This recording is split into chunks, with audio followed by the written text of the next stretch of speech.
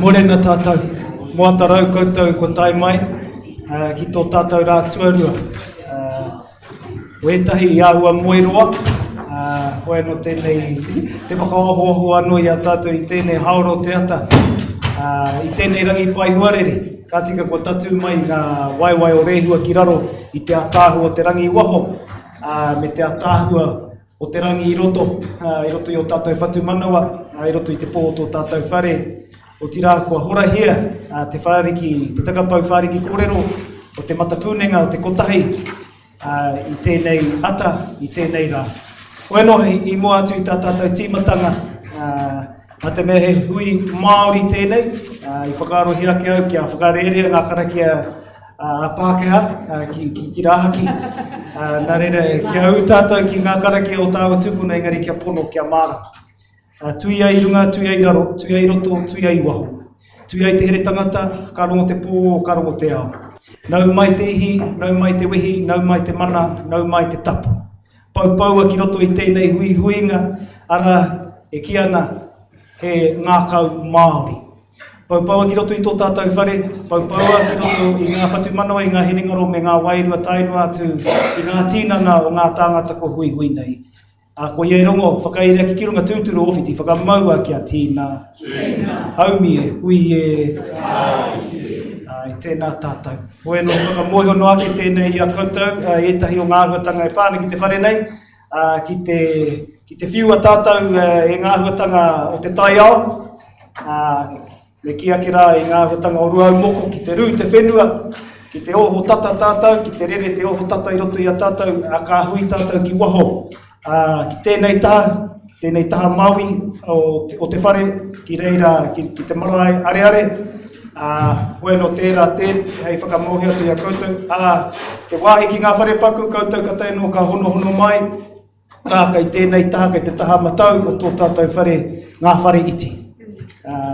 Ka tipea te wāhi ki ena whakamārama, hoi anō, e rere arorangi, tēnei whakapāhotanga, tēnei rā, hoki te rā tuarua, nā reira i ngā wā e wā te ana te rūma, i ngā wā whakatae, ngā wā paramanawa, kia tūpato a koutou korero, nā te mea kai te hopo kina tonu tia ngā korero e te pauaka whakata.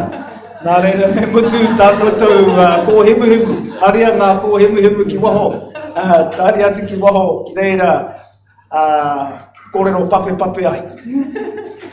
No reira, hoi no he whakamohi o noa ki tēnei. Kāti, kia koutou ko hono mai. Tēnei te mihi oha atu, kia koutou i hoki tuarua mai, te rā tuatahi. A koutou ka tae no ka hono mai, ko tui anō tātou ki a koutou, ko tātou ki a koutou. Kia raro i te kaupapa e kia nei, he Ngākau Maori, ko ngā Kare-ā-roto, he Māori, ko ngā whatu manawa, he Māori, ko ngā whakaaro, ko te manako, ko te hao te Ngākau, ka ui tātou ki te wāhi o te whakaaro Māori, ko whakatakoto he o tātou pūkorero. Ko māua tēnei, ko he niti poana tēnei te whakataki atu, ia koutou nore he korero pēr, tātaku tuahi. Kia ora. Tēnā anō tātou e karema. Hei tāpiri atu ki ngā whakamārama eru kia mohi o mai koutou tērā e tehi rerekētanga i tēnei rā. Tēnei ngā mea kua whakatakotoria ki runga i te pepa nei, te rātaka nei. I runga anō i ngā huatanga o te wā. Nō reira, tai mai tō tātou whaia hine wirangi ina nahi ki te apea e tehi o koutou kāri te tino ora nō reira kāri e tai mai tēnei rā ko tērā momo āhuatanga nō hoki ko pā ki te whānau o te kāhautu nō reira ko kore e wā ki te hara mai te ata nei. Hoi anō, ka haere tonu, tā tātou hui. He nui ngā kōrero a ngā pūkōrero ko tai mai nō reira kāre kore, kāre he aha kia rātou te whakakiki te wā nō reira Ai, koira noi. He whakawhaiti i ngā korero I korero hia ina nahira, he whakarapapoto pēr, mo te hunga katai no ka tai mai, mo te hunga katai no ka hono mai ki tēnei whakapāhotanga rere arorangi nei ma te pukamata. I tūwhera ai, te puna wai korero o te matapūnenga o te kotahi kia koutou, e ngā pītau whakarai o te motu, nai, ko te waikanaitanga o tātou reo tā uki uki, whai oio, ara o tira I Oraina te takapau whāriki kōrero e tō tātou ruahine, whakapuaki te reo rotorota e hene wirangi I nanahira, me ki nānei whakatakoto I te tuapapa,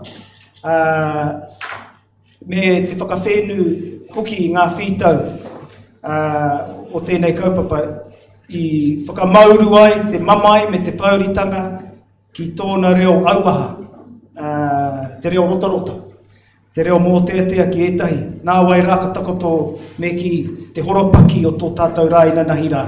I whai atu ia, I nā kōrero nāna, ka lere ki muri aia ko te whakairing o te kōmaru kōrero a Carl Williams, mo I puta I ai te kōrero mo taku mana wa tawa, ko taku mana wa pau, me o na kurahuna katoa I roto I tēnā rerenga whakatauki. He whakaohohi o tātou Ngākau me o tātou hinengaro ki te mana o tēnei mea ko te kata, ngā momo kata, ngā hei rongoa, hei oranga, I te wā, I ngā wā e pāngia tātou e ngā taumahatanga, e ngā kikiitanga. He whakakōrero I ngā purakau, ara ahakoa ngā purakau a Pākehā, ara ngā puaka e toru, he tiki atu e rā tūmomo horopaki, ka whakatōkia te wairua Māori I roto I me te whakaaro Māori ki roto I momo pūrākau. Taino atu ki a tātou pūrākau Māori ara mo kai rau, ko tini rau. Era momo kōrero, taino atu ki ngā kōrero a tāwhaki, te atāhua hoki wāna whakamārama. Nā te reo whakaaweawe tonu o Takatū Limited tērā o Pānea Papa, I ruku hi ai o tātou whakaaro ki te mana wa whenuatanga me ki o te ariā o harikoa, me te Pouri, o te mutungi hui koro wai ti ai, te kaupapa o te Pouri nui, ara ki tēnei mea ko te oranga Ngākau. Nāna te kupuaki aki a tātou, o tira tātou e te iwi Māori, kia tū, kia oho, kia matāra, nā te mea kai te maroke haere o tātou marae. Kai maroke rawa, ka hane, ka puehura wātu. Ara he rerenga kōrero I whakamaua ki tōku penati I aia tonu, ara I tērā o ona iho pūmanawa, ara ko te nanawe o te Aroha. Kia au nei he Aroha ko huki rawa tēnā, ko te tino pūmautanga o te Aroha, he Aroha mutunga kore, ki oku na whakaaro hoeno, e rawe ona whakamārama, rawe wana kōrero, e kore waiho, I aia te kaha ki nā kōrero. Wai hoki ko tō tātou, ko te tātai whakapapa o te Awangawanga. Me te Karangirangi, whakapuaki na e moe meon, ina nahi rā hei tāna, ko enei Kare-ā-roto, ko te Awangawanga, kua pāmai ki a tātou e ngā tāmitanga me ngā pēhitanga a te Pākehā ki runga I te iwi Māori. Ma te hunga mātau tātou e arataki, kaua ko te hunga kuare. No reira koutou, he mātau ana, kaua e noho ki muri. Me ke whakamua ki te arataki I a tātou. Kia kaua tātou e kuare, e mate I te ao o te kuaretanga. I māra mai wana kōrero ko te reo rangatira. Hei rongoa, ko ia te oranga tonutanga.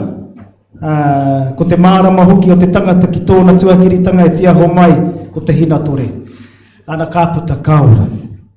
Whai muri I a moe ko Hera Clark no roto o ngā puhitonu. Aroha mai no te hāhi mihinga rea. Kia au. Oe no, ko te aro rānei ki te hā, ara ko te kupu I whirawhira hia e tēnei o tātou tuahine. Ko te Aroha. Ko te Aroha me te wete I tēnā kupu. Ko te aro ki te hā o tētahi atu. Ko te aro ko te aronga rānei, ko te aro ki ki te hā o ngā tūpuna, ko whakatōkia ki roto i tēnā o tātou. He hiki, he hāpai ngā mātāpono i akona e ia, i te wāia e tamariki ana, ko ia te pōtiki o ngā tamariki te kaumarua, ka mutu i maui ai e tahi tino whiako i tana noho hai pōtiki. Te whakapākanga o tōna whānau. Ko te wairuatanga o te aroha o nāia nei kua rereke. Ko te aroha i mōhio ai tātou i o tātou tūpuna he aroha mutunga kore. Ko te aroha i a rātou i te wā i a rātou, aha kua he aha. Ko te aroha kai te tāhiwi, kai te mātāmua, kai te mātāwainga, me te mātāmuri o ngā o rātou whakaaro i ngā wā katoa, aha kua te aha. Ana, kia rongo anō te tangata i ngā tino au pēhitanga, ki te taumahatanga, ka tahi anō te tangata ka tino mārama, ki te pūtaketanga, ki te tino mātāpono, o tēnei mea te aroha, ara te aroha mutunga kore, me tōna tino aria, meki. Ka matura i tā tātou rātuatahi uwhia, tātou ki ngā kōrero me ki ngā kāhu kōrero, te rangatire noho ake nei.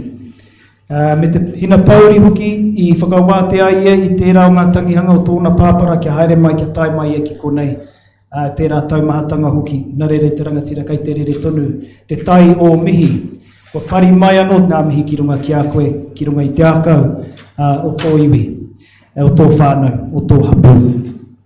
I whakakōrero ai ia i tēnei mea te hopo, ki tā waikato, ki tā maniapoto o titiro, a whakaaro anō hoki. Ko te hopo, te tino, iau e whakarongo ake ana, ko te hopo, te tino mutunga mai o te wehi, me te mataku. He whakapapa tōna. He āhuatanga katoa e nei kua kite, me ki kia, e tika ana kia kite, ko te kite i te tuatahi, kātahi, kārongo ki roto i a koe, te hohunutanga o tēnei mea, te hopo. He whakatumatuma anō tā tame, i a tātou kia kaua tātou e takatakahi i te mana, i te tapu, i te wehi o tētahi atu mea, o ētahi atu tāngata, aha atu rānei, kai ai tua. I whakapapahie ia ngā huatanga e pāna ki ngā ai tua, mai te tuahuatanga heke iho kia tātou. Hei tātou ko te rongoa, ko te hono i te taha kiko ki te taha wairua. Nō reira, kei reira e tahi whakatauiratanga, koe no tēnei he whakatakotono aki te horopaki o ngā kōrero i kōrero tia ina nahi rā, kia pai ai tā tātou ruku, ki te hohonutanga o te kaupapa i tēnei rā me te titiro ake, ki ngā puna wai kōrero, ki ngā pātaka kōrero, ki ngā ihorei ko tai mai ki waiganu i a tātou, ki te hora mai au rātou kuru paunamu, tēnei au ka titiro atu ki a koe ani ko tai mai te au o te tonga, piki whakarunga atu ki te maungo hikurangi o tira, ki a te aitanga hauiti, ki te uri o hene mati oro, nau mai anō ki a koe Wayne, ki tēnei o ngā hui ngā Māori,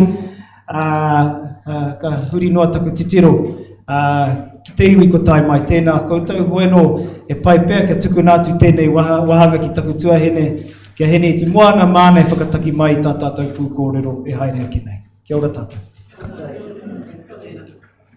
Kia ora no tātou. Ko te kai kōrero tuatahi mo tēnei rangi, ko anime kaere, ko taku tūtakitanga tuatahi kia ane ia i te whare wananga nei. Te mea he roa i e whakaakoana i roto i te kura ture o tēnei whare wananga. He hoa hoki no taku whaia. He korongo nui e ia mō ana ngā kōrero kua puta ia mo te tūranga o te wahine i roto i te ao Māori, me ana mahi hoki i roto i te ao ture. Me tēnei mea te ture Māori, ngā whakaaro mō o te ture Māori. Nō reira, tēnei te mihi ki a koe ani, te puti o Ngāti Raukaua, nau mai, whakatau mai.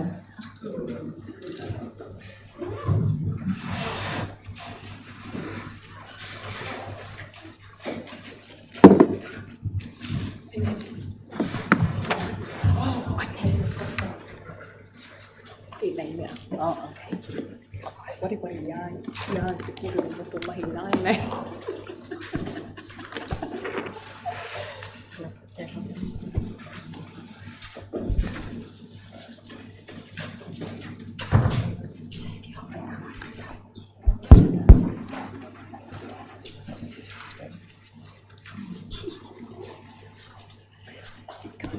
Yeah.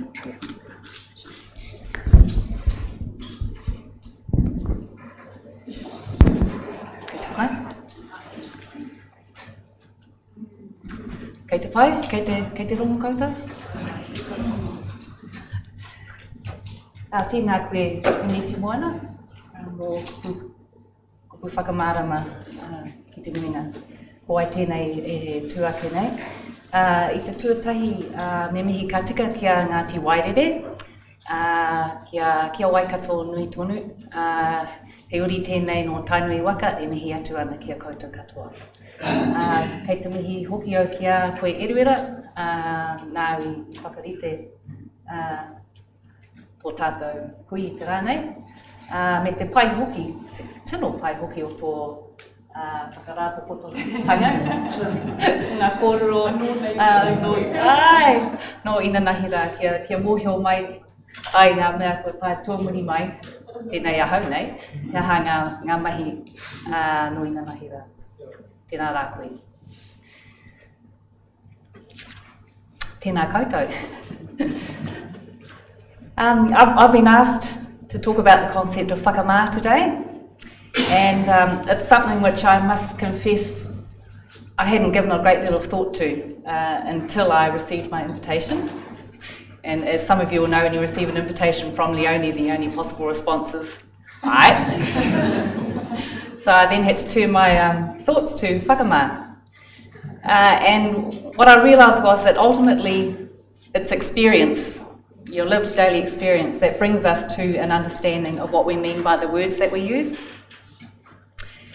So each iwi, and probably each hapu, will have its own particular understandings of Whakama, shaped by the uniqueness of its own history and its present reality. So what I decided to do was to frame my korero about Whakama by looking at historical sources and contemporary experiences from within my own iwi, Ngāti Raukaua. I'm going to start with a couple of accounts that are taken from material that was dictated by Te Rangi Haiata to Martine Te Whiwhi, that was Te Rangi Haiata's nephew, during the early 1850s. And the first is a very well-known story, and maybe you talked about it yesterday, I don't know, the story of Rata, who decided to build a waka so that he could travel to the home of the Ponaturi in order to retrieve the bones of his father, Wahie-roa. Rata went into the bush, selected a suitable tree, felled it, started to work on it, and then went home at night. Next day, as we know, he came back, the tree was standing upright, and this happened a couple of times. The third time, he felled the tree and hid himself so he could see what was happening, why the tree was standing again when he came back the next morning. And I'm quoting here from Te Rangi Haiata. Ka rongo atu a Rata e karakia haere mai ana te whānau a tāne. Nā, ka tahi ka huakena e Rata, ka karanga atu a Rata. Kāre, ko koutou anō e māminga nei i taku rākau.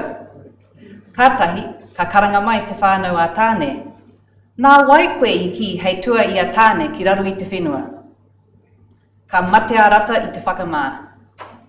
Ka ki atu anō te whānau a tāne, haere koe e hoki ki te kāinga. Mā mātau e tārei tō waka, ka tahi, ka tāreia, ka oti, ka tōia, ka huaina koriwaru te ingoa o te waka.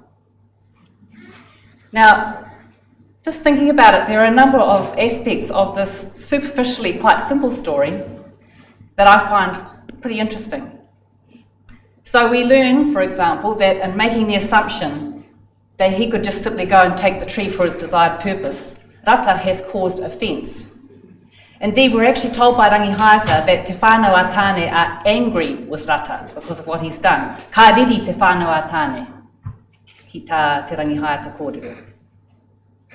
It's also very clear that Rata didn't intend to cause offence. This was a case of thoughtlessness as opposed to malice. But even though he didn't intend it, when the error of his ways is pointed out to him, he's not just touched by whakama, he's afflicted with whakama. Ka matea rata I te whakama. The subsequent actions of Te Whānau a Tāne also tell us something about the strength of the feeling that this revelation has actually provoked in Rata. Seeing his reaction, they send him home and they build his waka for him. Rata goes on then to achieve his goal of retrieving his father's bones from the ponaturi, and as the next story I'm going to talk about reveals, his waka retains a really important role in the lives of subsequent generations. Moreover, the incident cements Rata's place within the iwi history as a person of significance. Pei Tuhurinui Jones tells us, for instance, that one of the reasons that Rakataura was selected to build Tainui waka was that he was an acknowledged expert, having been schooled in the waka building tradition that came from Rata. So that's the first story. The next story that I want to consider concerns Rata's mokopuna, whakatau. Te Rangihaeta provides actually a lot of information about whakatau, and he's a really fascinating figure for me. There's lots of stuff about him. But for our purposes, it's enough to know that whakatau is a person of diverse and quite exceptional talents. Now, the one story I want to focus on with whakatau is what happens when Hine-te-iwaiwa and Tiniro's son Tūhuruhuru, and it sounds like you had a little bit of talk about that korero yesterday, when their son Tūhuruhuru is killed by te aitanga a te pōporokewa. The grieving parents turn to whakatau for assistance in avenging the death. Hine-te-iwaiwa seeks whakatau out, but when she eventually finds him, he proves evasive, initially denying his true identity and pretending to be somebody else. So he sends her away. He says, "No, I'm not whakatau." She goes back to his village and says, "Look, you told me he's up there, where is he?" And the people from Whakatau's village advise Hine-te-iwaiwa to approach him again. This time they say, "Remove his maro." Now, Te Rangihaeta doesn't explain the significance of whatever it is that lies beneath whakatau's maro.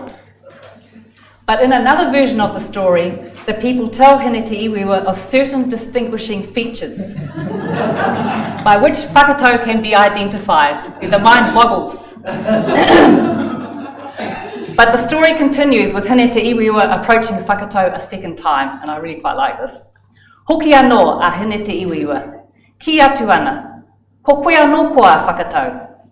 Ka ki mai a whakatau, "Kāre, koe anō tēnā i mahu e atu nā i a koe.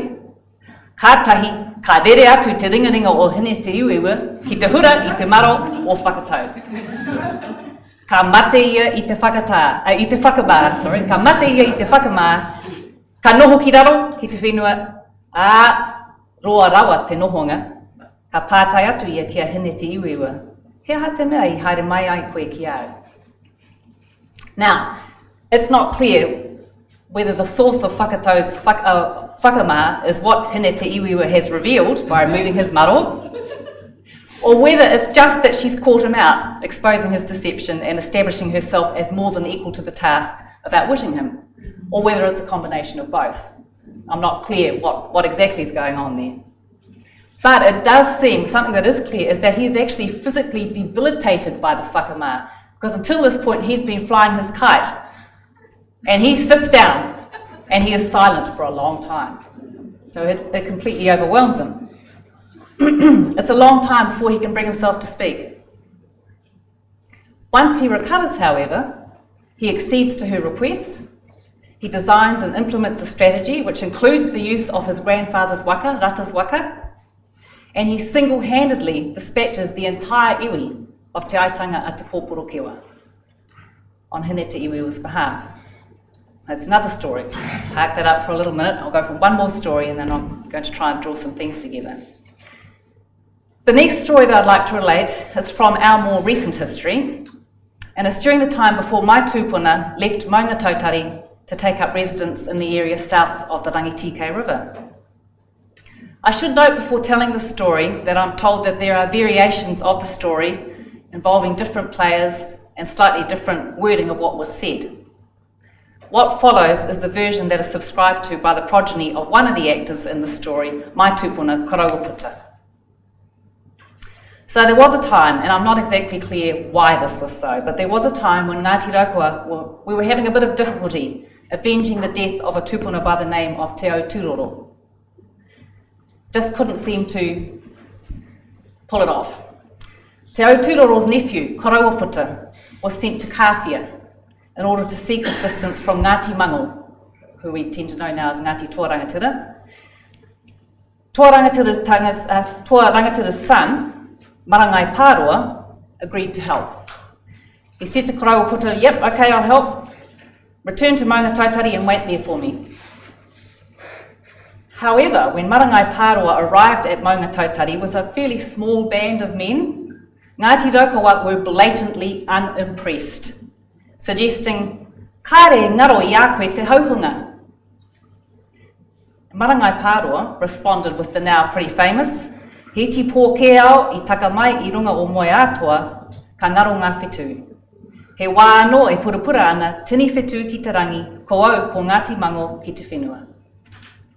Moreover, he promptly backed up his words with action. He set out from Maunga Tautari, dealing with the matter at hand without any assistance whatsoever from Ngāti Raukawa. According to our sources, this is directly from my uncle, ka mate a Ngāti Raukawa I te Whakama, I tō rātou whakahāwea whakaiti I a Marangai Pārua. So the death of Te Kotahi was avenged, but importantly the matter didn't end there. A formerly close relationship between Ngāti Raukawa and Ngāti Mango was at risk. In order to ameliorate this risk, actions had to be taken. Te Kotahi's mokopuna, Te Kāhuirangi, married Marangai Pārua's son, Te Haunga, who had played a key part in the campaign.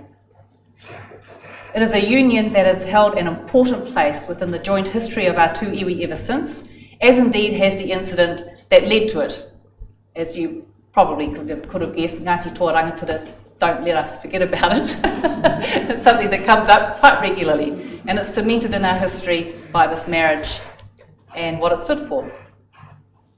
So I just chose those three stories to start with and started thinking about what do they tell us about whakama. Firstly, I think they give us a clear indication of the strength with which this particular emotion is felt. This is not a head thing. This is something that just can come up out of nowhere and it can completely knock you off your feet. They suggest that it's not really the norm to feel, a little bit whakama, or I might be a bit whakama about that.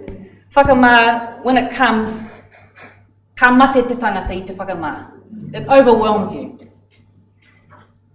These accounts also reveal that whakama is typically unexpected, even if, with the benefit of hindsight, one may realise that it was always going to be probably an inevitable outcome of a certain action or particular words. Whakama is not a pleasant emotion. It involves a complex range of feelings, regret, inadequacy, foolishness, very likely degree of anger with oneself for not having foreseen its likelihood or taken action to avoid it. It's what I might call an if-only emotion. If only Rata had thought more carefully about the wider implications of taking that tree before going and doing it. If only Whakatau had not tried to deceive Hine-te-iwaiwa about his identity. If only Ngāti Raukawa had not doubted the abilities of Marangai Pārua and even more foolishly displayed that doubt quite so openly. In all of these situations, those who felt whakama were left wishing they'd done things differently. These stories also tell us something else about whakama. and I think that this is actually really crucial to our understanding of it. It seems to me that the point of these stories is not simply to catalogue the multitude of ways in which it is possible to mess up. Each of us should already be well aware of the depth and breadth of human imperfection. What really matters in these stories is what happens next. What happens as a result of people being afflicted with whakama. In Rata's case, Te whānau a tāne built a very special waka for him, which enables him to achieve his goals. Moreover, his name becomes forever associated within iwi history with expertise in building waka. In Whakatau's case, he reveals extraordinary skill and bravery, fulfilling his promise to Hine-te-iwaiwa in a way that cements him in our consciousness as somebody to be emulated. In the example of Ngāti Raukawa and Ngāti Mango, the outcome is a union that serves as a potent reminder of the event, binding the two iwi even more closely together through generations of shared mokopuna. What these stories speak to, then, in my view, is the transformative potential of whakama. Whakama is not a license to wallow. Yes, it's human to make mistakes, but the emotion that is engendered as a result of having made a mistake is a powerful catalyst for change. Whakama creates an opportunity, some might say obligation, to transform ourselves, and in so doing, to transform our world.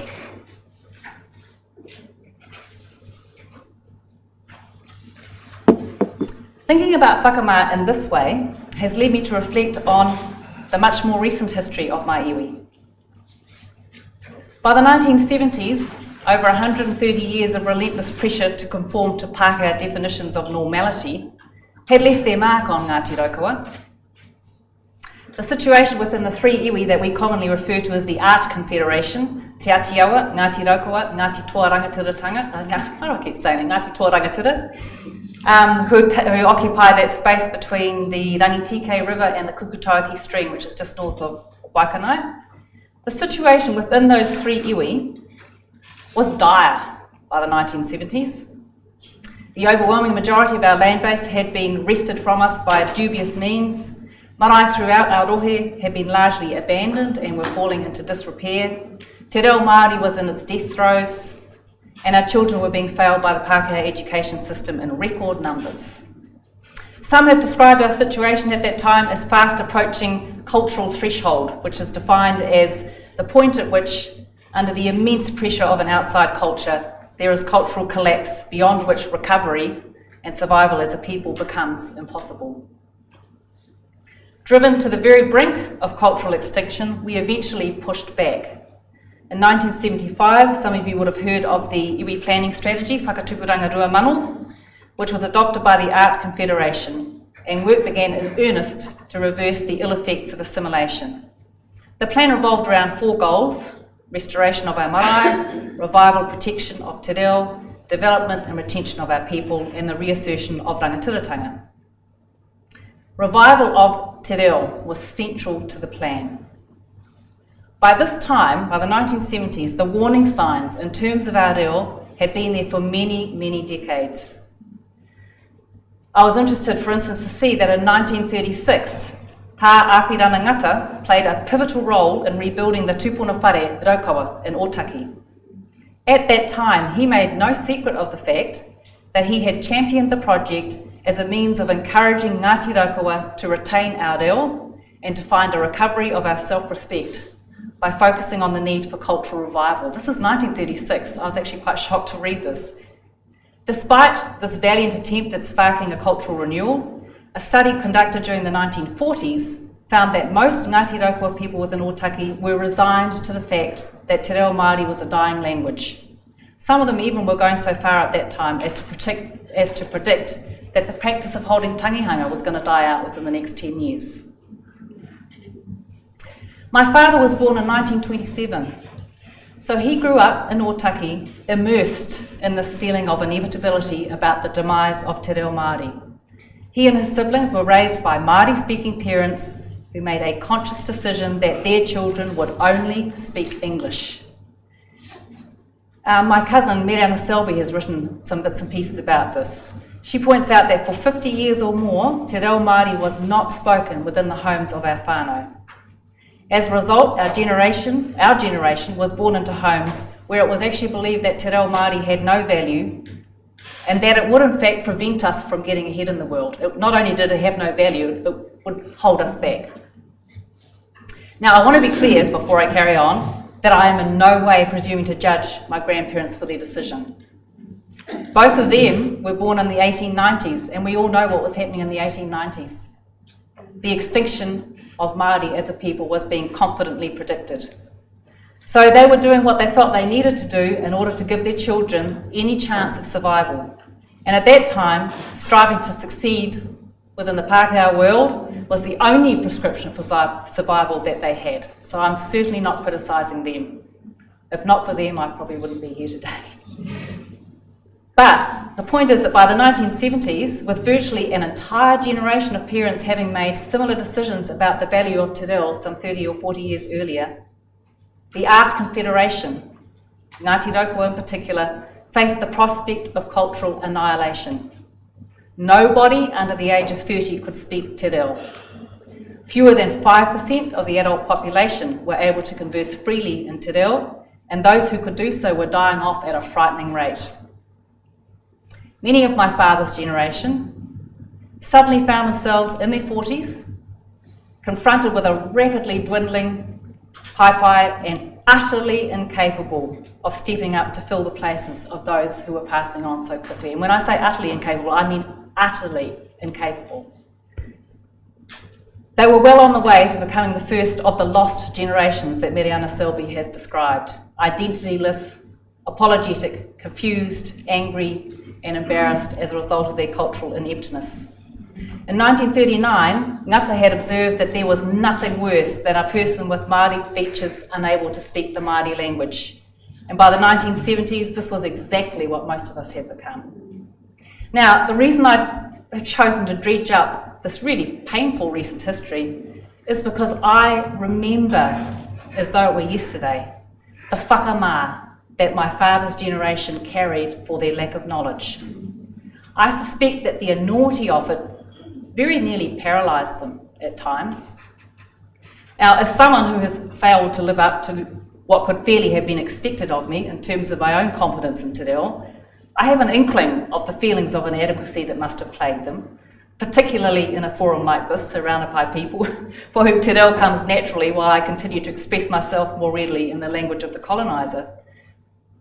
But having said that, any level of discomfort that I may experience, which is my own fault because I haven't done better, pales into insignificance with the magnitude of the absolutely debilitating whakama that my father's generation endured. Remembering that in their case, it was completely beyond their control that they ended up in that situation. But here's the crucial thing. They didn't wallow in their whakama. They acknowledged it, they embraced it, they even willingly placed themselves in situations where they would be forced to virtually drown in it. To illustrate what I mean by that, the method that was employed in order to restore te reo during the early implementation of whakatūranga ruamano was the immersion hui, the language immersion hui. Piripi Walker has described this as the heavy artillery of the language re-education effort. These hui ran for 8 days, during which attendees stayed on the marae and spoke nothing but te reo Māori. Now, I realise that in 2016 this doesn't sound particularly innovative or daunting, but I can tell you that in the late 1970s it was both completely novel and utterly terrifying. Within Ngāti Raukawa, as I've said, most of us lived our lives immersed in what was referred to as the Pākehā world, surrounded by te reo Pākehā, surrounded by Pākehā ways. There were no iwi radio stations, there were no Māori TV channels, no kōhanga reo, no kura, no wananga. For most of us, normality was to live an existence where you never heard a word of Māori spoken, other than place names completely butchered by announcers and so forth. You never heard it, and you never had the opportunity to speak it. So for hui attendees, and you remember these are people in their 40s, 50s, putting themselves into isolation from the English-speaking world was nothing short of traumatic. It was actually physically traumatic for them to do that. And they would all take 8 days off work and they would go and subject themselves to this experience. The first day, I remember the hui. I was fairly young then. I remember the first day of each hui was usually characterised by tense silence. I mean, you could cut the air with a knife. The fixed downward stares would only be punctuated by looks of sheer panic if somebody caught their eye and asked them to say something. Meal times used to be hell. You'd just hear, all you'd hear was the sound of knives and forks on the plate and people struggling to swallow because they were so scared someone was going to ask them something. It was just fear, you know, this absolute fear. Outside of the immersion hui, back on their own marae, these middle-aged students stepped up and did their best when called upon to fulfil the requirements of pōwhiri, fully aware of the weight of responsibility that they were assuming. It must have been absolutely terrifying. And you know, one of the reasons I know this, and I'm probably going to get emotional talking about this, but one of the reasons I know this, I am getting emotional, is that long after the onset of Alzheimer's disease had given my father certain immunity from pai duty, he still found pōwhiri situations incredibly stressful. It was really clear to me then, I don't think I realised how much Dad had suffered until I saw that in him in the years before he died. We would take him to the marae, if there's a pōwhiri going on, he would literally freak out. And it was very clear to me then that the emotional response, I mean, because of his illness, he had lost the power of reason in many ways, but the emotional response was so deeply ingrained in him. The innate dread of being put on the spot, forced, because there are no alternatives, to do his best, while all the while being acutely aware of his profound limitations. That stayed with him, right to the end. That stayed with him. When we lost all sorts of other things, that stayed. That was powerful for me to realise that. So there's no doubt that their experience of whakama was absolutely overwhelming. I was going to say despite, but then I thought maybe more accurately because of this, they made a conscious decision not to wallow. I think they realised that wallowing was a luxury that the iwi could not afford. They realised there was no hiding from it, so they chose to embrace it. They chose to channel it, so that the burden for the generations that followed might be made just a little bit lighter. Their efforts were not completely in vain. In 2010, it was estimated that the number of Māori speakers under the age of 30 years within the Art Rohe was approximately 4,000. Yes. And we have to realise in 1970 it was 0. Miriana Selby has recently written of the progress that has been made, particularly within the town of Otaki, where from the most recent census, it can be estimated that 50% of the Māori population there consider themselves reasonably competent speakers of Te Reo. Now, none of us would be foolish enough to suggest that we're out of the woods insofar as Te Reo is concerned within Ngāti Raukawa. There's still an enormous amount of work to be done. And still, for instance, when I'm asked to speak, I think, well, I try to get through it in Te Reo and hurt everybody's ears while I make appalling grammatical errors and then I go back to English because at least I know I can probably string 2 words together without making a complete fool of myself. So there's clearly work to be done. You can see that just by looking at me. But we can say we've made some progress. The other really important thing is we know that if our parents hadn't taken that unprecedented step of instituting Whakatupuranga Ruamano in 1975, it's almost certain that we would have gone beyond the point of no return by now. And quite some years ago. Cultural threshold, rather than simply being imminent, would have been our reality. In making a decision to confront their whakama, to utilise it as a catalyst for change, our parents did transform their lives. They certainly transformed the lives of their children. My generation can vouch for that. And in doing so, they transformed our future. So just to finish, Ka noa ka urumaya te kahautu, tēnā koe. Just to finish, it's been time for me to finish if he's here. The phrase patua te whakama seems to have become something of a catch cry in recent times. I hear it everywhere, patua te whakama. as though whakama is a negative emotion, something to be pushed aside, overcome, got on top of. But actually, having thought about the way that stories about whakama have been recorded within my own iwi traditions, and having thought about how my parents' generation harnessed whakama as a means of creating a better future, I'm not so sure about the utility of that advice. I'm starting to think that, I don't know that whakama is a purely negative emotion, an emotion of the wallowing kind that we have to shove to one side. Perhaps it's actually more productive for us to accept whakama as an emotion that is not only inevitable, given human imperfection, but actually constructive, encouraging reflective action that is ultimately beneficial. Tēnā koutou katoa.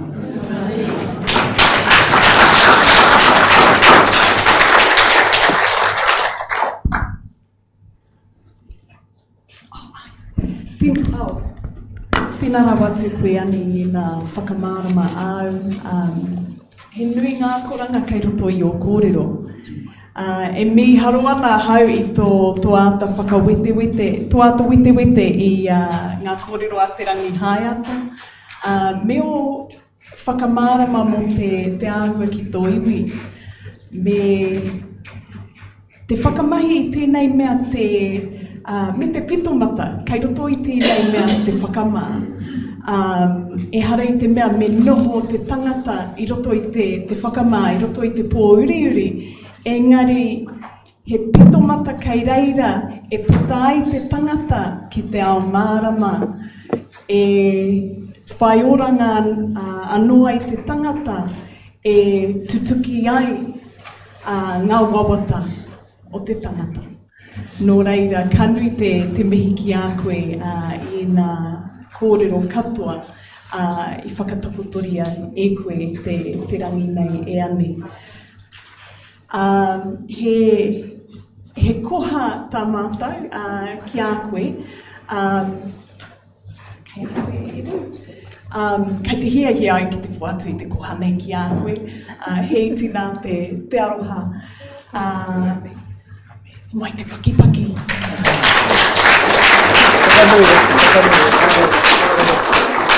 He wā whakawhiti-whiti kōrero tonu, engari tērā pia ka tatari kia mutunga kōrero te kāhautu, ka tahi ka tonua pia koe kia noho mai ki konei, kia māma te tiki atu i a koe ki te whakautu i ngā pātai. Pātai nei. Ok, ka pai. Ka whakarono ai ki taku rangatira, pātai nei. Nō reira, kei awai he pātai hei whakautu māni. He mea anō kei konei.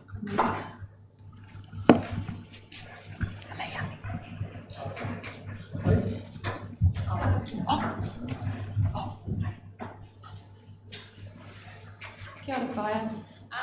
I'm just wondering, how do we support our tamariki to experience whakama within our schools and early childhood centres, and to be able to give them tools in which they can not sit or wallow or get angry in it, but are able to move forward so they can grow and transform.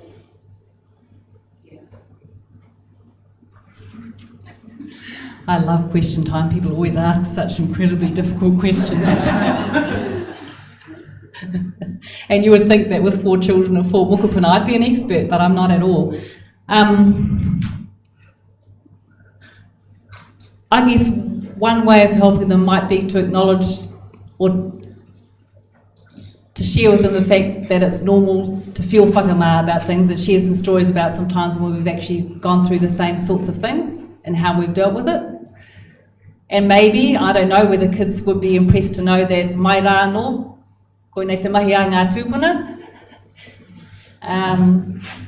that there's actually if they're feeling whakama about something, they are in a very long,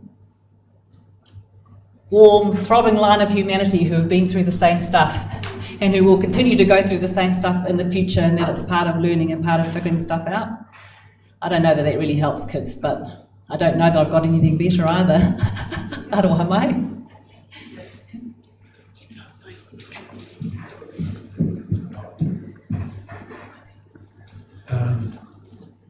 Mine is similar to that question, in that would you think that there might be different levels of intensity in whakama?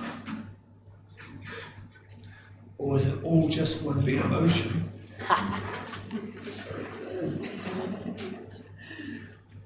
Yeah, I've been thinking about this one. It's like I say, I'm not sure. I think perhaps you can feel a little bit whakama, but all the stories and things that I've read is like people are just going along doing their thing and then boom, it just descends on them.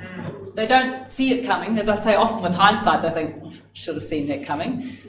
But I think that it is, like many emotions, I don't know, is it possible to feel a little bit happy or a little bit sad? Maybe. I guess there are degrees, but the dividing line is it's very narrow, eh?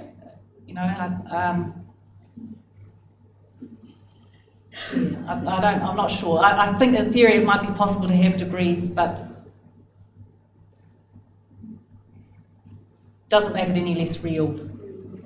Doesn't make it any less real.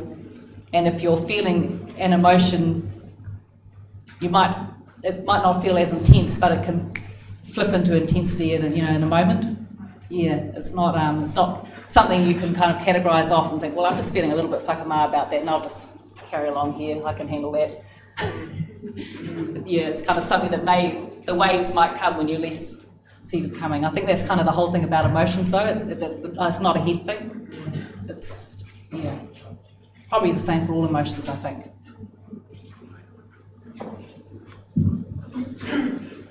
I'm so inept at this. Thank you for making me answer these questions. Kahotu. You should be doing them. Tēnā koe, kei te whae au i te whāwhai muri. Ai. Ko ki ngā apomanga o te motu, ki ngā tamariki, ki ngā whaiohi, ki ngā te hunga pakeke, e noho ana i te whakama. I te Awangawanga, i te Māmai, mai, i te Anipā. Ana ki te whakaro tātou kei te huki ki ngā korero o inanahi, ki te whakaro i ngā pēhanga o ngā pēhanga o te ao Pākehā ki te ao Māori, ngā tūkinotanga, te mahi a te ngā putanga o te mahi a te karaitiana, te ao ngā tāpono Māori, te whakapono Māori. Kei te kite hei pērā ai, me. Ko tāku I au e mahi ana I te mahi mātai hinengaro I te tāhi o te matauranga. I kite atu I tērā, ngā tamariki noho ngū I te apomanga. Noho ngū mo te toru tau I roto I te apomanga. I te kura. Katahi ka wae au ki te kāinga. Ki te rongo I te tamaiti e korero ana. Ki tōna whānau. Nō reira, koena āhuatanga katoa, he paku kōrero, I te mea, ki au nei ka hoki ki te kōrero a hera, inanahi. I puta I ai te kōrero me wananga e nei kaupapa. Me wananga e nei kaupapa o te Ngākau Maori, ngā āhuatanga o te Ngākau Maori, ngā āhuatanga o te hitori, te whakapapa o tātou, kia mōhio ai tātou katoa, hea hai I tai mai ai ki tēnei wāhi. Nā te aha I whakamā ai, e Awangawanga ai, e mataku ai, e ahai. Ana I roto I aku mahi, I au e mahi ana I tautoko ana I au a tamariki I au a whānau, ko te whakako, ko te korero, ko te whakamārama atu, anei te āhuatanga o te whakama. I tau o wai te korero social anxiety, ngā phobias, e rā mōmō mea katoa, engari ahapoa te ingoa, ko te mahi, ko taua mahi anō, ko taua āhuatanga anō. Nō reira, he whakamārama atu, ki atu he āhuatanga a tangata tēnei. He āhuatanga a tangata. Engari mena kei te aukati I tō uru ki te ao, anei e te hipuarahi. Mā te mārama ki ngā āhuatanga o te Ngākau Maori me te whakama, kātahi ka tīmata te tupu o te tamariki, o te taiohi, o te pakeke. Ana, ko tātou ngā kaiako, ko te hunga pakeke whātekau, neke atu e noho whakamāna i te akumanga, me wananga i nei take. Kia kore te tangata e whakaro e pōhe, koaua nake tēnei. Koaua nake tēnei, e noho kuare ana, e kore e mōhio ana ki ngā kōrero, ki te reo, ki te aha. Me te marama nā te aha i tae mai te tangata ki tēnei wāhi. Koena te timatanga o te whakaora anō i ia tātou anō i roto i tēnei aho. Tēnei e hara i te pātai, aha ko te pai o ngā kōrero, te pai o ngā kōrero, engari he āhuatanga a tangata tēnei, me aro nui ki tēnei, me enei ahua katoa kia tupu ake ai tātou he manaaki i te hunga whakahiki, whakatupu. Kia ora, I'm just thinking that I do wonder whether part of it is that our kids, well no, today we often have other ideas about whakama. I think we might associate it with shame, which almost comes like in the biblical sense of shame, which is quite disempowering, I think. Because when it was my uncle who told me the third story I talked about, and I actually said to him, Uncle, I'm interested to use the word whakama. He said, yeah. And I said, so the point about that is you couldn't leave it there, eh? He said, that's exactly right. So our concept is about something that happens and you are compelled then to do something about it. Whereas I think if you start, sometimes I feel like we have this whole thing, whakama equals shame, and before you know where we are, it's like you're really, you're disempowered by that. You're left to wallow. You know, it's not within your gift really to find a way out of it. Or it's not the norm for you to find your way out of it. Whereas I think for our tupuna, they didn't lie around wallowing about stuff. They didn't have that luxury. They always found a way of moving on, and they had the confidence to do that. The other thing about what you talked about, I think, is a lot of it is about power. And so what we've been through as a people the last couple of hundred years has been extremely disempowering. So a lot of us don't actually realise that we have the ability to get out of stuff. And that's a different conversation we have with our kids. Yeah. Nō rātou te he. Just tell them straight.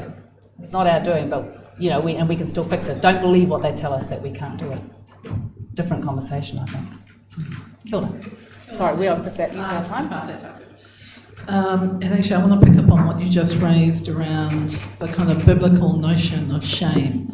I think one of the defining stories around how we've come to understand whakama, and you know the story I'm about to ask you about, is to do with hine-te-tama and hine-te-iwaiwa. Yep. And within that construction, we've been given this notion of shame that was inherent to her.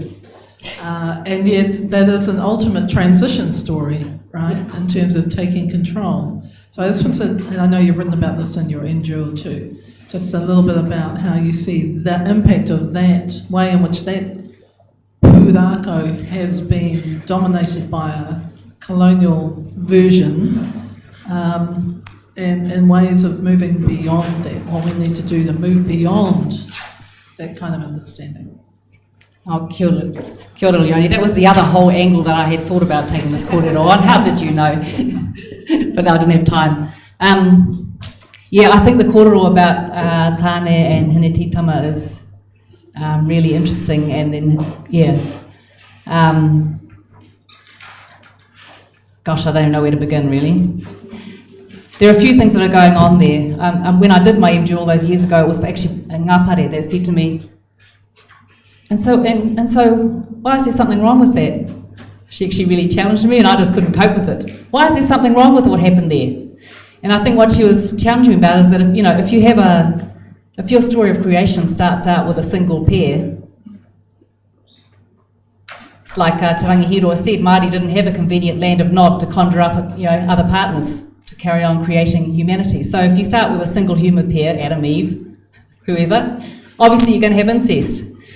And I think that the prohibition around incest came up because as generations passed, our tupuna learned by trial and error, like every other people in the world, that if you did that, your whakapapa would die out.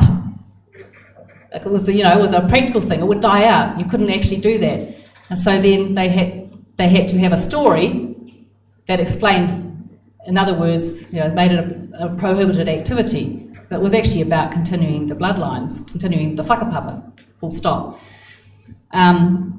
So that's okay. I don't, for starters, I don't actually think that if they were the first human couple, Tāne or Hine-te-iwaiwa did anything wrong. They did what had to be done, but we then figured out that wasn't the way to continue the whakapapa, all right?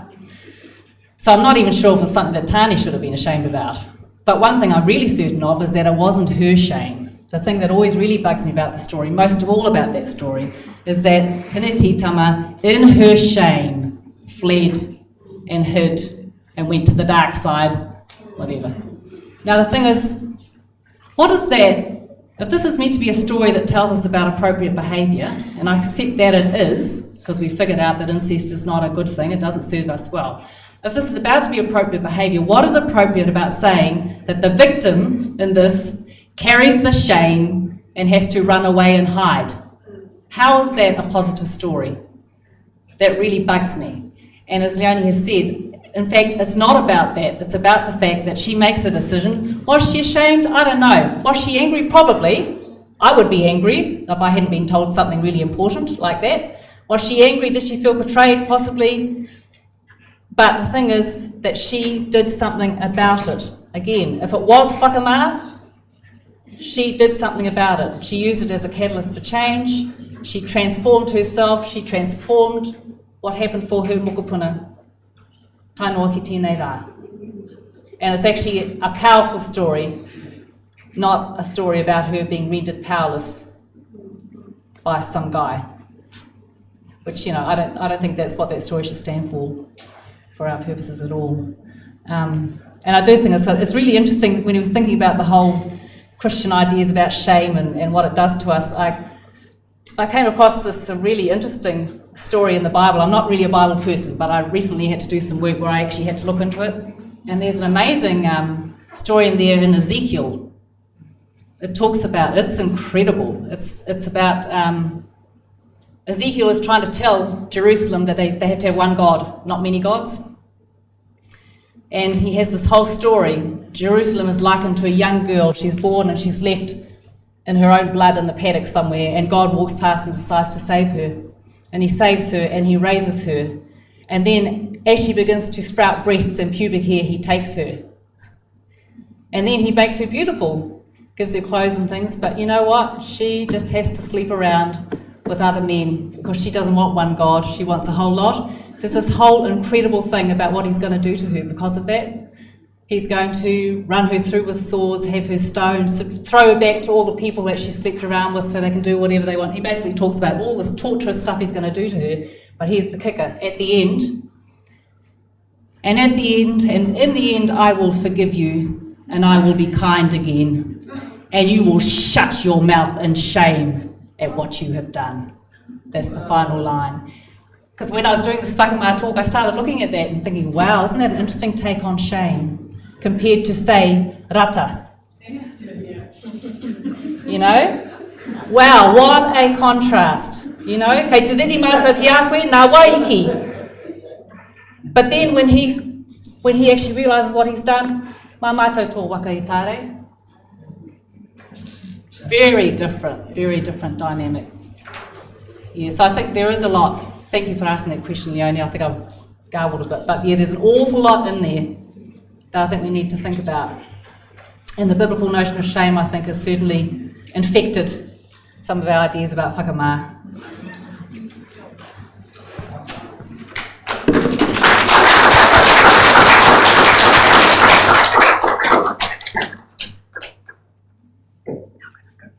Ai, ko wātea koe. Ka pai, tēnā rau atu koe, anei. Kei te kitea te atamai o te wahine nei, neha. Ka nui anō te mihi ki a koe. Ko te kai kōrero e whai ake nei, ko te kāhautu Maxwell. Tēnā koe te tūnane. E me te mōhio anō hoki i ngā toi mahatanga kei rangi i tō whānau i tēnei wā. Nō reira, ka nui te mihi ki a koe, ko pai mai i te rangi. he kaimahi anō tēnei o te whare wānanga o Waikato, he pūkenga matua I roto I te pua wānanga ki te ao, the Faculty of Māori and Indigenous Studies, kai te muhi o tia whānui, tia hoki mo ana mahi roto I te ao kapahaka, roto hoki I tana iwi o te whakatauria, no reira. Tēnei anō te mihi ki a koe e te tūngane.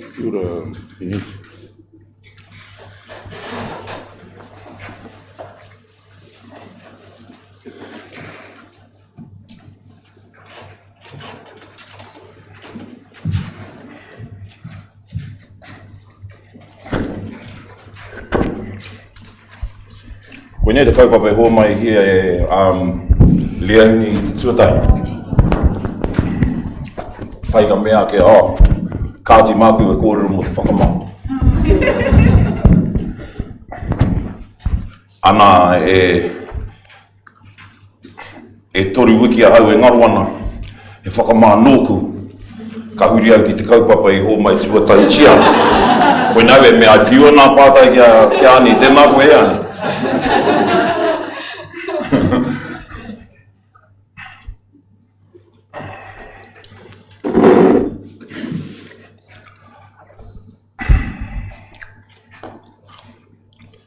Kia ora tātou.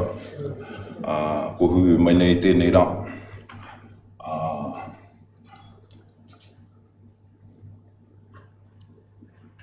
Ngā kura ki tō tātou kingi e takoto mai wiwi ana I runga I tana moenga mai wiwi. Kia mana nā kura e maunu mai ai. Tō tātou ki I te ara o te ora, I runga I te nui o a tātou tangihanga nui ki ai. O tira kia tau I ona manakitanga a te wāhi ngaro ki runga. Ki te whare kāhui ari ki a whānui tonu pai marire. Tēnā koutou hei nā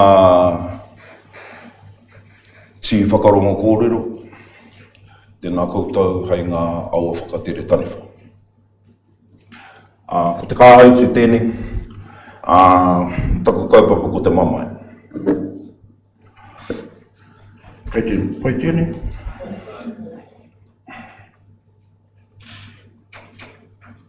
Ko tātou e nei,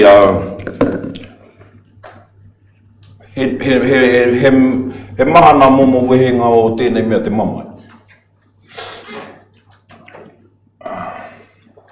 Ki te motu tō ringa, ki te motu tō wāwai, ka rongo koe I te mamai. I te mea ka tapahia te kiri, ka tapahia ka rere te toto, ka tapahia nā aka.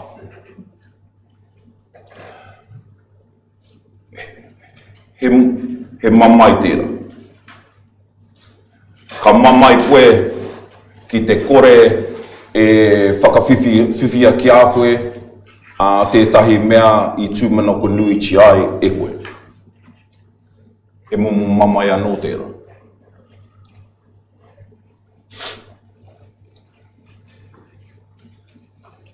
Ko te aroha, he mamai anō te aroha. I te mea ki te mate wahine koe, ki te mate tāne koe, koeira hei hua matenga mōhau, me te kore pirangi o tēnā ki a koe.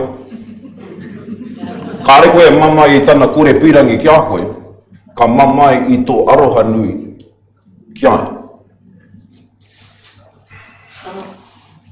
Nō reira ki a hau nei, ko te mamai, ko nā Kare-ā-roto katoa, te nuinga o rātau, ka whānau mai te mamai.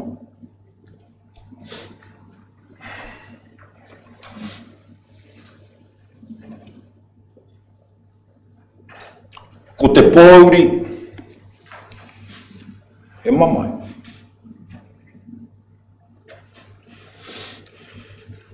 mātou, tētai o mātou pāpā, kai mua tonu i te aroaro o te ture.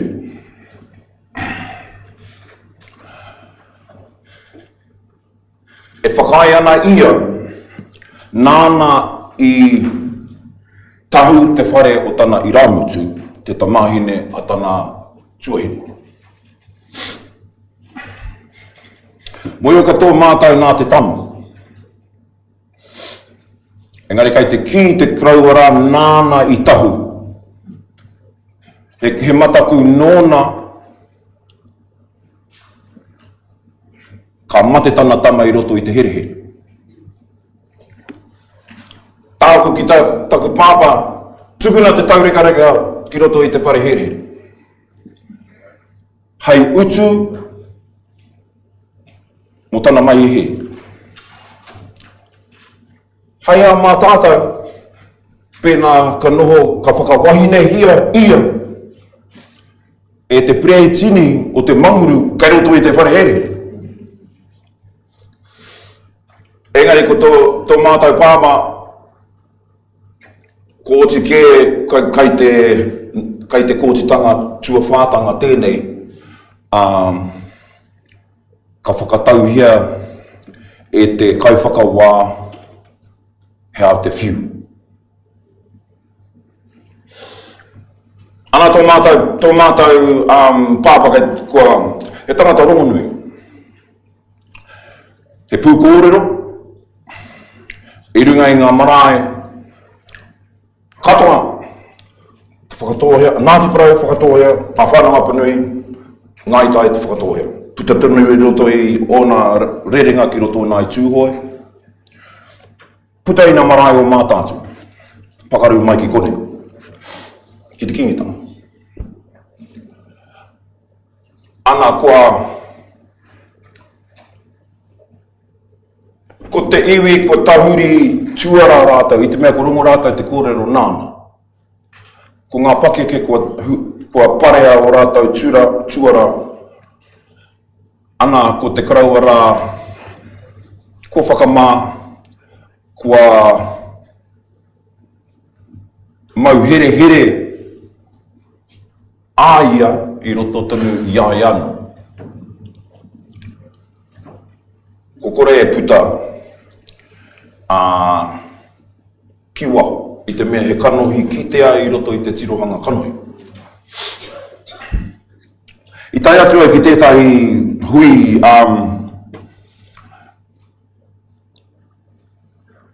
kia te mea whakaora i te whakatika i te he. Whakaora i te ture, restorative justice. Kei kuna te tangata pai ki te whakamaori, whakapākea kōrero a hōri. Māne hoatu e kupu, tino pai ki a koutou. An koe rea taku kōrero.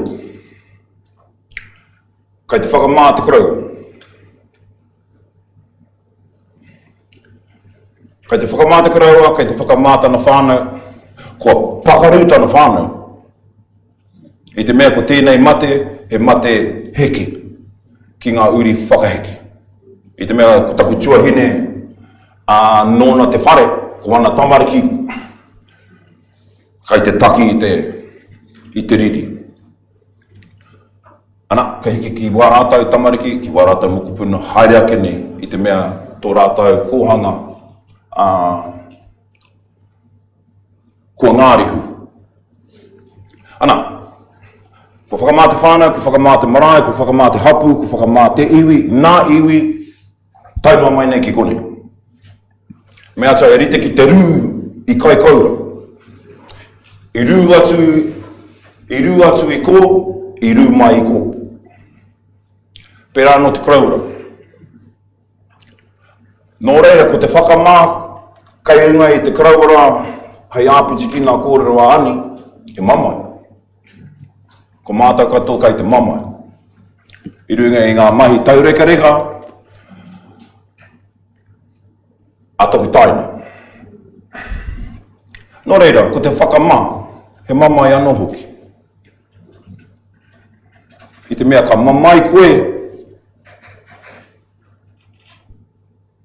ki tāu I mahia, ka mamai koe mo te hunga I pāngia e o mahi.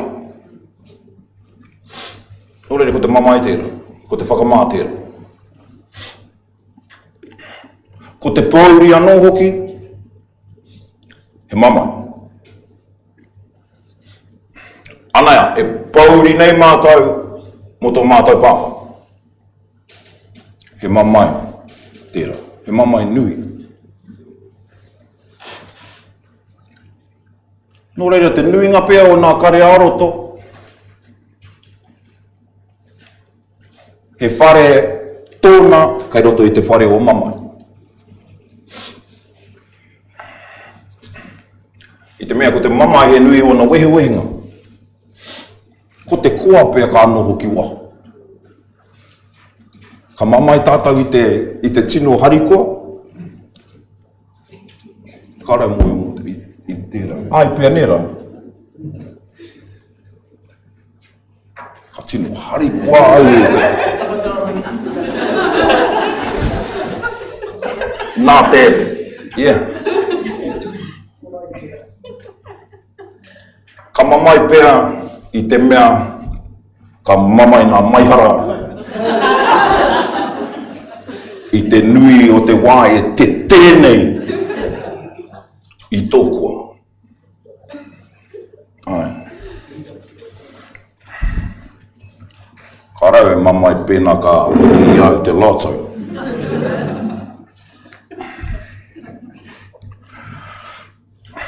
Ai, ko te mamai era. E tori wiki ki muri I pokaina hau. Ko nei rā, taku I rā tuatahi. Ki te mai. A pōpō taku rā whakaputuka I te. Taku I te whi ki te mai wiwi, nō reira, kia ora liau ni a. Nā te mamai tai mai ai ki kore. Ai, karai mōhio pērā rawa te mamai. O te tūroro I nā pukaina te tangata. Ka tapahia taku puku. He ua, ka tapahia tangoia mai nā puku I taku maunga, taku hope. Me wētai atu wāhi kāre whitiria e te rā.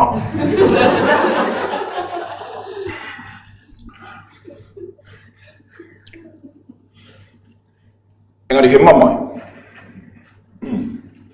Pēnea, makere mai taku moenga. Nā kui tonu I discharge e whā e ono haura pēa I muri mai I te. Mea tai taku te mati, Ko hoki tātou. Ka mea mai te nehi. Mai te kore ki te kau pēhe te mamai. Te kau. Hāwhe ara. Kore ki te kau. Kia paitana whanga I ahau ki nā pire.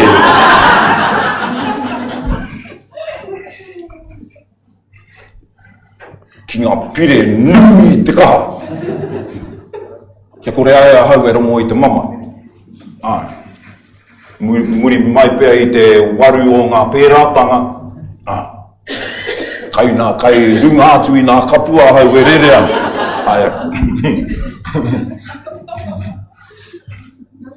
Me hoki tāu. Ka hamai te nehi me tana pepa me te whakaatu mai ki nā pire ki aha me atu ai. Kai e nā pire ana. Ka te anō ka whanga hia mai ki au, ka ai I rungo I tana ingoa, ki te I tana ingoa I rungo I te pepa. Ahu ia, ko te mamai tērā. He mamai nui. I te mea he ua ki te tū, he ua ki te noho, he ua ki te takoto. Ka me mai rātau I tapahia nā maihara I taku puku. Ka mihara, he maihara oku I roto I taku puku. Ka rau mōhio I reira rātau. taku tūmana ko ka hoki mai.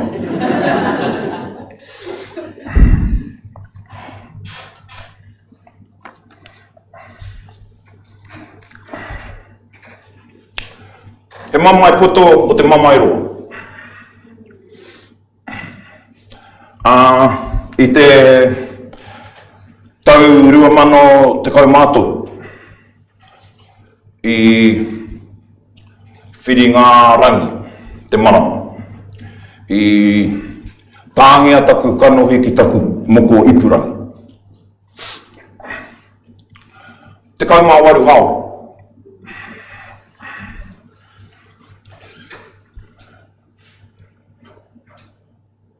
Ka tīgi nātu te kōrero i te waiata anā i tūhoe mo te maitara nui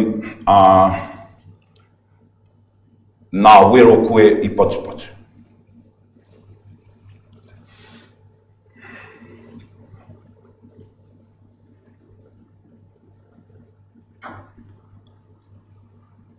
Nā wero koe i patupatu tō kiri waikauri.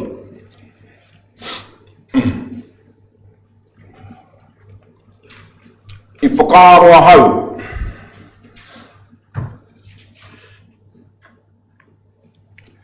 Kia tāngia taku upoko ki te moko o aitua o mate.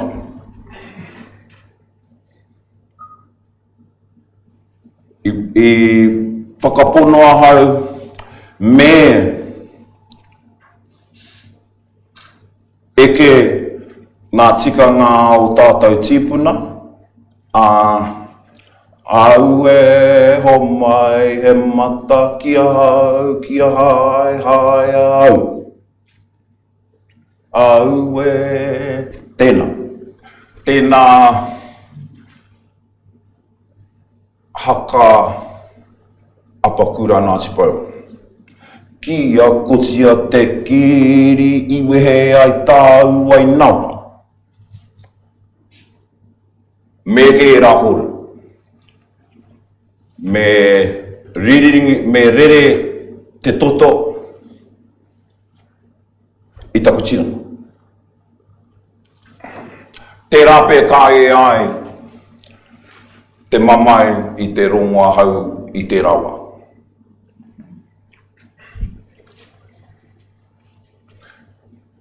Kia koroe mo tēnei tā o taku moko. No te 2010. Ka tāngia ki runga o marainu. E ko taku iwi o te whakatohea i te kurukuru kōhatu ki ngā whanaunga o marainui mo te haerenga ōku kirei. Ana ka mate tētai o mātou whāia, ka tae mai ki te marae, ko konei anake, ko mahia. Ka mea atai ki taku tohunga ki a Derek Lardelle. E wā, e ngari au mo te wehe i tēnei marae, e pēne nua nei taku āu.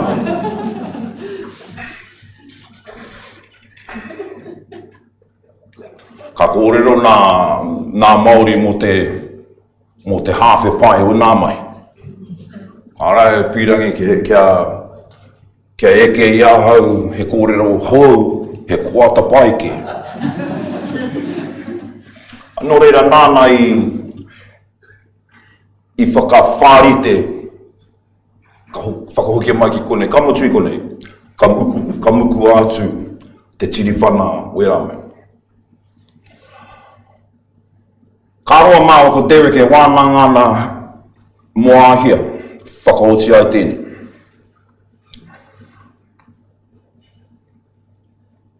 Ana, ka heipu mai tēnei kaupapa, ka tai ka oti.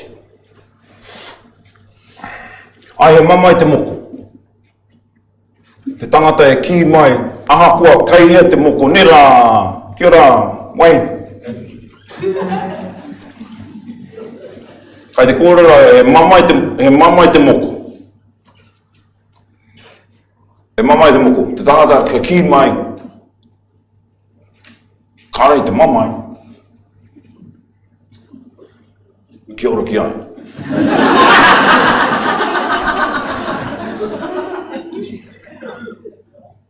Ai.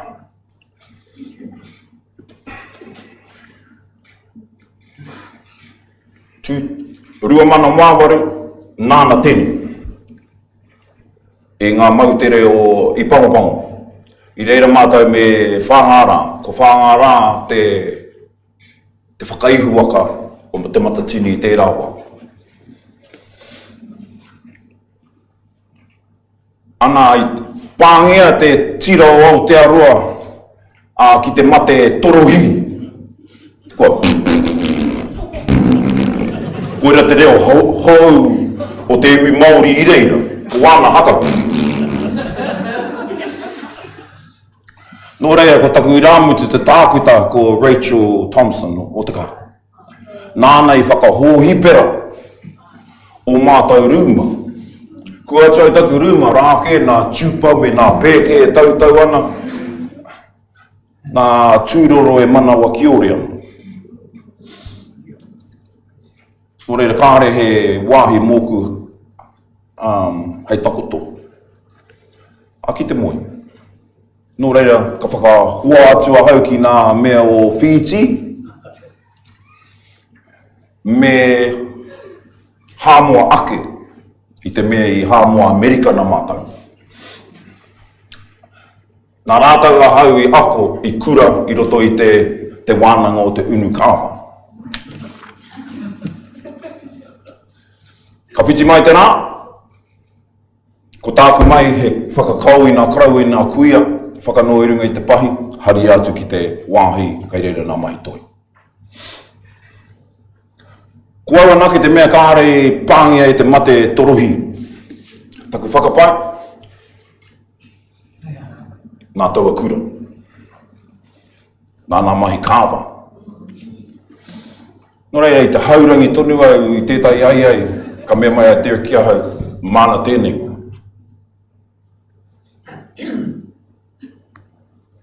Koe hau ki te tohe ki te tohunga. Ka noho au, tunu mamairo atu. Ka mea mai kia hau, ko mutungu nāne ko haere ia ki te mātakitaki i tana tamahine kei te fashion show.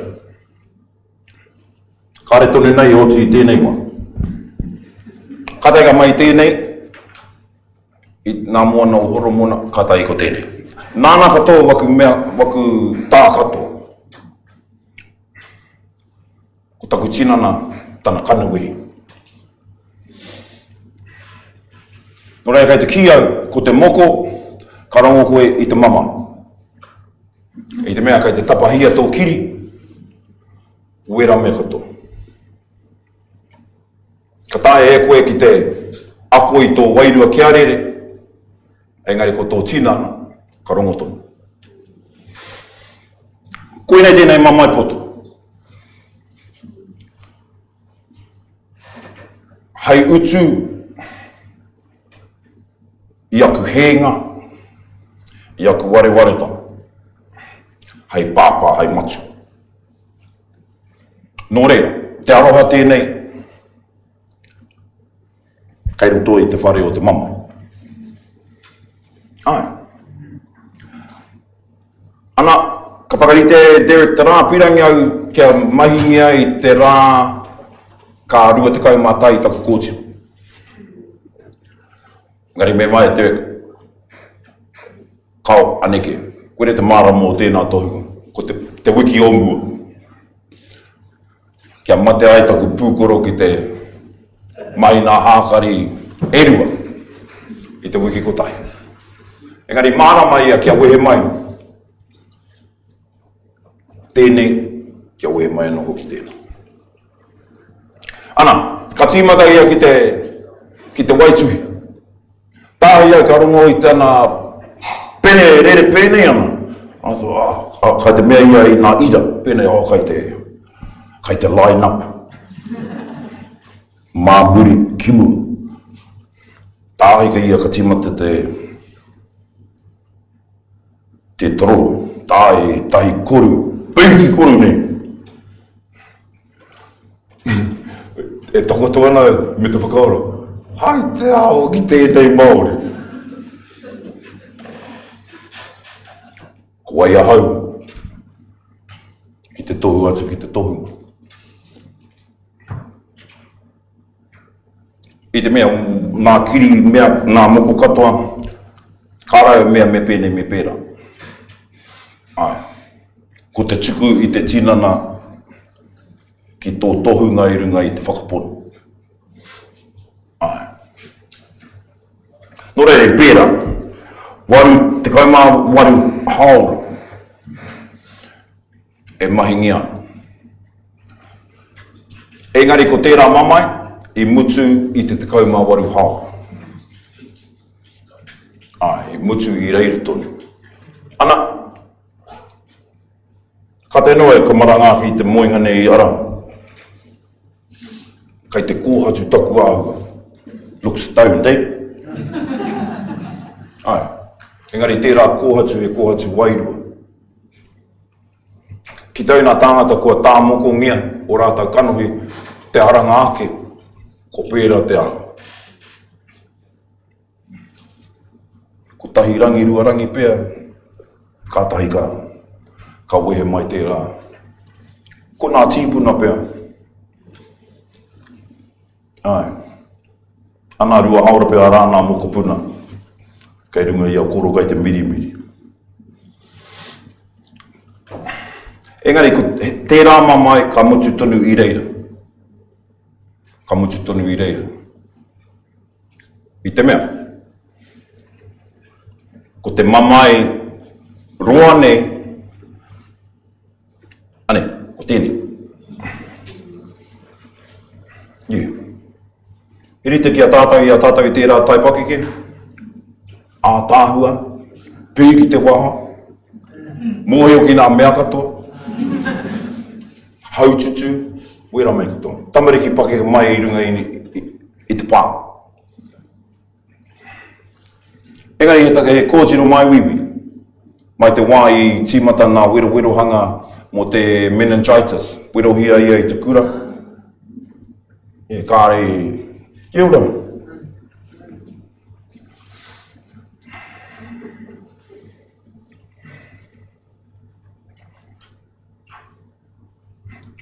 Ko tērei mamai roa nei,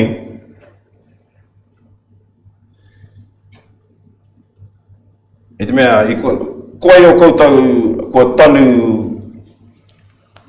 i a koutou tamariki. Ai. Karekau māu e pīrangi ke kū, he iwi motu hake māu, i konei a kāina nei ne. He iwi motu hake māu. Yeah. I tēnei rau. Nui mātau. Te iwi ko whakawhiuhia. Ai. Karekau mātau e pīrangi kia kū mai koutou ki roto i tēnei iwi. He iwi wehi. He iwi mai wiwi. He iwi wairangi, he iwi pōrangi, he iwi rori.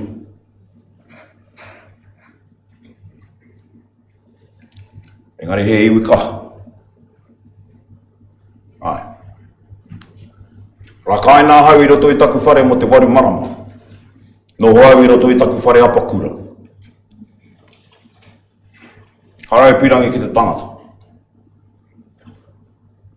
E rua no nā tāngata whakaia hau ki roto i taku whare. Ko taku taina, he heri kai. A me taku pāhi, me whakai taku pāhi ki roto i ki taku whare. Kia pai ai. Karakau rātou mōhio me aha rātou.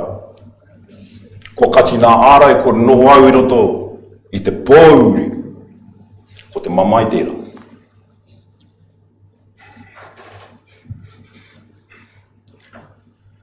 Nā waira, ko mataku ki te tangata. Nā taku taina I tīmata te whakaputa I ahau. Very cunning. Pēnei, ko kohua, taku mōhio, I hia mātai. Ko tai ki te hoko maha. Yeah, food town.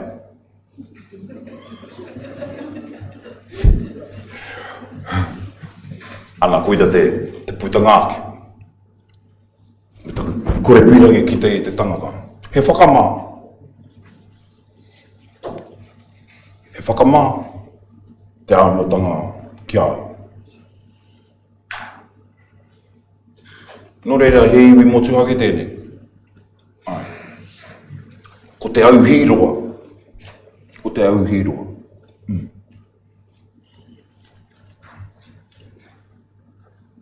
Nō reira kai ea. Aroha chia, me aroha tātou ki a tātou. I riri ahau ki taku kapahaka I te praelu, I te mea, I whakaeke ko tahi mātou ki runga I a awanui. Mau tērā tangata.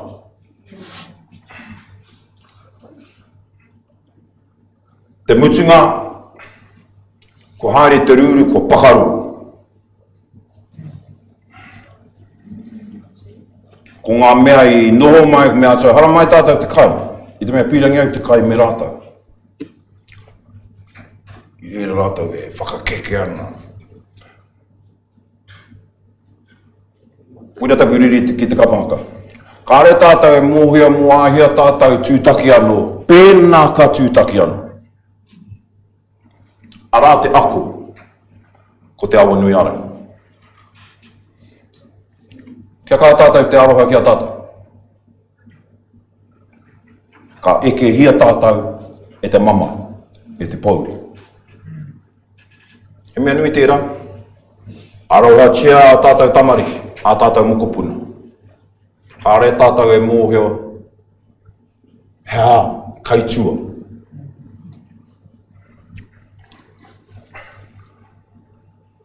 Nōre e pai tēnei wai a te whare wananga o Waikato mo te mahi. No te rua te kau mātoru o maihe, rua mano te kau mātoru, toru karaka I te ata, ka tangi mai taku wai I konei, ko taku tuahine, ka mea mai. Where are you, brother? I thought, well, what a stupid question that is. I'm bloody in my house, you just woke me up, it's 3 o'clock in the morning. Ka taiga mea mai. Kai te tūku e, brother. I te mea, I maranga au taku moinga ki te.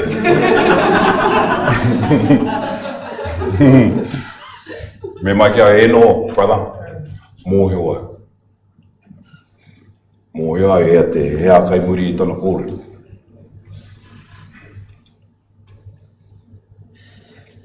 Me mai ia kaua koe hoki mai. Me tatari ma te whānau. Me ata ke te pai ahau. I te mea I te pai ahau. E raka tai mai koutou I te pai ahau.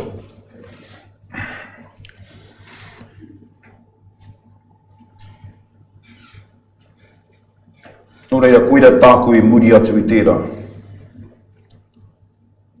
He tangata whakapono ahau.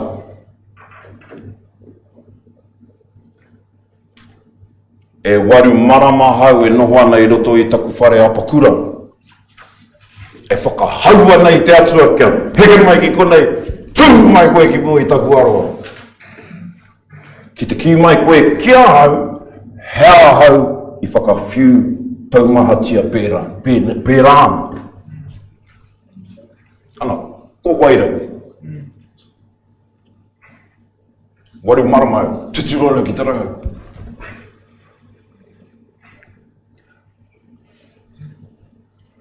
Koe ahau ki te korero pērā ki te atua. He kiko noi o tēnei tangata.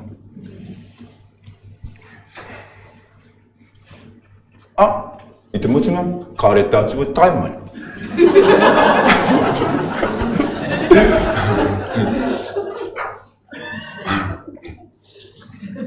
Waru marama e tatari ana kia tāna. Pēnei au ka rite kia te kraiti, e toru rā kāra mai anu. Nō reire, whakarerea e ahau te whakapono.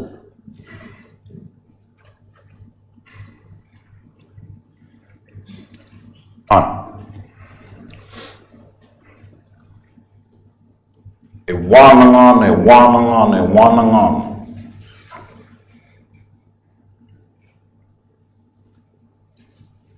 I karaka kia tia o tūroro, i nā haora o te pō, ata, toru karaka, rima karaka, ko tangi mai te waia, ka haere au.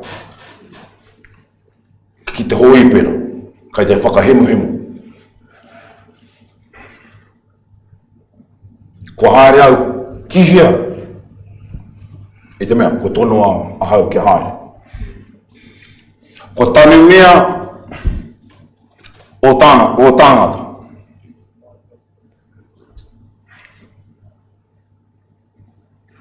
Ko tinana te kupu, kau hau tia te rongo pai ki ngā pito katoa o te ao. Engari kai te he tonu ahau ki ao. Kawai mai nā tāngata ki au te mea, kai te pina. Ko taku kōreo ki a Rata, don't do that stuff anymore. I te ropa, don't do that stuff anymore. Yeah. Wera mea katoa.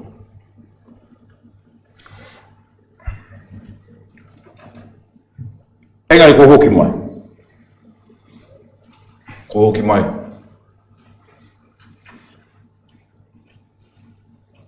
Ki te mahi I e rā mahi.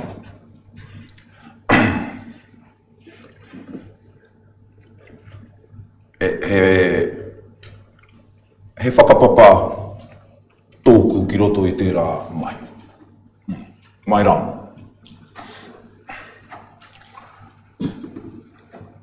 Nō reira.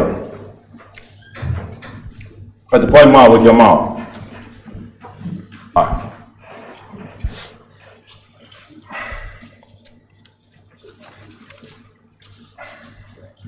Nō reira, koe nei tēnei mamairoa, ka mate au me tēnei mamairoa, ka mate te tuahine nei me te mamairoa. Ka rau e wehi I te mate.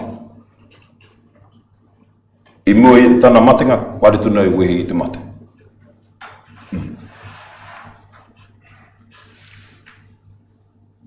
Ka karangatia hau kia wawe ai taku mate. Nō reira, koe nei te mamai. I te mea, ko te tikanga, mā ngā tamariki, mā te tamaiti, te matua, ngā mātua e tanu. Mā te tamaiti, mā ngā tamariki, te matua me ngā mātua,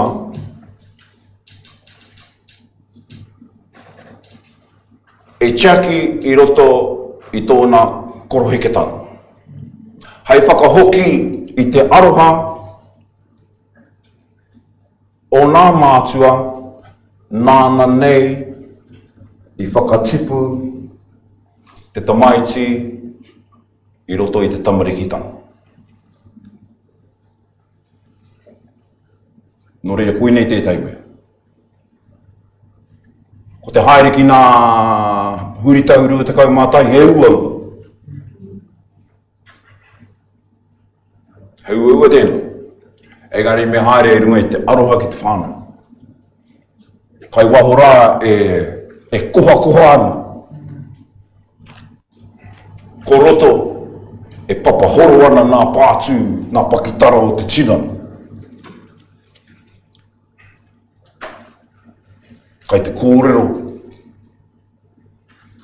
Pēnā I eke koe ki te rua te kaumātahi tau. Pēhea tō. Ko nā krihimete.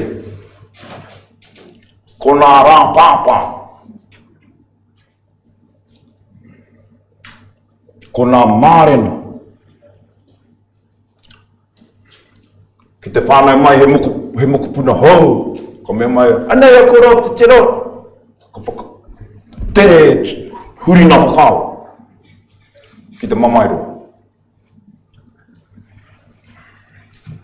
No reira, wēnei mea, ka haere tōne pirangi koe te.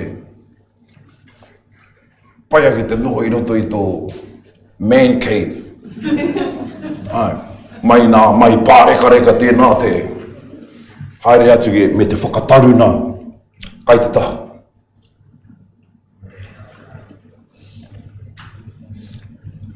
Tētai o nā rongoa, ko te tito kei te anei tētai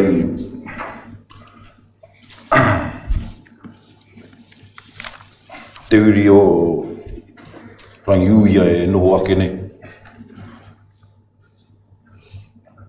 Nā kai whakairo I te kupu. Wai mari ho mai e tēnā tāonga ki au, he utu pēr mō tērā. He utu mō nā mea kato. Kāre koe e tono I tētai mea mo te kore utu. He utu kai te taha. Ko tā mātau utu te hunga maumoko. He mamai. Ko te whakaheke toto. Ko te whakamomori.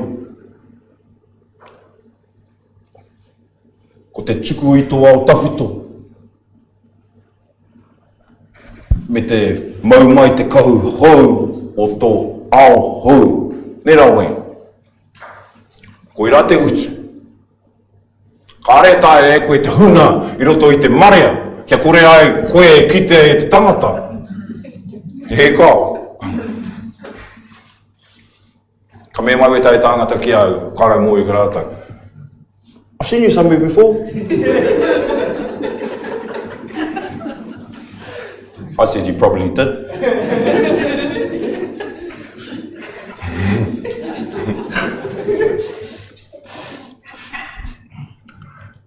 Ai, koe rā te utu mo te mea.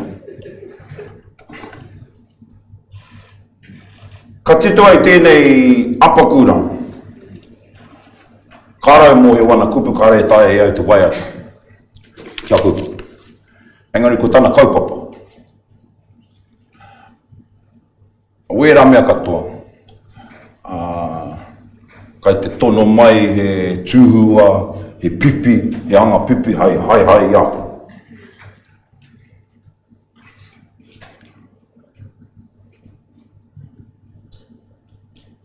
Kai te kōrero I nā tohu whenua, ka kite ai e te tangata, I nā noho I tō mātou papakainga, nā tohu whenua. I mara mai te kōtironi, ko mea tēnā. Ko na puna wai, wera mea katoa. Kāre e kōrero mō nā maunga I te mea nā te nui o te roimata ka ki te noho I nā puke noho nei. He tawhitirawa nā maunga, kāre ki te atu, nā te kaha nui o te. Kai te kōrero mō tana tipuna whare. Taku tū ngāke I roto I te whare.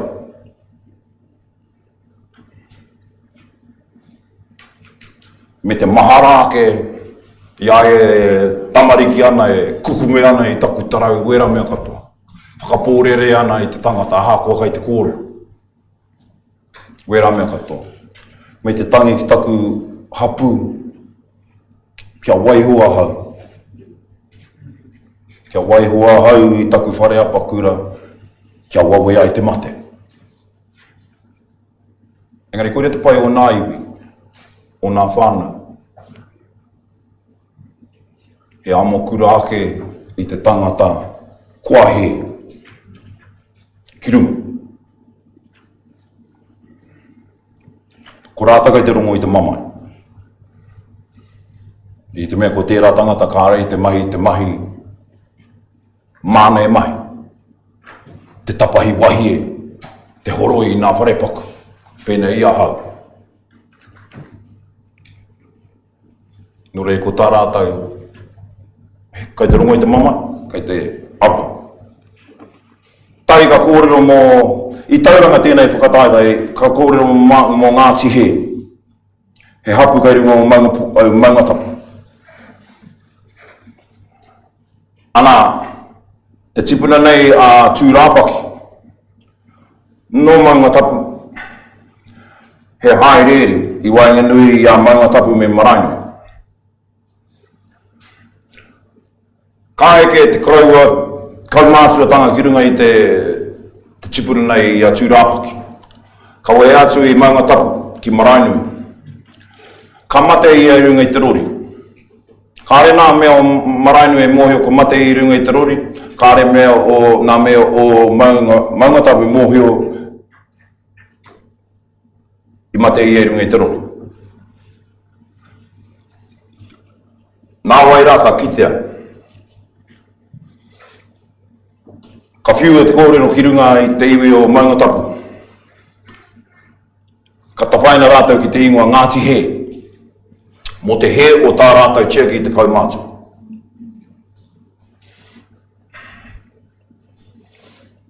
Ana tēnā ingoa o tēnā hapu kai runga i te iwi o marainui hoki, Ngāti he.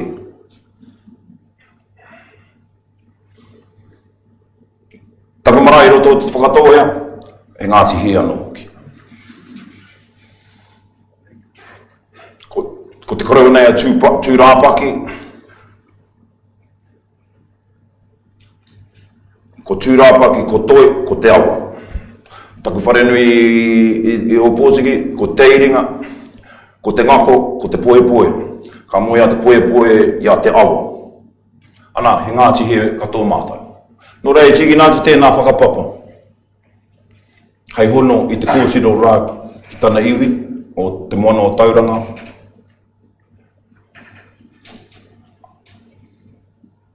Hei whakawhiu anō hoki i nā mātua, ahau mo te he o te tiaki, whakatipu tika i te tamaiti.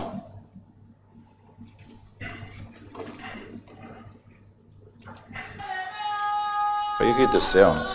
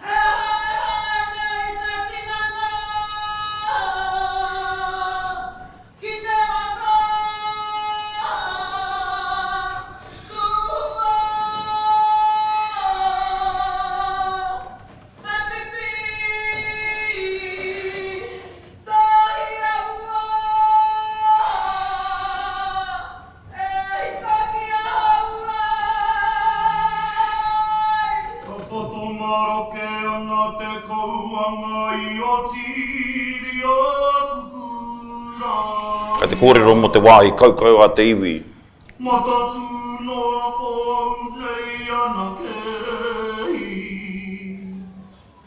Ka ngaro atu nā tamariki, pēnā kai te pā mātou, ka ngaro atu nā tamariki.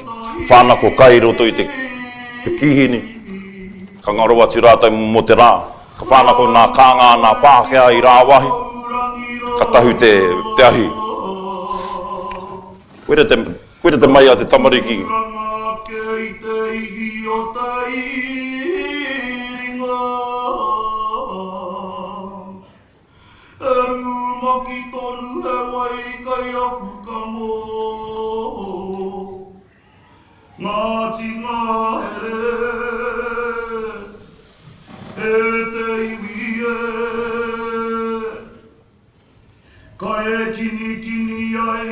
ai a te mamai. Te tuku pototia kia wawe au te mate. Koe noho ui te a koe ko ingono atu te hanake. Ka ti atu au e.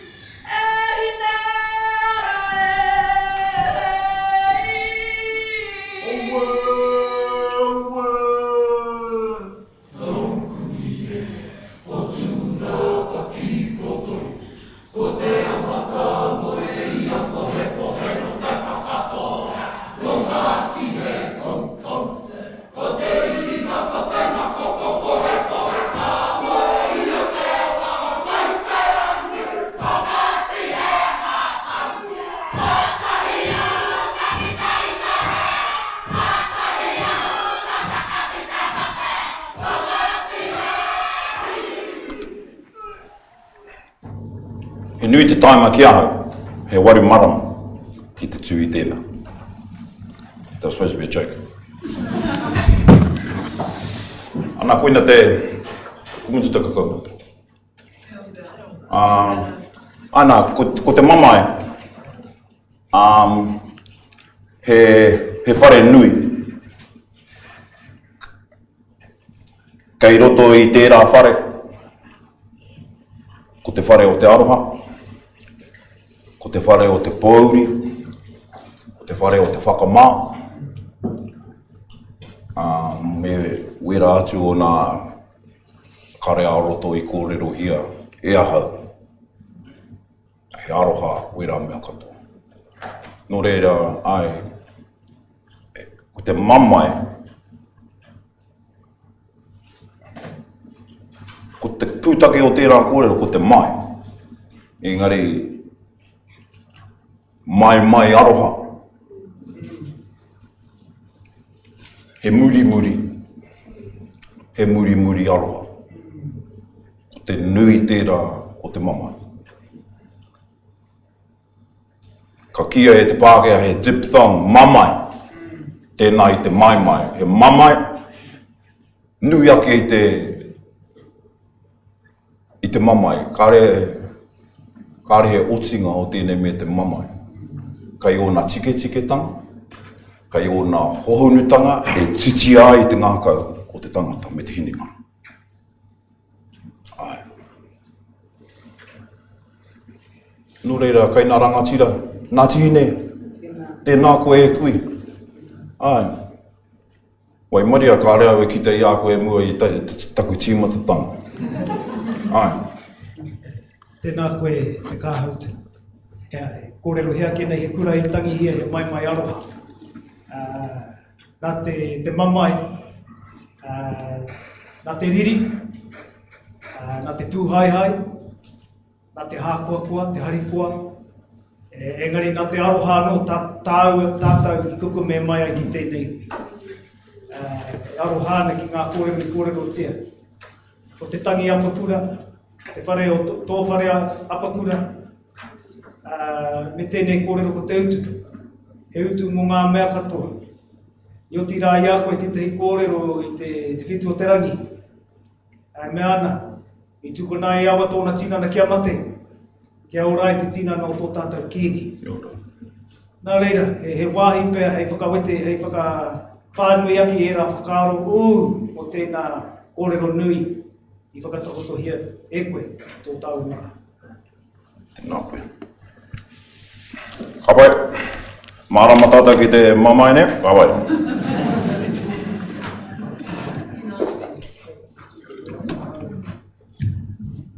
E te tongo i tini.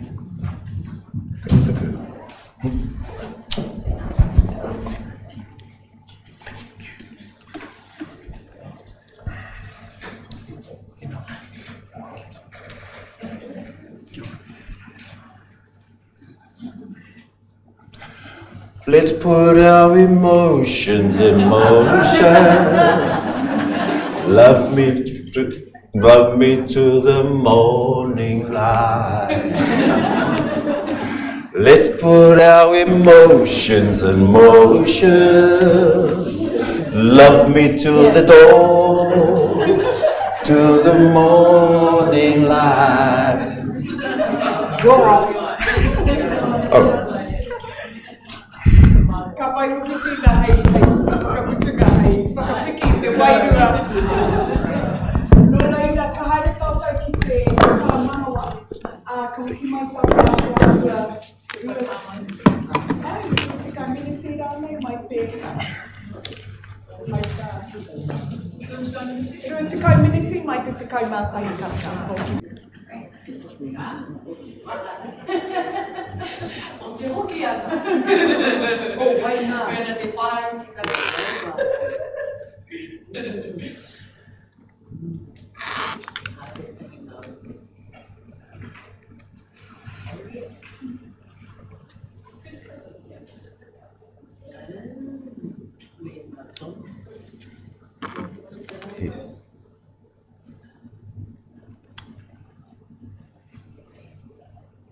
Taste.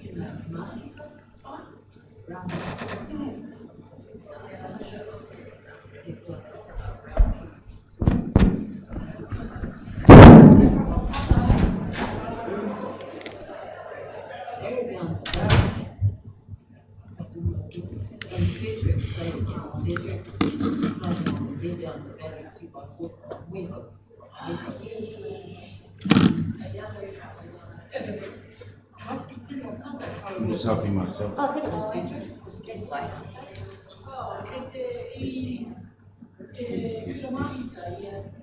That's that's working. Yeah. Wait.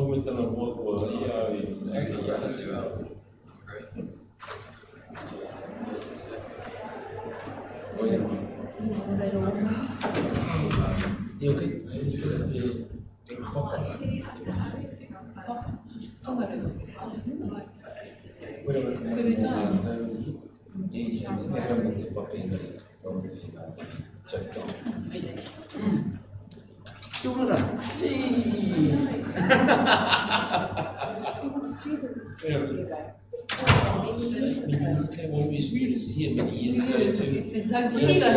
Before here. We go way back. We go way back.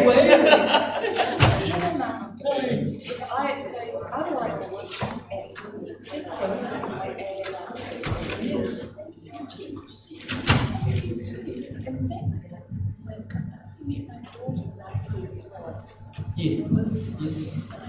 Yeah, that is. I remember. I'm looking forward to your recorded voice.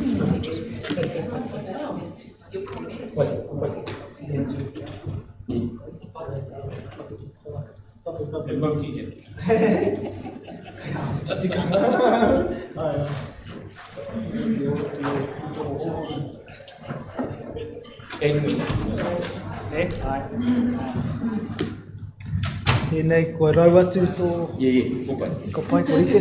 Kei muri i tēnei.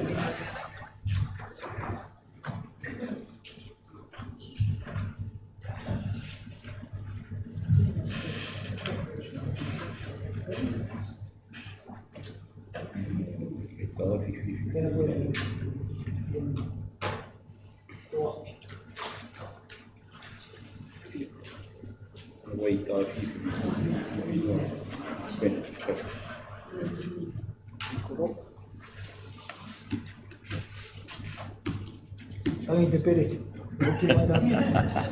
Kau ki mai ngā pami. Kai e tō mua.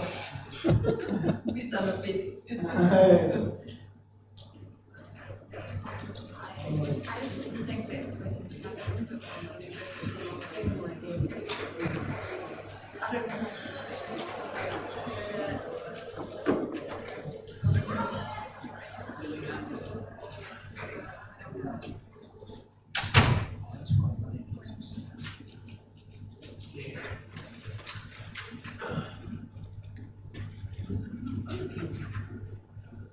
Kare koe i haere tawa tōpo i rawa, i haere koe. Wehi nui aia, matauranga Whakama i Rata. Pai atu i a Rata engari, tai ki te wākorite ngā tikanga te haere. Ki rawa te utu mo te haere ki Amerika i nō reira ki rere tikau ki Texas, kei reira tā māua pipi. Me te whakaro koe tūkohu tā māua pipi. Maybe koe taki o Palatino.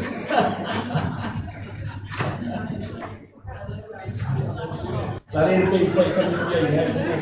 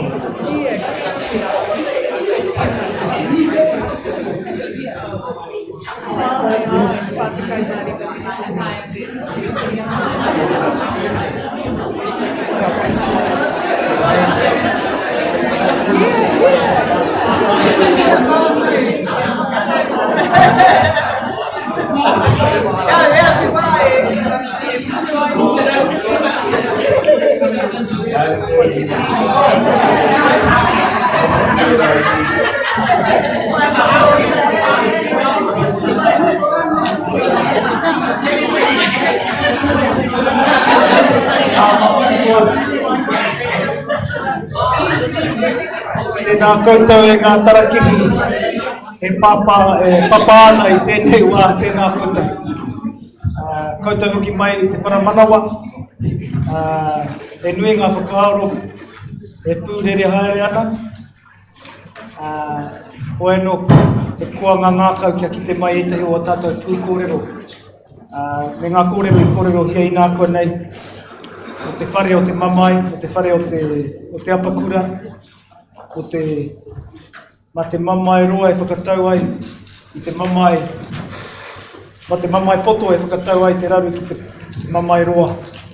Koe no, kia auraki au ki te uaua nui a rua matua, te whare wānanga tahito o te rā whio, e eki ai te kōrero, ka tipu, te whaihanga e hika e ki uaua. Ki te kāinga e mōhi o whānui te ana mo te haiatatanga o ngā hihi tuatahi o tamanui te rā. I nā hoki ko te uranga mai o te rā ki te tai rāwhiti. Ko ia tēnei he tuatau matarau, he kaituhi, he kaitito, he pātaka kōrero hoki i tōna iwi o te aitanga hauiti. O tira o Ngāti Ira o Ngāti Parau whānui tau. Mai rā no ko tōna tino aronga nui, ara ki te whakahau manu, ki te whakarewa, me te whakarau ora i tō tātou reo. A koe hoki tētahi o ngā memo o te taurawhiri i te reo Māori. He pau whakahaere Māori ki te tāhuhu o te matauranga, te wāhi ki tō tātou reo me a tātou tikanga.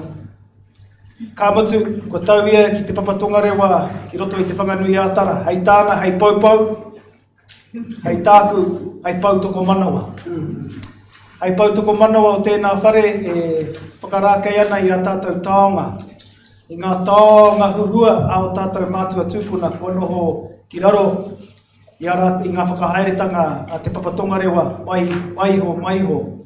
Waino kia kore ai a tātou taonga e noho noiho e kimi puehu kia whakakōrero tia a rātou purakau, kia whakakōrero te wāhi ki a rātou. Waino kāre he kōrero i nui atu i tēnei o tātou, kia whakanui aki au i tēnei o tātou ki a tākuta waina ngata me tōna kaupapa ko te hākuapua e te rangatira tēnā koe nau mai whakatau.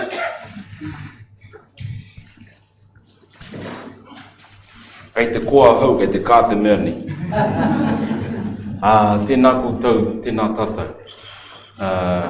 He tika hoki me te koa no, te kite atu i ngā kanohi.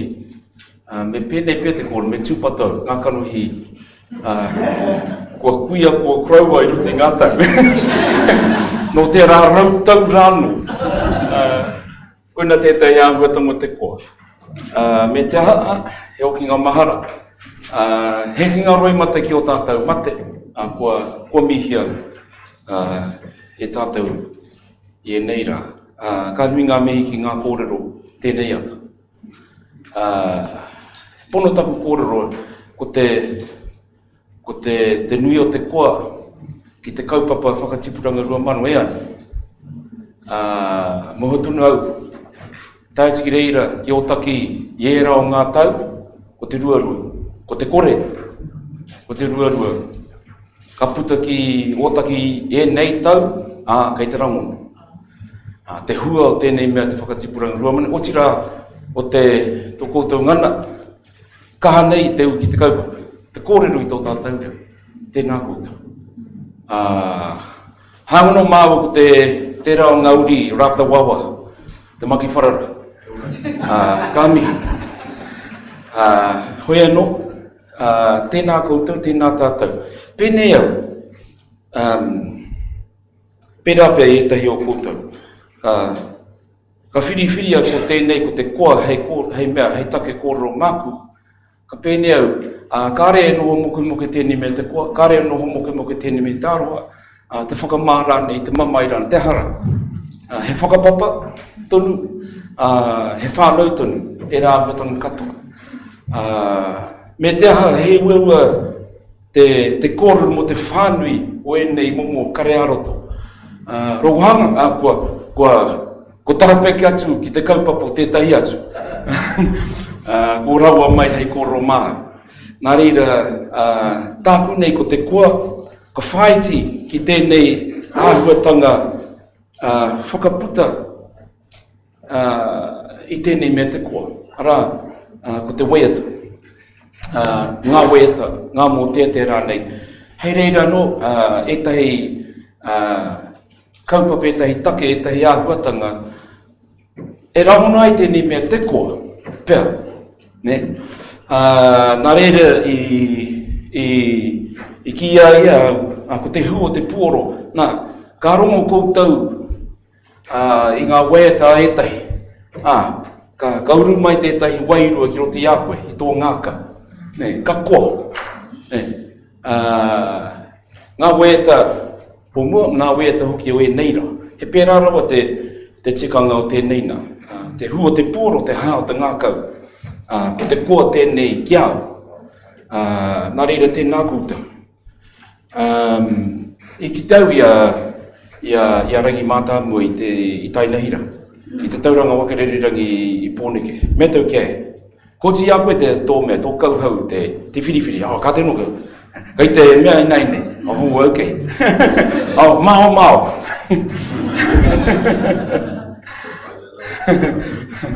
Nā reira, hau ki tēnei me te koa. Me tau, kare e noho tahi, noho moke nei. Ko ngā tohu anō te koa, he nui tonu. Runga me tahi kupu pēnei e nei nā. I haere tika tonu atau ki te purangi, te kimi kupu. Nā he hari koa rāne, he huro, ka rongo pēr i te tangi ana te umere. He huro, he mana hau, he hari a Scotty, engari he mana hau kia tēnei. He titi haua, he mumo kupu e nei mo te koa. Engari, he he tikanga o tēnā, he āhuatanga no o tēnā kupu. He takāhua reka, he āhua reka, he reka, he pāreka reka, katoa katoa. Nā kareka te ngākau ki tētai āhuatanga. He whakamanamana, he tūranga hākua, he matakuikui, aratono, aratono, aratono. Ngā kupu a ngā iwi, kei reira pē tai āhuatanga o te koa kia rata. Nā reira ka whaiti ki tēnei nā. Ko te koa nei, ki tēnei iwi, te whānau atu whakairiora, roto te kawakawa mai tawhiti. E kia nei nai ne ko te araroa. He taone nui tōna wā. Nui ngā hoiho, ngā hipi, ngā kau, me ngā Māori. Bueno, koene te wā i tipua ia, tātou pāpa. Nō reira no e tahi o ngā kōrero nui, no roto o Ngāti Prau. Hiwi tito weata te whānau atu whakairiora. Hiwi tito weata. Nā, ko tēnei nā, he ori ori, o tētai wāhi o tētai ori ori, i titua e te wahine mo te mokopuna. Ietai o te tāne mo te mokopuna. Koe no, waiho mātaua whānau tērā e tau patu. Ko te hora e kōrero tia ke nei, he wahine, hine i hora hia. Kātui, pēnei te āhua o tēnei momo weata, momo ori ori.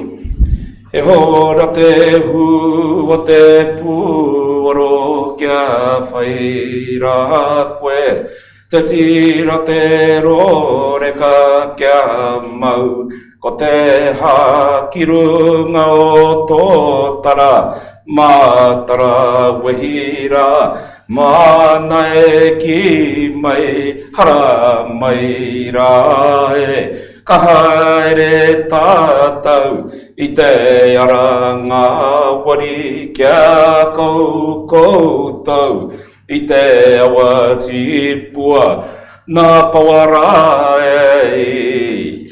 Ka haruru ka tae koutou, ka i te kawa kawa, nā. I reira, ka uru mai te kō ki roti iau, i te mea ko tae te kōrero ki taku kāinga.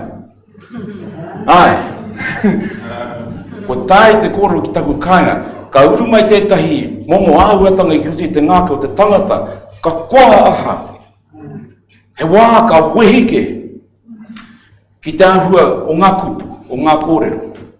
Nā, ka tau tēnei kōrero ki mua tonu i te marae o hini rupe, i te kawakawa. Ka mea, tēnā rā mātoke, rau he wai no te pō. Ia whakarongo koe, te huhu o te whiu. Ia whakarongo koe, te keke pōhatu. Kei he rā koe, te whanakai manuka. Ia whakaura e, ia tūriri e, ia te Pākehā, ia te au āwhata. Ka hariro te tangata i tia o ngā kupu. I te rangi tonu o te weata, ka koa. Koina te koa ki au ki te Māori.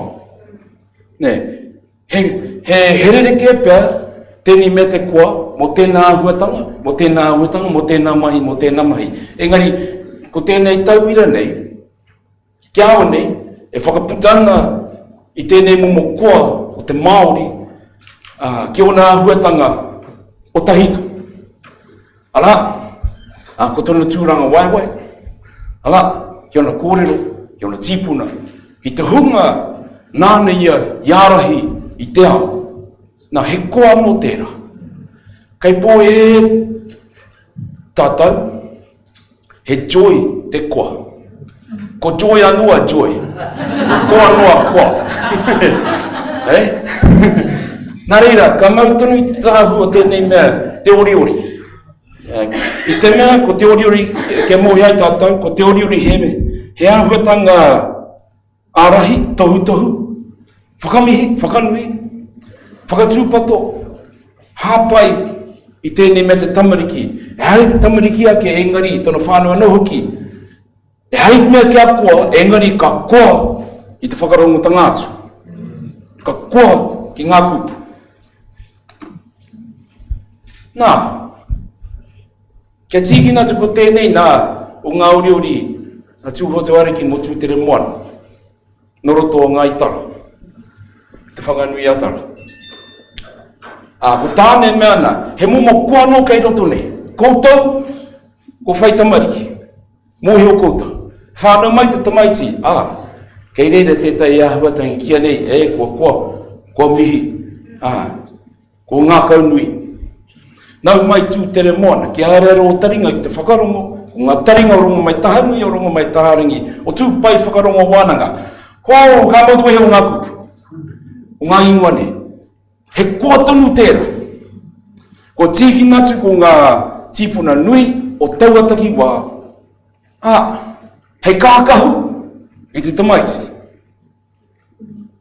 Me mihira I rā huetanga kātika. E koai te Ngākau o te Māori ki tērā huetanga. Ka taketaki I konei ki tipua ki orangi, ka rere ki pautū I te rangi, ka whakaawhi a puke au hone, ka hoka a hene rau whāringi I konei I aia. Rake mātau I te whare wana Wikitoria, I tērā rautau. O mātau kai ako, ko Ruka Broughton, e hokai pia hoki, ko Bill Parker, ko Agnes Sullivan, Bernie Curnow, wari iau te tau, Sid Mead, ka noho mātou ki te koro I nei kōrero. Ko te lātei o tau awa, a mahia e Bill Parker, he kōhua miraka, ka meti kirungi te tō, ka whakawera ko ina te lātei o tau awa. Kare soi, kare chai, kare ewe ne miraka. Ka whakawera ia, ea ko pai, ka noho mātou ki te kōrero. Mo nei momo kōrero, ka kua te ngaka, ki nei kōrero. Me te mea nei, ka rukuhia ngā kupu, heirere no, puta mai anō, tēni me te koa.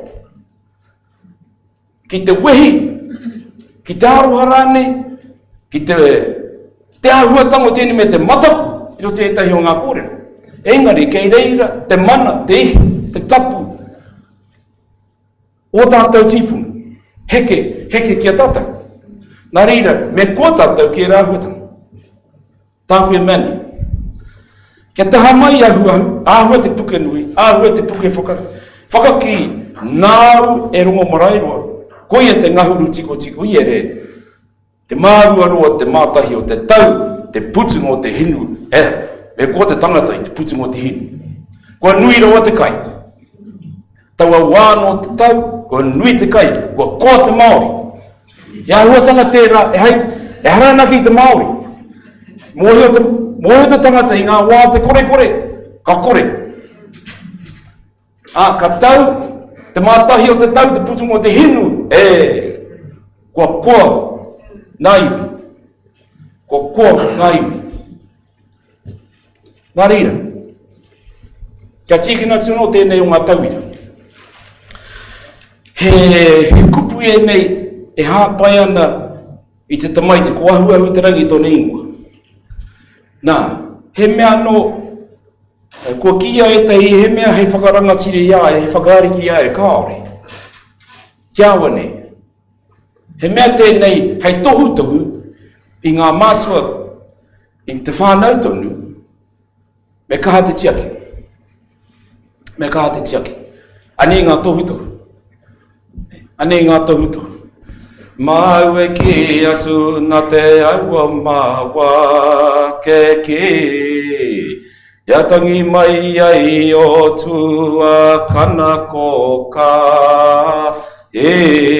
Hara mai rā koe, Ngākauanga I kai tūri. Nai hara mai rā koe, ngā uru karaka I te ari uru. Nā hau te mau mai ngā taonga o whara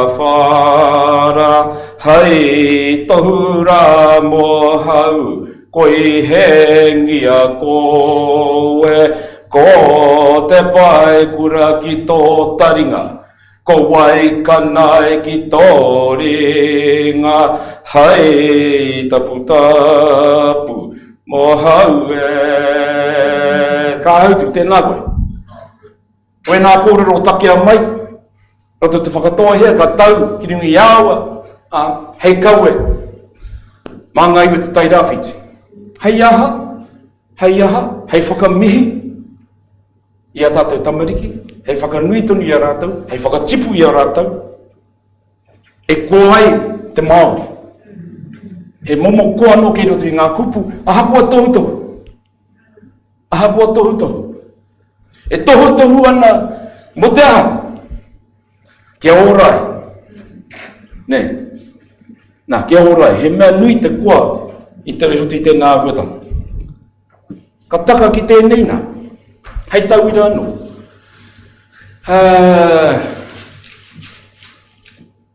There used to be he ruma paku kei raro i ngā arapiki i 50 Kelvin Terrace. Oh, parade. 50 Kelvin parade. Ko te ruma paku nei, koe ana ki te ruma i toi mai, kia mātou, koe ana te ruma o Rikirangi i Gage. Aho. Hoeno, kauru atu māo ki roto ki te whakarongo ki nei kōrero, ki nei waiata. He mea, ko ngā meki, ko ngā mihini o tau wa kāri pēnei te Deities, i nāke, real to real. Mautui.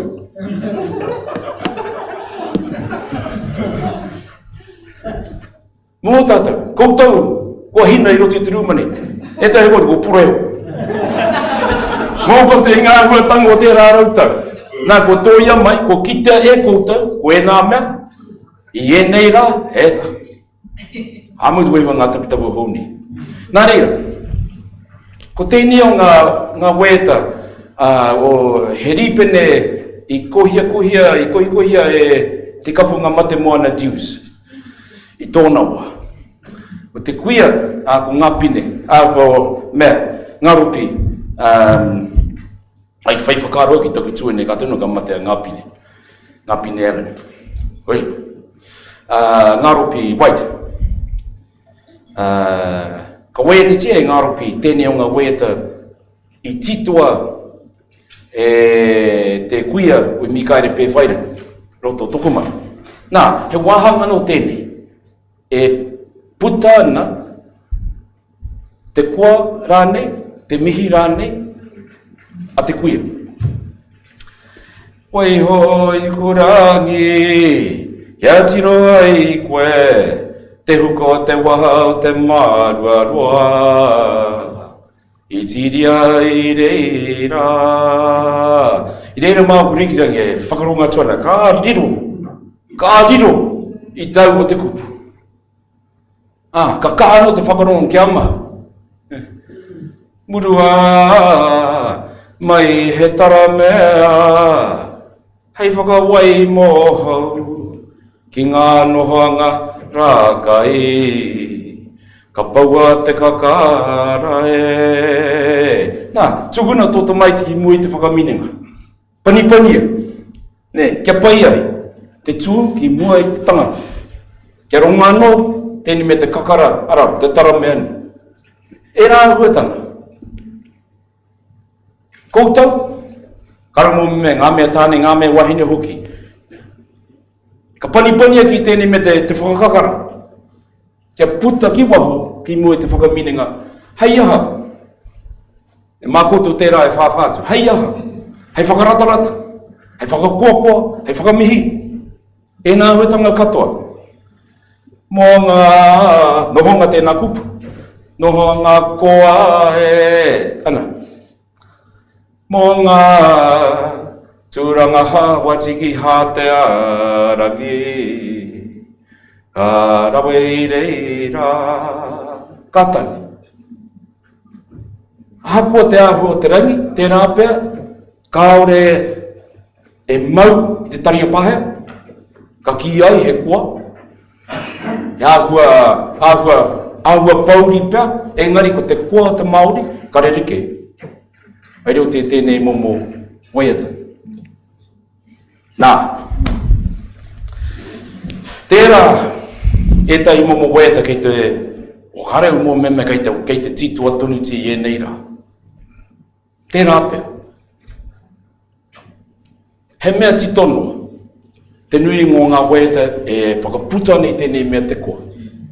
Ka ki ai, e tai, he pāo, he meheruri, he harani. Nā he wāhi noa tēnei o tētahi. O te nuinga ka titua e te wahini. E te kuia, hei whakaputa whakaaro. Mo tētai ahuranga, ka ki te ei. Mā koutou tēnei whakaaro ake, he hati ngō tēnei wēta. Me kiki toka mia, puritia oreina, tāua e hine. Tamarane, katana pu. Aue, e aue, tā kua para. Oi, ka hai te kore. Nā, hei whakamārama, paku nei. Ko te kupu kamia nei, he kupu mo te hoiho.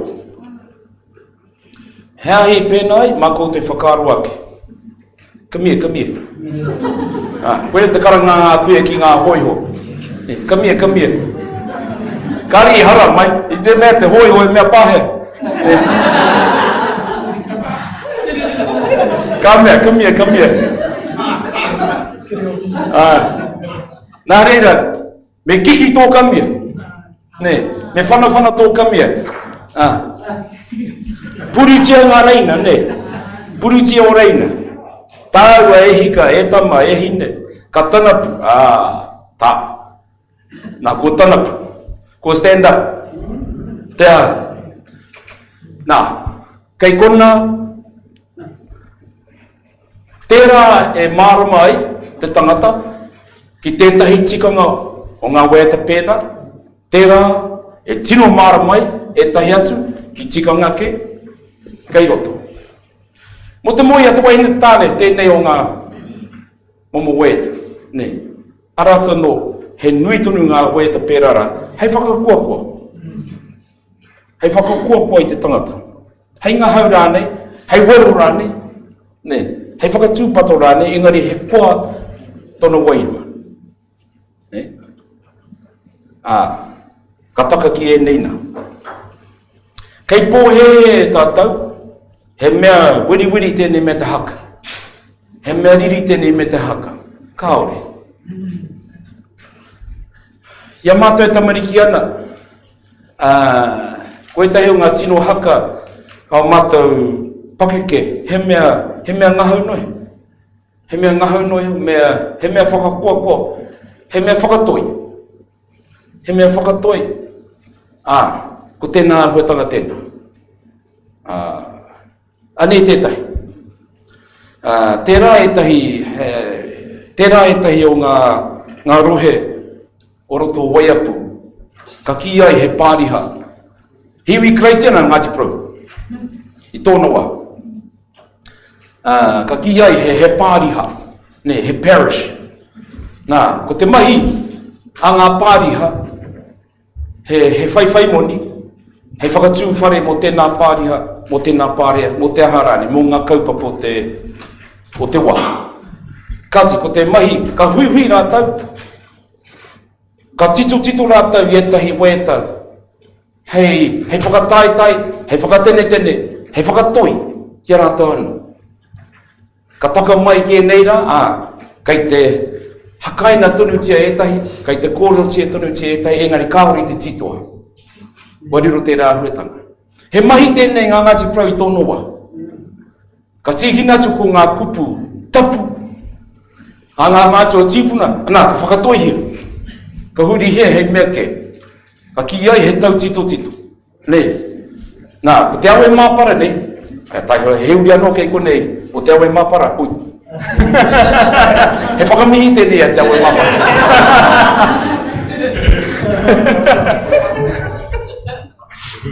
No te awe mapara no hokia.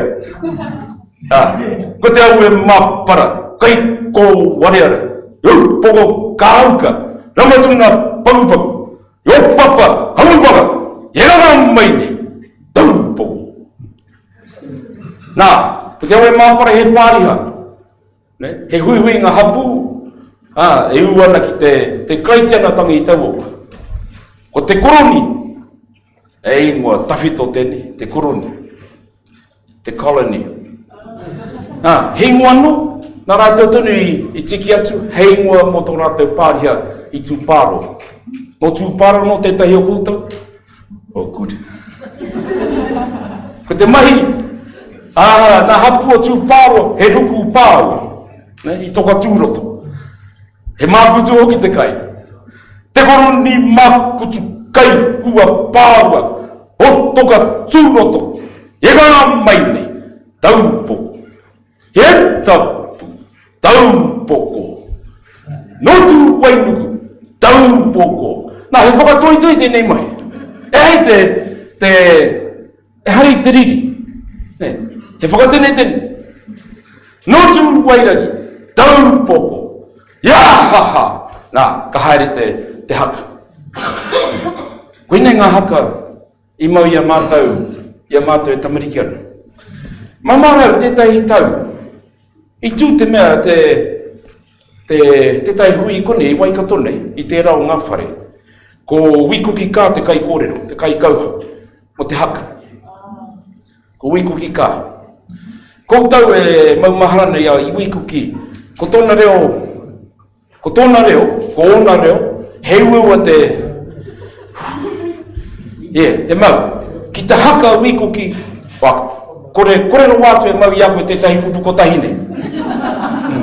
He murumuru noa. Engari, i tipu ai ia, i roto i te haka. Ka haka mai e tahi haka. Me i te kore, koe moe o ki ngā kupu, kaore e mau i aku. Nā, he pēngā te iwira. Nā tō mātou kraua nā peta kōmaru tēnei o ngā haka i haka mai ki a mātou i a mātou e tamariki ana. Mau katoa i a mātou i tauawa, ka pakeke noa, ka tahi ka mōheo ki te tikanga. I mau i ngā kupu engari ko ngā kōrero ko ngā tikanga, he mea pakekeke. Kei ngā kupu, te kaupa. I kia e mātou, koe nei te puku roll haka. Ne, te haka puku. Iura koe te hara mai, ki te ai. Ho mai tōra hui, ko tā mai tuku. Ko te wata tapu o, ko te ui yaki ka, ewa. Ko ngā waire ki o, teirei koa, tu woroki, koa. Mo te ei, tēnei haka. Nō muri nō nei ka marama tēnei Māori ki tērā. Whakamoi moi ana mai, te wipu rawe te hiari. Hokari māke. Ka haere ki tōna mutunga. Me te mea nei kei te mahi taua mai. Rawe, ka koa te Māori. Ki tēnei āhuatanga. No ngā tau te kau, ka tahane, i āta wananga hie mātou tō mātou kāinga, enei momohaka, kia hakaina no e a mātou, e o mātou tāngata, e o mātou kapa. Kia kore e ngaru tahi, kia maua no ki e tahi āhuatanga anō o tēnei me te haka kāinga. Kia kore ai e taka ki roti te riri, mo te riri noa te take, hei haka. Aratu e tahi āwatonga tēnei me te haka, me haka. I nā te haka, ani me haka. Me haka noho, e whakangapu i au tapu reo. Me haka noho. Whaka haruru wai, kui haru. Haru kauan. Haru kauan. Haru kauan. Te tau o taguate, hei, ate, kai te haka, ate, hei! Anga, ko tua, haere tō te kōrero. Nā, he haka anō te. Kare au I te whakaiti ngā haka kei te hakai ni te ao. Engari, mātaki atu au. He tangata mātaki whitiporo ahau. Ka koa au I te ramai. Engari, ka puta mai ngā kapa ki te haka, nā ko huri au ki te hanake. O huri au ki te hanake. Ka tīmata te kēmu ka hauki anu. I te mea, ko te ahua o e nā haka, e haro era I ngā haka I ne ea, iau e tamaringa. I e ne rāro hoki. Ko te koa tētahi mea nui. Hea take haka I te tangata. Kia ririno, tērā. Kia koa anō. Kia koa anō te tangata. Nei, me haka. Nā, me he leka. Ka taka anō ki tērā rautau. Te wā anō I atuini ngā wai mā. Hei te mea koe ana, ke engari he nui tonu nā kaitito. Ka titoa etahi wai eta. Hei whakangāwari I ngā mahi. Hei whakakoa I ana kai mahi. Kuti hipi. No tērā tumarama I mate ai tō mātou mōrehu, kroa, anau reihania. Anau reihania. O toko maru. Wā, o tā maruhiri. O tā maruhiri. Kei wari ia. Nā, ka tāhe se mātu ki rere, ka wēta mātu I tana wēta. E hei mea, nāna te wēta engari. Koia tētahi o ngā kai mahi atuini. Wara taupi kei, mo te huke o the tide. Nā, kua te tangata I ana mahi. Kia boomerang, ka karanga ki, ngā fliso. Mauria mai he tā, kua motu a blue eye. Ne, Harry whooping cough. No reihania's just behind you. Hangai tūnatu ki te kaupapa. Whakarukea, te taera a Jim Tawhai. Oh, we're rising fast. Haere ki te whakanga. Nā, ka haere te weta. Ka haere te weta. He pera ngā kuia. He pera ngā kuia. Rawe. Hei aha, hei whakakoa. I ngā tāngata, I roto I ngā mahi nui o te wā. I ngā taumahata mo te wā. I ngā pauritanga rāne o te wā. Ka puta he aruhetanga pēnei nā. Ne? Koe nei te koa. Karau mo hea taimi. Kei pauta taimi ia. Nā, see? On time.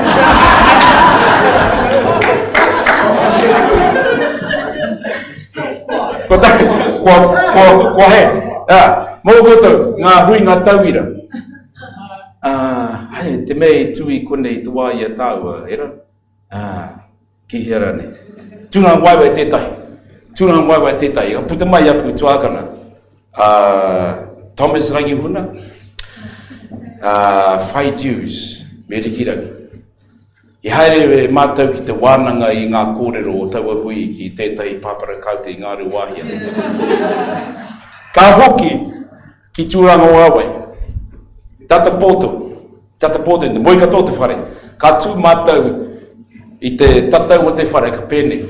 Kua, ka hari taku ngākau, kua, I ngā wā katoa, kia ora tātou.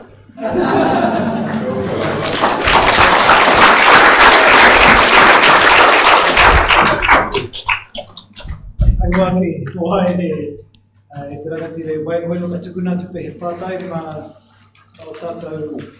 Wai a koutou mai te papa, karawe, ngā kōrero mo te koa, kia pore tātou no I roto I te manawa kawa, engari me manawa reka. Nō rei pātai wā koutou. Pai. Kare pātai?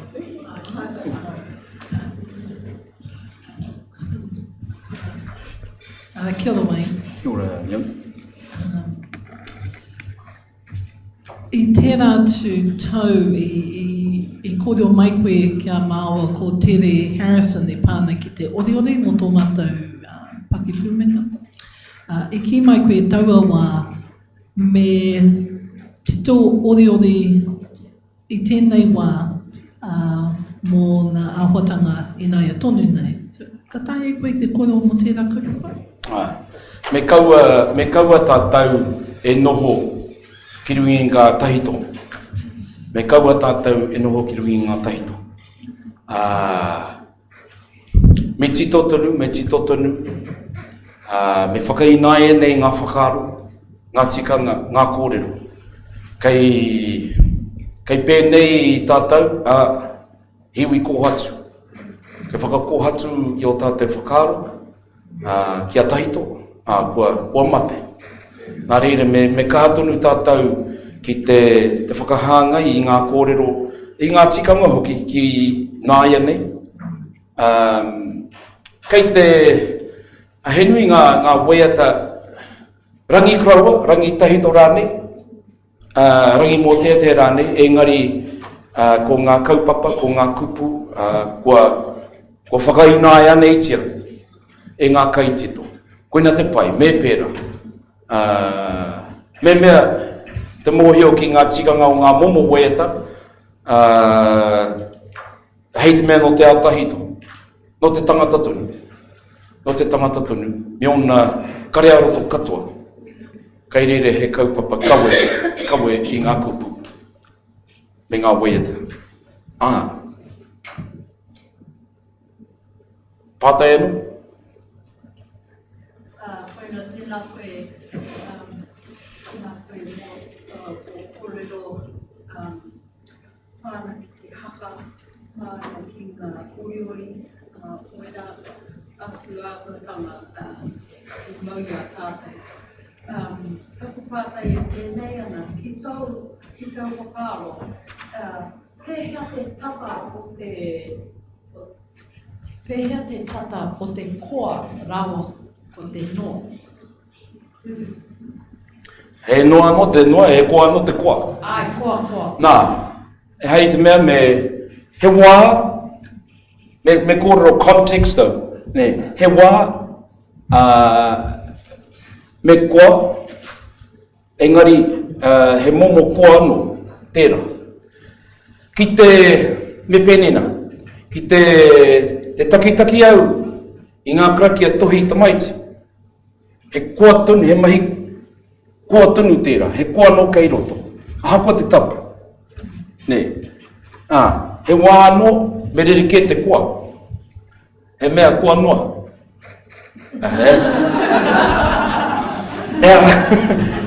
He tatara te whanaungatanga o te koa me te koa nea. Me te koa nea. Pea. Kia tīkina atu e au te kōrero a pau. Tēnā taku mōnei e tino koa na pau I e neira. Kōra noa ia. I taku tuahine a Lenadine. Kāti. Ko tēnā koa no tēnā. Hea tō pātai? Te tata o wainei kupu e korakia nei a koe te koa me te noa. Ai. Ki oku hakaro I te rongonga pau ia koe e kōreranga. Rongo au tahi o ngā kōrero mō koa, ki tōku ake nei I tapu ki roto I ahau, e whakaro tapu e tērā kōrero I kōrero kia nei ākoe. O noa, kia hau, me tahi o kōrero e whakaro I tia. No reira, I kāmai te pātai kia hau, pēhea te tata. Wene ahako mo he mamātau e wāhi te rereke atu e nai tōku wairua Rongo I kāmai tēnei poranga tēnei koa e pērā piwana I te no. Ki te tiki atu I te tauira, tēnei tauira o te pāo, kei reira no tērā wetanga he tino tata nei te rāua ki a rāua. Engari, he wera no Kare-ā-roto. Karere ke pēr te tikanga. Tērā, e rongo ai etahi I te noa, o te kupu. Tērā e rongoa i etahi te wehi. Tērā e rongoa i etahi te tai āwatanga ki atu.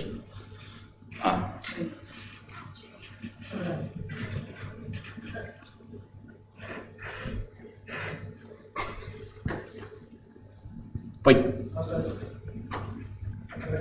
Te ahua nei ko kiri apa tō hoi. E konei ki. Tū te hoi. Kia ora wai. Kia ora. Ko taku pātai pāna ki te whakaako i tēnei mea te kua ki ngā tamariki. Kau e whakaako. Engari, whiri e he ahuatanga, hei whakakoa.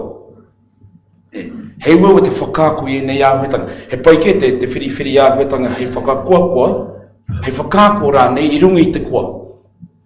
Ko te hua o te koa, e hara ko te mahi. Whakarītiritia he mahi, he kaupapa rānei. Tērā mātou, wa mātou tamari i kawea i au wa mātou tamari ki pakupaku. Tērā praire, ki tētahi pā, ki te kāinga, ko te ingoa te pāne, ko pā kaurangi. Kētai he mea, he wāhi tapu. He mataku e tai te haere ki reira. Engari ia tau, ka haria, karaumati ka haria wa mātou tamariki o te kura ki reira.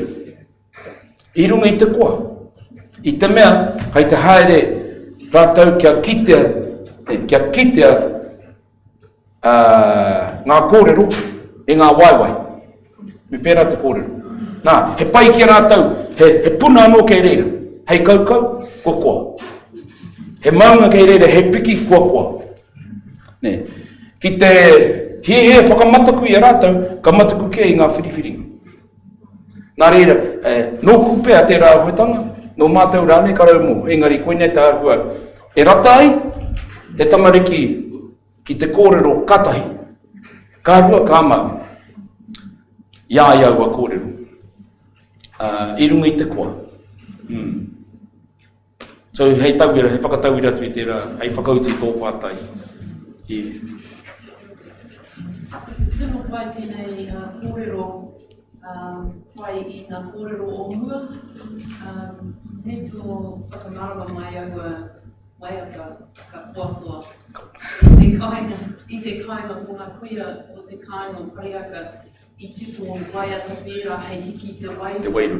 O te iwi, i a rātau e taumahana i roto i ngā ruatana o te wā. Ana i te whakahuenga tuku tēnei te haurangi, te rapi haurangi. Ngari hara ko tērā he hiki te wairua, he whakapuapua, ana kia puta ai te hā kōkua, te reira te whimihiki ake.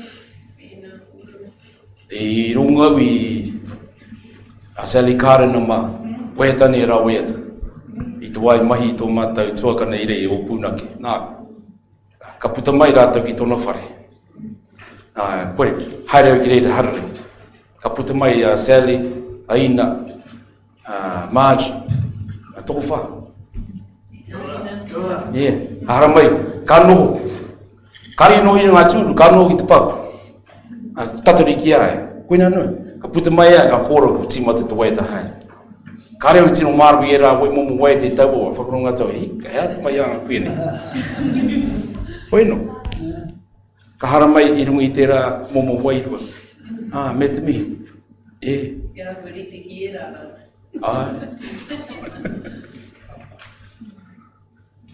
Apai. Kānui, e pātai no, kao te ahua nei, o tipe tēnei wāhanga, e ari wai. Tōna tikanga e rua ngā pū kōrero i tēnei wāhanga, ko ea katoa ngā kōrero i a koe, nā reira, tēnei. A Māori nei te. Te Māori nei te whakatako i te whakaaro noi, re tarangatira tēnei te mihi atu kia. Ina.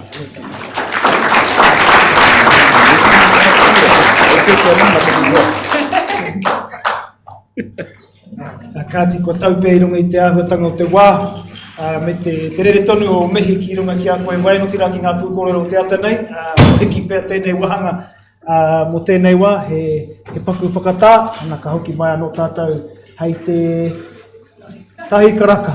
Kia ora tātou.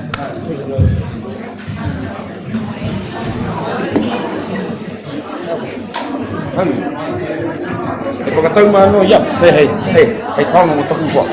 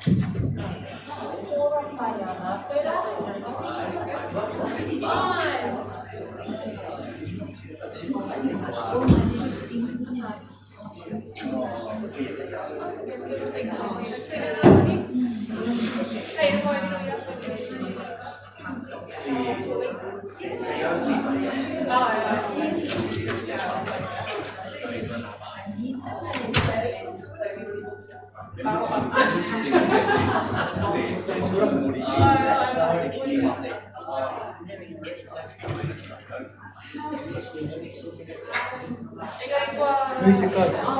Tū Pouri.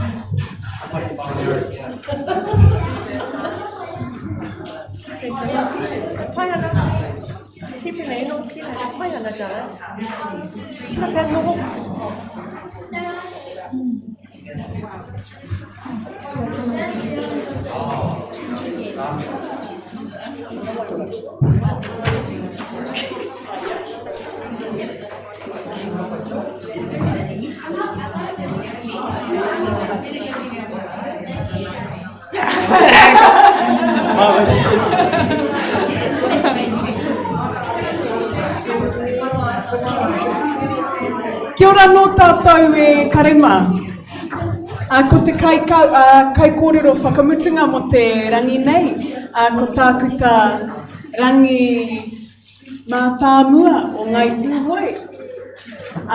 He pūkenga no tēnei roto i te puawānanga ki te ao. He tohunga ki ngā mahi mātai whetū. Tua no hei kōrero māu, ka waiho māu. Tangata kā ki te whai poaka, ka tiko hoki. Koira anō hoki tētei o ngā tino pūkenga o te tangata nei. Nō reira, nau mai, whakatau mai e te tungane kai a koe te wā. Me kōrero, me mau au te microphone? Tēnei. Kia ora. Ka pai, koe kā. Io no kia ora tātou. Kia ora tātou, kua pai nei, me tā tātou kaupapa, nāna nei tātou i tō mai, ki tēnei whare o tātou. Ki te ata wānanga i nā āhuatana tā kirikiri nei te Ngākau o tēnā, kia pakuru mai te Ngākau kōhatu ki arere nā Kare-ā-roto. Ko te Kare-ā-roto kei au, ko te riri. Aroha, hei te taki i riru iau tēnei kaupapa. Aroha i te tangata riri, māna, kia tūpato. Engari, ko te mate pea o te wānanga i tēnei mea te Kare-ā-roto, nā Kare-ā-roto Māori. Karau te tino whakapono ki tēnei mea te Kare-ā-roto Māori. Ko te Kare-ā-roto kei tēnā, kei tēnā o tātou. He ua pēr te kōrero mō tanata kē, tai au te kōrero mōku anō i te mea kai te mōhio au ki nā Kare-ā-roto kei roto iau. Engari, kare te tino tika pēr ki te mea atu ki tētahi, nei tēnei Kare-ā-roto ki tā te Māori whakapono. Engari, ka waiho tērā kōrero, tei raro ake nei, ka tiki atu anō ai. Ka tahi karua, kua hoki au ki taku ao whetū nei, ki te whakamārama atu ki a koutou, ki ōku whakaaro mō tēnei mea te riri. Engari he ua te kōrero mō ētahi āhuatanga whetū i roto i te reo mā. Nō reira ka kōrero Pākehā hau, koe nei taku karo e kare mā, te ora tātai. Okay, you're all probably emotional wrecks by now. And we've come to the last emotion of the Hui Watchers, anger. So I'm kind of pissed off about that. I was just saying before, for me, it's really, really difficult for me to understand what Māori emotions are. Because for me, emotions are location-based, they're contextually based, and they're environmentally based. We went to a wedding not too long ago at Waimarama with Hemi. Hemi was pretty drunk, We stayed at this place overlooking Waimarama on the hill, $1 billion view. It was absolutely stunning. Looking down across the plains and to the beach, and then you see the island and the sea extended out, and I was sitting next to Professor Puhaehae, and he's having a cup of tea and he looks around and he says, I look out that view and that does nothing for me. I do not have any stirring or connection to the sea. But if I look that way and have a look at those row of pine trees over there, I understand that. And so what he's talking about is the environmental impact on his emotions. He said, I don't like the ocean. When I try and sleep, it's noisy. He had no link to that space, that location, that environment. But when he goes at home and has a cup of tea overlooking his blackberry-covered hillside, he has a connection because that's the environment that he understands and is the basis of his emotional connection. So I just want to leave that. I'm not saying we have all universal principles that we understand that connects our emotions as Māori. And that's what we're debating and discussing here. So there are elements that run through us all. And as soon as you say something like Whakama, straight away we have connotations and an understanding as a collective Māori, what that is. But you can't say that we're all the same. because there are elements that will connect our riri, or our, exactly what Po was talking about. Some from Waimara will sit up there and have tears in their eyes, and that they understand snapper. You know, I think for a person from Ruatahuna, I understand a possum more than I do a fish, because that's the environment that I understand. So ka waihoa e rā kōrero ki a koutou, mā koutou e wānanga, e whakai mai nei, e whakahe, ai a koutou te tikanga. I ask myself, where are our emotions from? And for me, I think our emotion starts with te tutu kaurewa, or our pantheon of gods, and that's where we draw our emotions from. And they are the origins, in my mind, and you'll continually hear me say, in my mind, of where my emotions come from. Because unlike other forms of religion, we actually whakapapa to these deity and to these beings, and it's from them that we learn how to behave.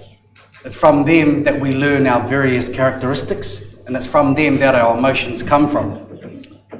If I could just give you, the other thing I was talking about was the taiao. This is where our emotions come from for me. This is where I come from. Now, many of you that have a connection to the forest will understand what it means to stand in the forest and feel tāne and all his different moods and emotions. But I can't go to the ocean and say that I feel tangaroa in the same way. Because, he scares me. I know I can walk out of the bush. I can't swim out of the ocean. So it scares me. I don't have that connection.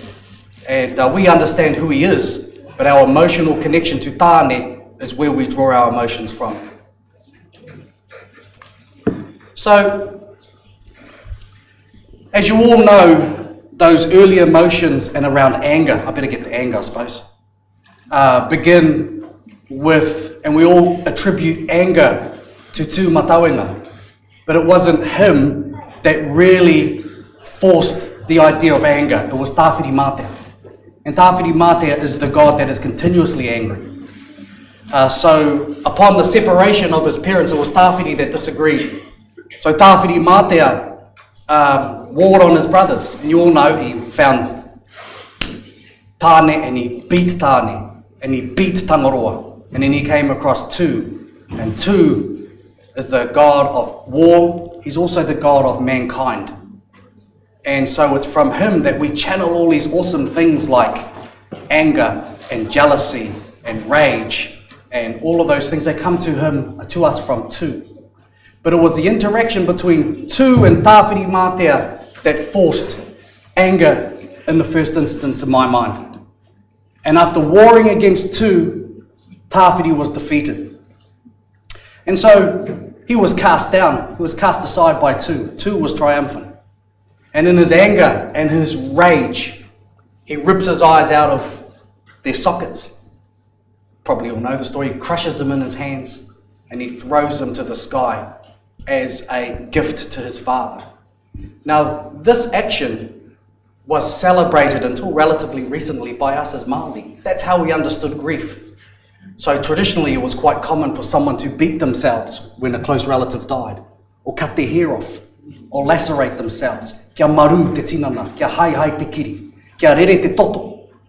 This comes from the act of Tu, who expressed his grief and inflicted self-wounds on himself, or hurt himself to show how much pain he was in, and offered his eyes to his father.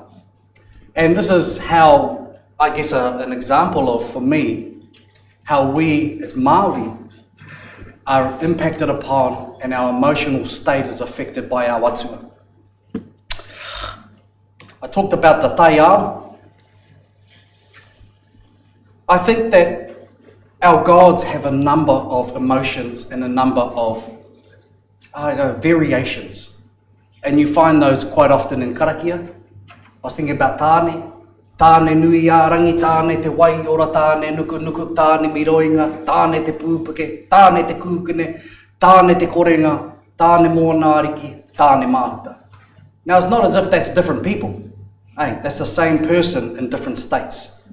So tāne who tāne was in the sky when he hung the stars is not tāne in the forest. It's not tāne te korenga, tāne who gives you nothing. Not tāne te waiora, tāne that heals you. The same can be said about rangi. Rangi nui, rangi roa, rangi Pouri, rangi pōtango, rangi whātua. Those are all different states and all different kinds of emotions that come from our atua. Anyway, Michael Rowe in his manuscripts writes down this whakatauaki, I guess for want of a better word. He says, and he gives anger a kind of difference between an anger of a male and an anger of a female. And he talked about how tāwhiri mātea ka hunei nei te riri. Tāwhiri mātea is a vexatious god. That's why we get the winds and the rains and the hail and the snow, and he's angry. He's seeking revenge for what his brothers did in separating his parents. So he's vexatious. He reminds me of one of Hemi's mentors, who if you do something that offends him, he goes, haere ake ne? Koe pātai mai anō? Okay? He whakamau. That's what huneinei in that sense means. So my korero in his manuscripts writes this whakatauki. He says, ko te riri tāne, he ahi rā rauwhi, ko te riri wahine, he riri huneinei. A man's anger is like a bracken fire. It burns hot for a really short time and then goes out. And you think about it, I look at my boys, they're like that. Hey, they get angry with each other, they have a few words, slap each other around a bit, and then, kua mutu te riri. Engari ko te riri wāhine, he riri huneinei. Hey, they hand that down generations. Hey, my kuia told me about your kuia. Okay, that's a different, he whakamau. So there are different kinds of, I'm not saying kare he riri huneinei roto I ngā tāne. But there are, that's a relationship kind of view of what anger is. Without wanting to be too controversial, as iwi, we have different kinds of relationships with other iwi. And at times those relationships are good, and because of historical events, at times those relationships are tense. And there is an underlying anger, perhaps, or feelings of discontent. And Māori, he whakamau te Māori, tātou katoa. There's another thing that he writes in his manuscript, and he says, ko moenga toto, ko moenga kura. And this is the relationship that exists between two matauranga and rongo mātāne.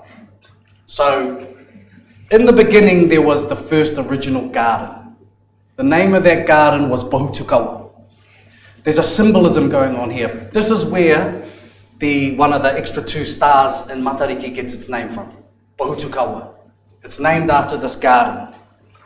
Pohutukawa is at the front of this canoe. That's Matariki that carries our dead across the sky month after month from its rising in Pipiri until its setting in May. What's that hongo mean? Niha? Yeah, Haratua. Until it's setting in Haratua. And Pohutukawa is the oldest and the star that leads this canoe. This is the star that carries our dead across the year. Pohutukawa gets its name from the garden that Rongo and Tu fought over. And the garden is a symbolic garden. It's not a garden where you plant your kamo. Okay? It's the garden that is fought over people's, for want of a better phrase, te wairu o te tangata. It's a garden that's an interaction between the souls of people. There are two atua that you are dedicated to when you are born, and those are the atua who try and claim space within you and rule over you. One is Rongo, one is Tu. We all have those atua within us. And those two gods are quite often set one against the other, searching, I suppose, for a way to control the spirits or the emotions of people. And so one is ko moenga toto, one's domain is violence, one is ko moenga kura, one's domain is peace. And that is Puhutukawa that leads this canoe across the sky. Now, we'll all be quite aware that at most times we're at a peaceful state as opposed to a warful state. We're quite often at peace. And that is because in the beginning, Rongo Mātāne understood that he could not defeat two in battle for Puhutukawa. So he climbed into the heavens and he established a house there called Te Whare Pātahi. Te Whare Pātahi is a star. Its name is Kare-ā-roto. It's a circumpolar star, so it doesn't rise and set. It just goes round and round and round in the southern sky. The apex of that house is Kare-ā-roto. Two beings that travelled into the sky with Rongo. One was Io Whenua, and the other one was Bob. Whiti Ora. They actually create the entrance of a house in the sky known as Te Whare Pātahi. That's where Rongo suspended peace upon. So peace is always in the sky above us. So while we might rage periodically, more often than not, we're likely to be at peace, because kei runga ia tātou ko Te Whare Pātahi. This is a waiata from Te Kotahi that he used to sing at peace agreements, and it underlines this korero. E mahi ana anō atura o ko Rongo, I tā rāwa māra, ko ia Puhutukawa. So Rongo and Tu are working in their garden. It's not working, it's kind of competing over their garden. Its name is Puhutukawa. Ka patua tēnei, ko ia moenga kura, ka patua tētahi, ko ia moenga toto. So one's avenue is violence, one's avenue is peace. And you can see Kare-ā-roto, and they established the Whare Pātahi. All right, I suppose I should talk about... I'm going to finish with some words, because that's probably the only way I can understand my particular Māori understanding of anger. These are some words that I was thinking about, I've heard at home when people talk about their anger. You know, atu I ngā kōrero e kene tō kaki ia, ka whati au I tō kaki, he moko iau. Kia, tētahi kau mātua e kōrero ana ki tētahi atu e ne tino riri nei. Riri, tētahi ki tētahi, ka mea, anei tō kuhuna mai. Anei, koe nei tō putanga atu. Anei, hei riri. Mea tētahi, hi nawa taku riri. I was bristling with anger. Ira te wairua tērā. Hi kakakatoa taku whik. You know, I was excitable. Koingo nei te puku. Rongo I tētahi mea nei. Mena hi e koe kia whakakeke o tāua porohiwi, haramai. If you want to crunch bones, come on, ene tino Māori e nei whakaaro. Puku riri, kiriweti, riri hau, puku te rai. Ko te whakatū pehu, ko te nguha, ko te amo wheke. It's not as if riri is just one thing, neha. We understand that riri is just so broad and it's contextual, and you know, the saying, e kene koe iau ki tō mokopuna, it's not the same as kakai au I a koe. E rereke te wairua. O reira, e harau I te tangata riri, māna etahi wā. Mea atu ki taku tamāhine I ngā pō, kai te kauhau au a pōpō hani, me ma pātai mai kia, hato kaupapa, mea atu te riri, ka kata mai ia. I said, mo iau te riri, ka me mai kia, e a hoki. So ka waiho au I ene kupu ki a pūtau, kia hoki au ki te tāhu o taku kōrero ki au nei, Kare-ā-roto Māori nei. He āhua rereke nā Kare-ā-roto I roto I tēnā o tātou. Ka hu mai te Kare-ā-roto I te taiao, I tō iwi, I tō rohe, me nā mea nāna nei rātou, nā rātou nei koe I whakapakeke, I whāngai, ka whai koe I te tauira, I tauira hia nei e tahi atu. E nā mea I poi a koe. Engari, ka waiho atu au I nei kōrero hei wānangatanga mā tēnā o tātou. Ka nui te mihi ki nā kai whakarite, riauni koutou mā I whakarite mai nei tēnei kaupapa. Rawe te kaupapa. Rawe te kaupapa tēnā. Me koutou I kōrero I muia, ko te e rawe nā kaupapa. Ka nui te mihi, kia ora tata.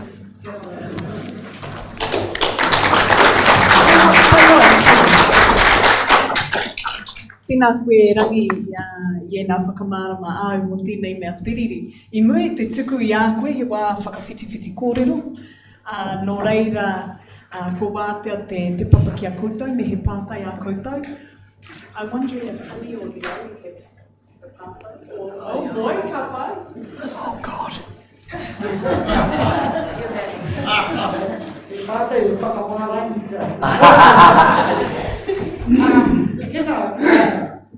Whaka Māori tia tō kōrero mai, tō korere whakae, he Kare-ā-roto Māori, me pēhea tō mōhio, me pēhea te mōhio, ki te rerekētanga, e te mea, ngā mea mā te mahi roto, I whakaora mai te Kare-ā-roto tangata, e kite ana, ka tau mai Māori, ki rerekētanga whakaputa I rōna Kare-ā-roto, I tā te tahi atu iwi.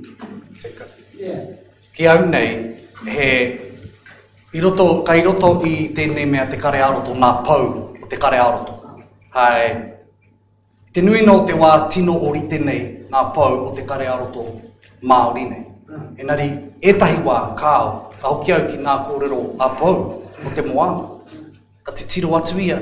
Me taku whakaai ki ia e kōrero mai ana. Arau te mōhio ki a Tangaroa. Tēnei, kai te kite atu au I tēnei whenua haukura nei me te moana e papapauna muti au. Hei aha mā. Engari ka huri au ki te paina Pākehā. Ka mōhio, ka kōingo nei I roto I ahau. Nō reira, mātau o te hau kai, o ruatāhuna, o tūhoi. Kaia mātau tētahi kupu ko te mate ao. Now, tūhoi ake nei, tērā. Hari te mea kare I roto I a koutou. Engari, mātau e mōhio nei, hana, ka haere a Māui te kōrero ki tana kuia ki a hine nui te pō. Ka mea atu a Māui, e kui te taonga ki a koe, te taonga o te oro ho mai ki au.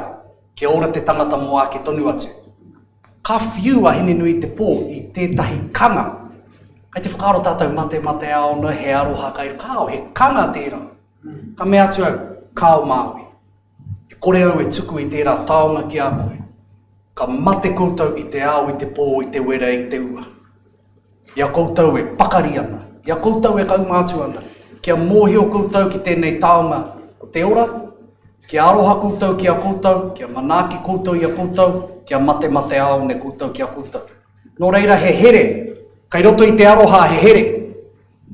Kai te kāinga etahi poaka. Ki te whāngai, ki te au te poaka. Ka whiu haere au I nā kai ka haramai nā poaka. Mea te pōk, ka hara mai, ka haere me taku pū, bang, ka hinga te poaka. Ka te tiro nā poaka, ka hoki anō ki te kai. E kore te tangata e pērā. O mana. Hara mai tamariki mā, hara mai, bang, ka aue. Ana I te mea kai reira tērā here, ko te aroha. He utu tō te aroha, ko hupe, ko roimata, ko mamai. Ko I nei te whakawhiu I utaina ki runa ki te tangata, I te wai puteira kupu, ia hine nui te pō.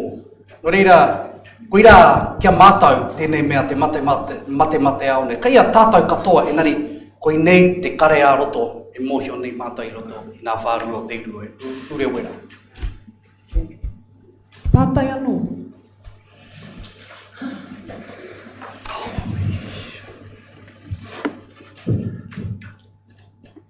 Kia ora tangi. Kia ora.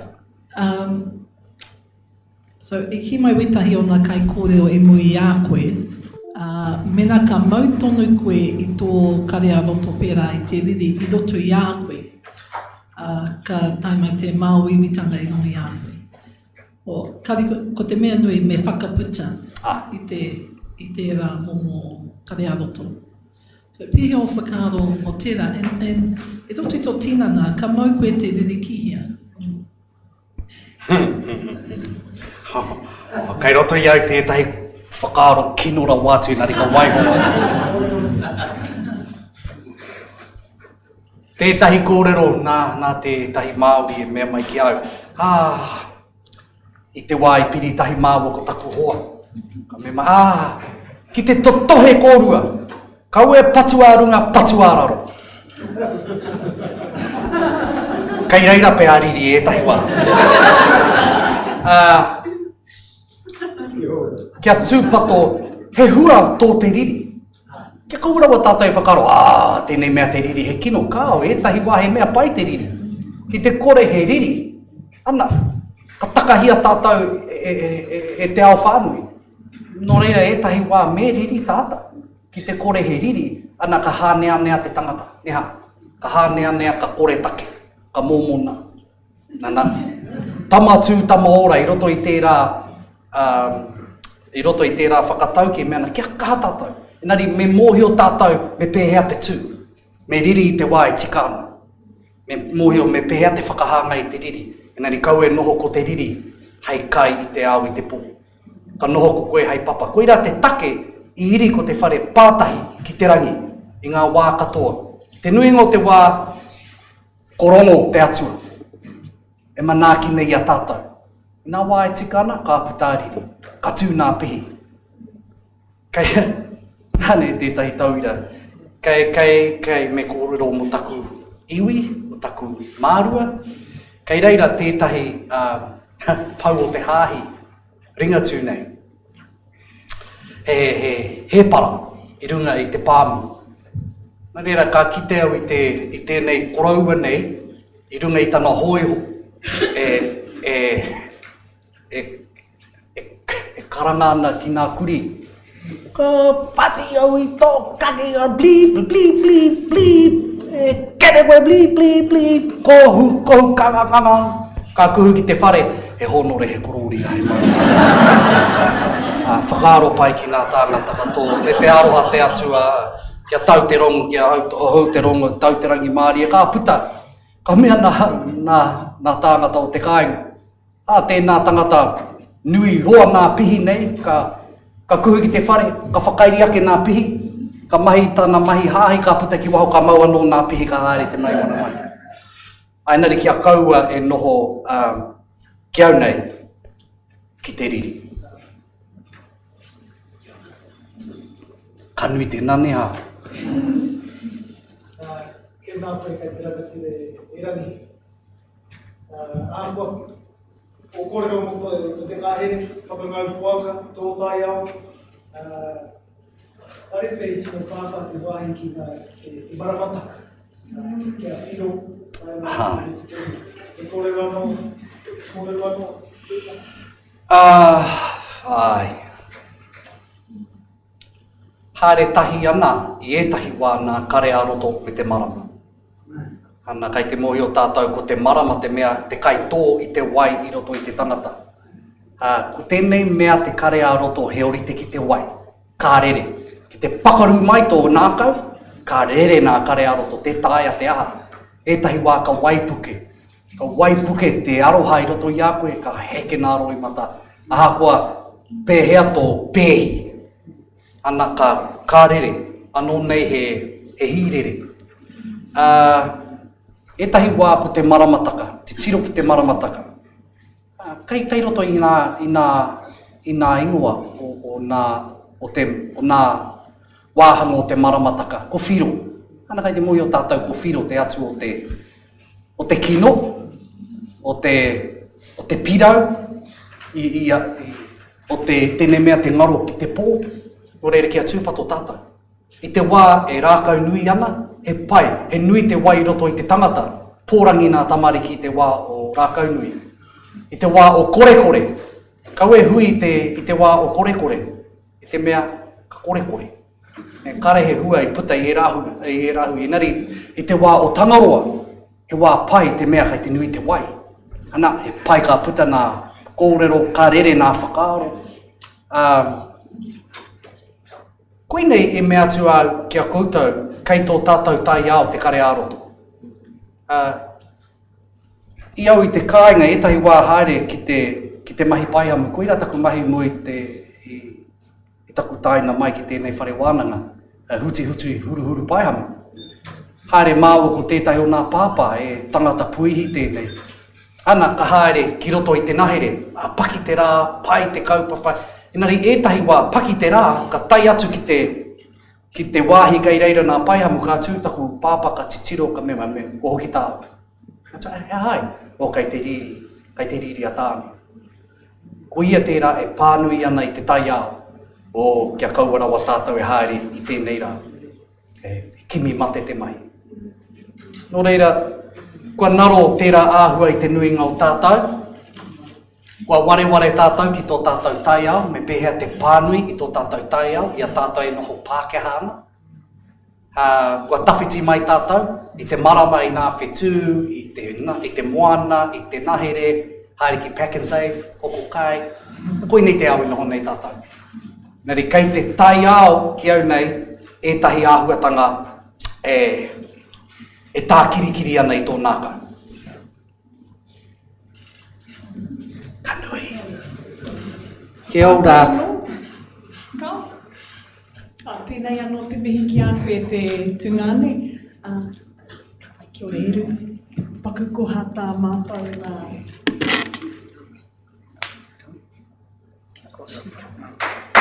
Kia ora.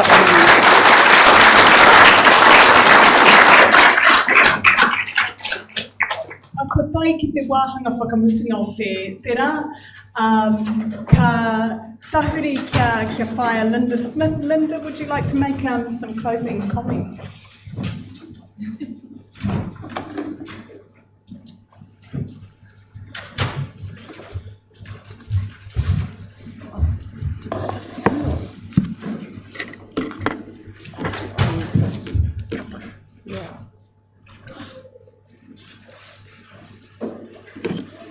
Tēnā koutou katoa.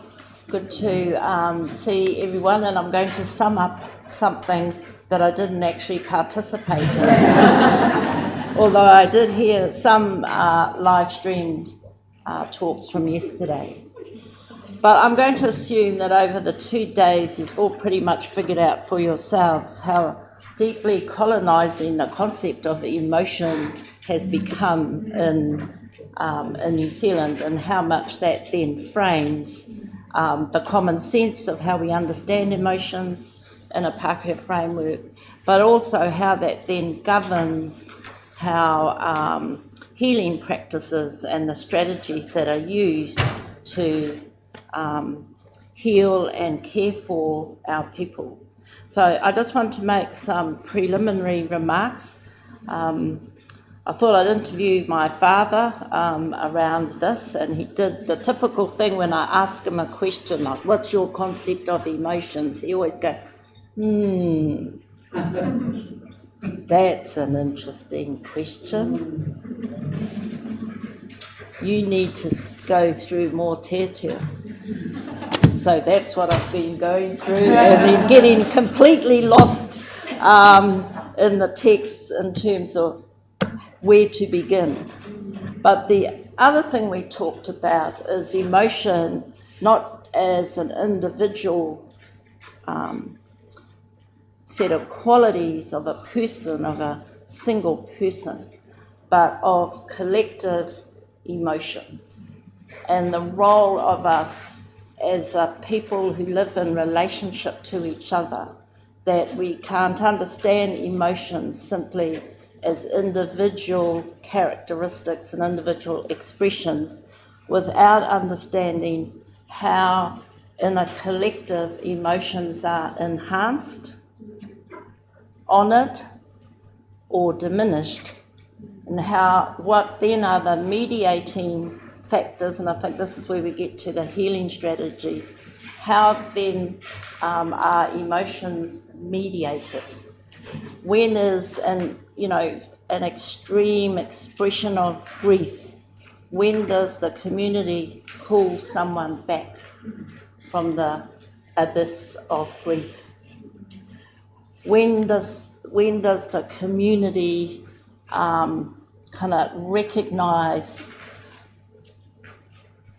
the sort of shift from someone from sort of joy to insanity. How are those things understood as a collective of people? And, you know, I just think in terms of trying to get my own head around that idea, I mean, the kind of whole concept of emotions is socially, culturally kind of constructed and named. And I think what I found in here is not single names, but the expressions through language, not just of a single name for something, but gone further, how it makes someone feel, how it's expressed in the body, how it's related to something in the environment, like Rangi was saying, how it's related to a metaphor that was valued in our culture, so that these multiple expressions could also be seen as this just wide range of notions of feelings and emotions. And then the spectrum, if you like, of when emotion actually is not emotion, it's actually a cognitive thought. It's a thought. It's not an emotion. It's diminished when it's called an emotion in the Pākehā sense. It's like it's got an irrational source. But if you experience racism, it makes you pissed off. Are you being emotional or very rational? You know, so the ways we sometimes respond are often marginalised because they're seen as emotional because of something we do physically, or our body language, or our colouring. So that whole, you know, I think how the individual grows up in a community, and how they, you know, when you're thinking about our tamariki, what is it in our practices that's sort of shaping every child's kind of sense of self, sense of being, and how do we do that in families and in kohanga that makes it sort of kind of, the child eventually comes to be aware that these sorts of expressions are seen as normal and therefore acceptable, and these ones are seen as needing self-management or self-governance, or needing others to monitor. Because I think ultimately it's about understanding a Māori view of human development, a Māori view of us as humans and as a collective, how we kind of understand that. So I want to just go back and draw on my life as a counsellor. A few years ago, many years ago now, I counselled adolescent girls at a girls' school in Auckland, a rather large one, and most of my clients were adolescent Māori girls who were mostly sent to me reluctantly. So they arrived angry, or apparently angry. Actually, half of them skipped down to my office because they were getting out of class.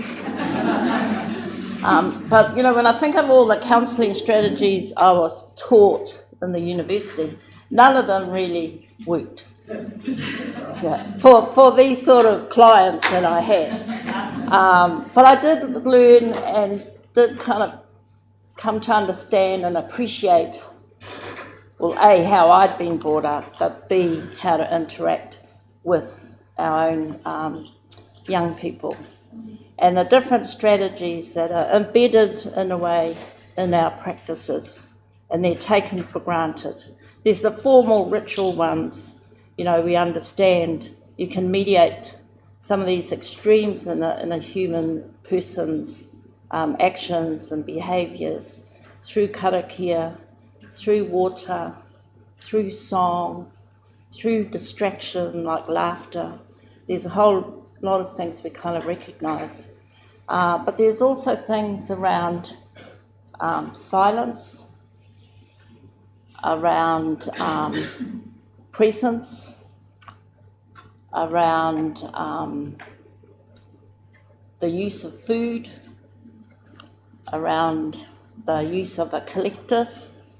When do you bring in the group as opposed to when do you work with an individual, around support systems, and those sort of ideas that I think generally are common strategies in the healing space, but are not necessarily intertwined into Māori understandings of behaviours, feelings, actions, and experiences, what an individual might be experiencing. But just a couple of stories, because they've stuck in my mind because I learnt something from them. So, you know, young Māori girl swears at a because she has just breached this rule, she's been disrespected. I felt like telling her to F off myself.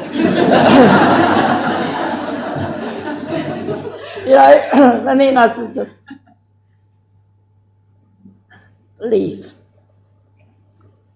You know, she wasn't used to being told to leave, but also I didn't tell her to leave, I just went. She left. So here's the student, her face stuck at the wall. Here's me thinking, what the hell? Okay, Roger's theory of counselling is not going to help here. There's no way I can establish empathy with her back. I'll just do what my grandmother did and I'll ignore her. Which I did. I did some work. I went, I made a cup of tea, made 2 cups of tea, brought them back. I had a cup of tea, I put one on the table, and she's still stuck at the wall, and I said, oh, when you're ready, I made us a cup of tea, and we'll go for a walk. Nothing, still like this. So I rattled my cup and carried on, and I talked to her. Another young woman came in and, you know, distracted me. And then when I turned around, she was having the cup of tea. And then I said, let's go for a walk. So I went for a walk, didn't talk about anything about her behaviour. And then at the end I said, oh, you ready to go back to class?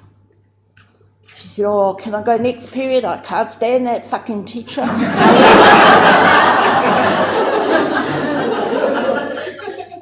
So I said, yeah, you can go to class, but, you know, tomorrow we're going to have to resolve this. You're going to have to think about what to do. Well, you need to think about it. Come back and see me, you know. So she went to the next class. Next day she came in and she said, do I have to? You know, I said, you know, do I have to go back to class? I said, well, for the greater things you want to do in your life, it's probably a good idea, but what did you actually do you think, that, you know, created this context? And she said straight away, oh, I swore at her. I said, yeah, but no, before the swearing. Tell me the story that happened before the words came out of your mouth. So then there's this whole biography of what led up and the events and things. And it seemed to me, in the source of that, you know, most of the issues that caused that outburst. But what I learnt about that is how much self-control she actually had. Because for her to swear, the teacher had pretty much assaulted her, in other words, touched her body, insulted her, called her thick, demeaned her in front of others by demoralising her. So this whole stripping down of a person. So this teacher did that, and it wasn't until the young woman swore the teacher said she'd had no control. You know, and when I talked to the teacher afterwards, I said, you're lucky that that girl didn't actually punch you in the face, because she could have and didn't. You're lucky she only swore at you, because I can think of a lot of other people who would have laid you out.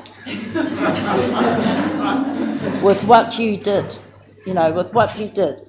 You stripped her down, you broke her down, you did all these things to her. You didn't just offend her by calling her out on a behaviour. You went right into her inner being and you ripped it out and you flashed it in front of everybody else. And she said, oh, you just been Maoris. So it was kind of interesting interaction, and that's why I've never forgotten. And never forgotten this young woman either, because what I learned from that actually is in many of those situations, when Māori express what looks like the emotion, it's come after a long lead-in of a whole lot of other things in which that's the outburst. That's the physical outburst. But that's not even the expression of that's not the expression of the emotion. That's not the emotion, the swearing. Right? The emotion is much kind of deeper and it's much more complicated. And I think it is related to things such as somebody's, if someone's mana is completely diminished, can they actually speak back? Do they have a voice as an individual? I mean, that's a question. What's the role of the collective when that happens to an individual? Then what is the role of the collective, in this case of a class, when I know, because I had to go and talk to them, they felt demeaned by the student being demeaned. But they had been socialised to say nothing, because to say nothing is for them to get into trouble. All right, so then there's this kind of sanctioning of the action by particular people that then allows this to proceed. So, that's just one example, I think, of A, in the healing space, but B, in our understanding of emotions, how I just think we have to go way back into, what is it about being us that makes us significant? And what is it that happens to us that demeans our significance? Because I think that's not just an individual experience. It's the interplay of the collective and the individual.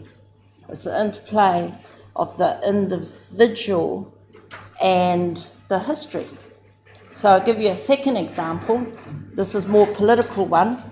And this was, so I was a negotiator for my various hapu, 7 hapu in Ngāti Porou, for the Ngāti Porou treaty settlement.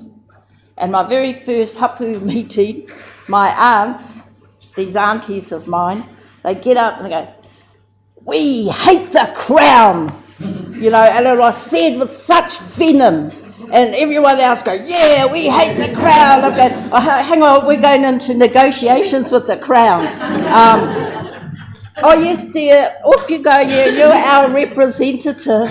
I said, "Well, what am I going to tell them?" "We hate them."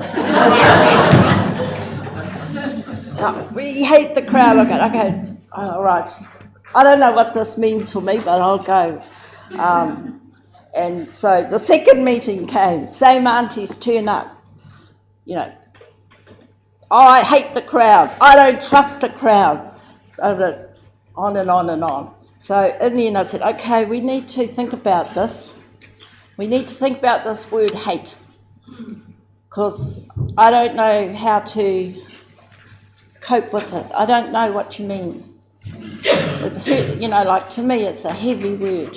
You hate this idea of a crown, which is kind of an abstract notion to me, but you hate it. So can we just have a talk about hate?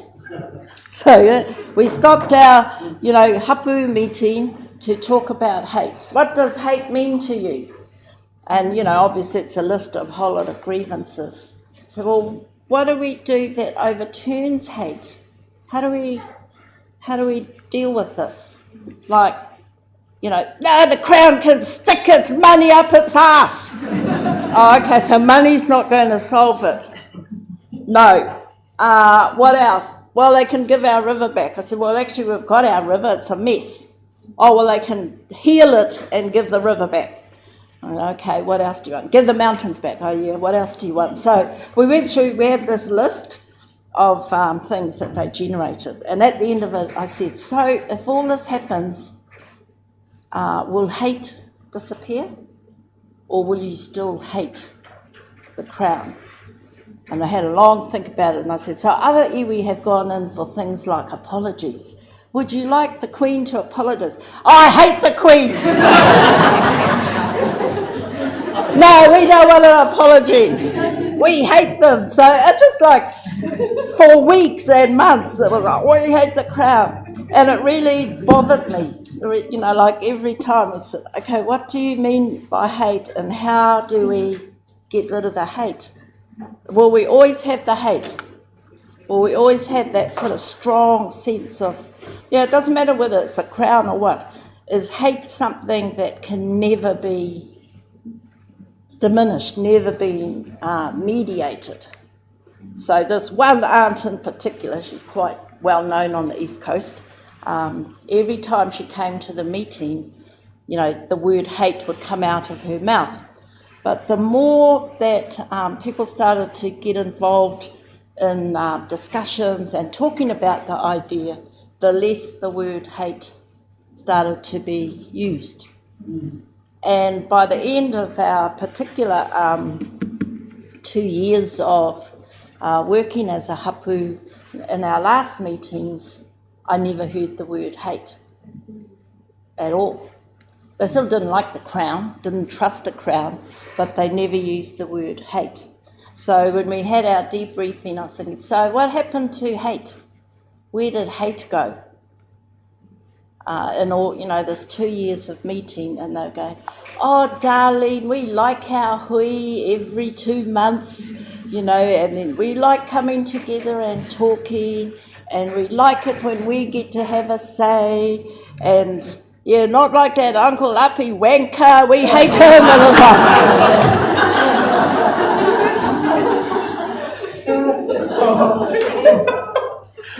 like, so, okay, let's keep on our kaupapa of love. Let's, do the love thing, not the hate thing.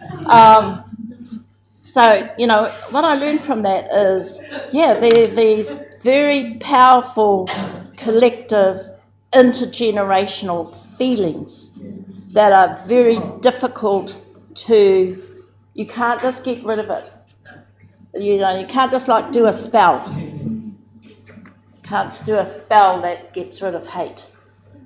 It has to be this very long process, and it has to be replaced with something else, or a whole lot of things actually that start to restore a kind of concept of a collective, a concept of everyone having a say.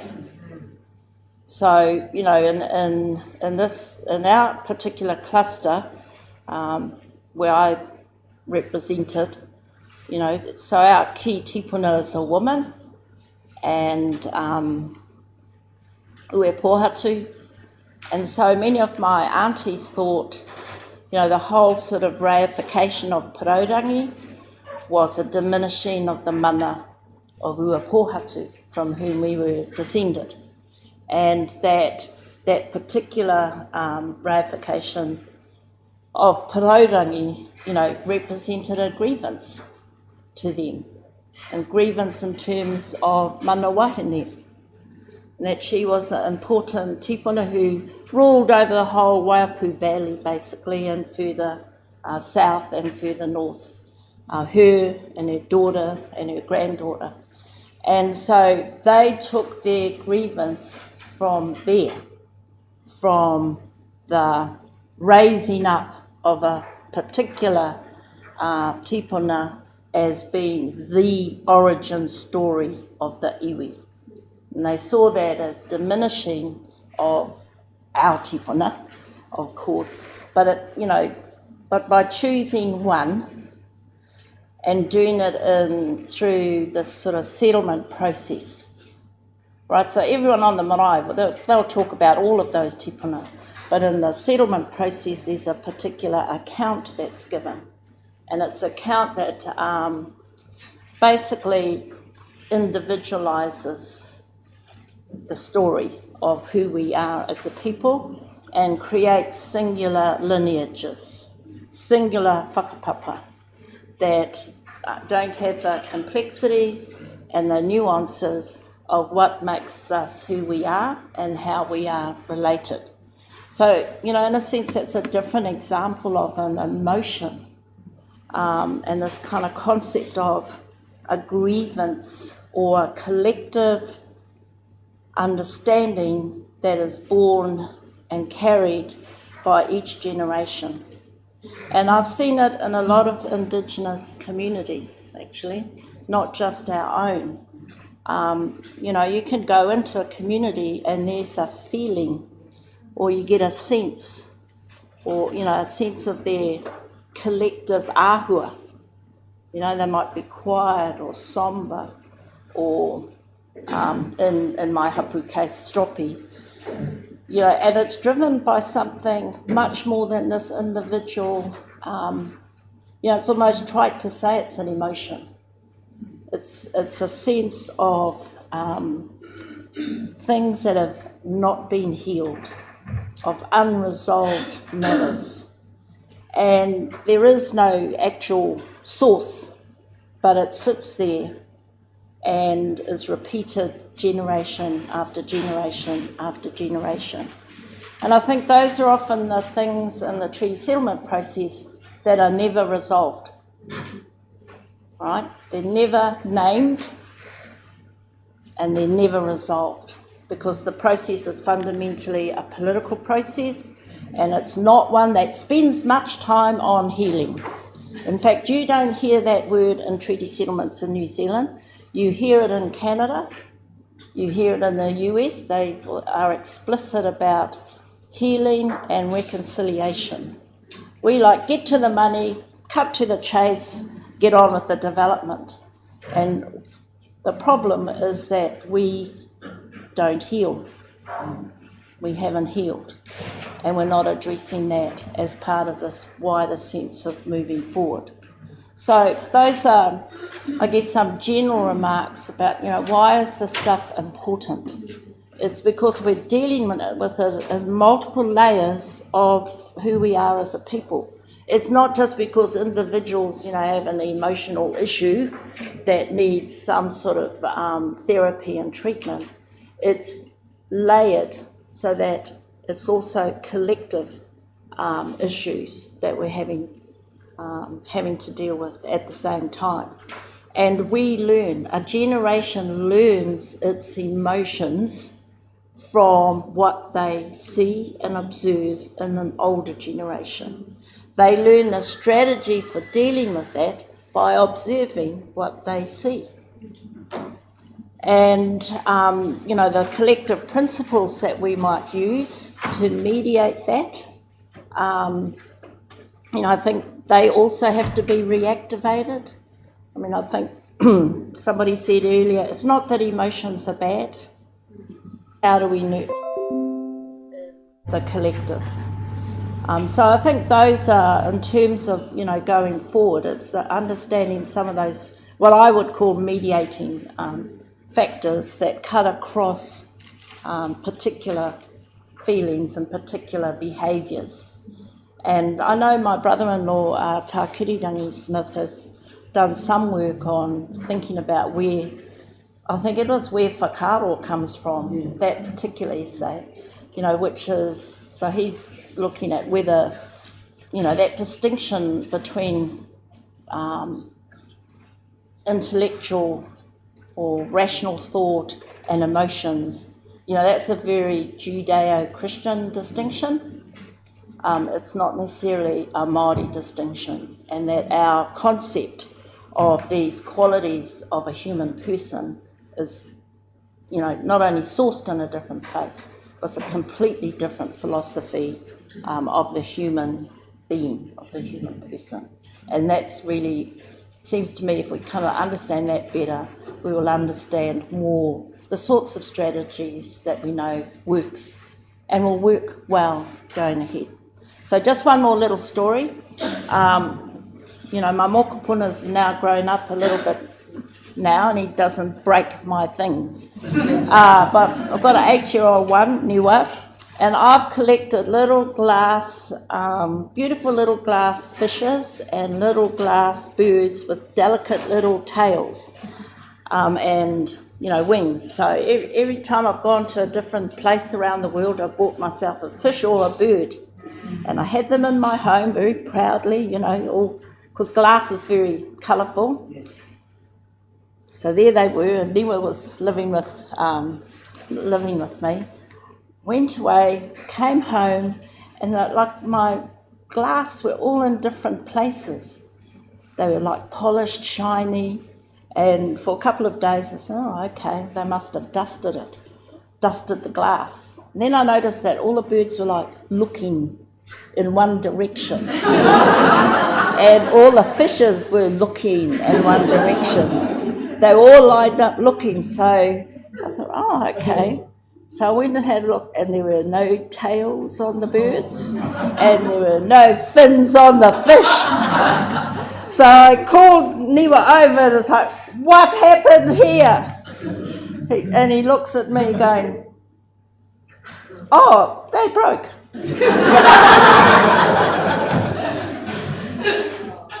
I said, well, what are you going to say?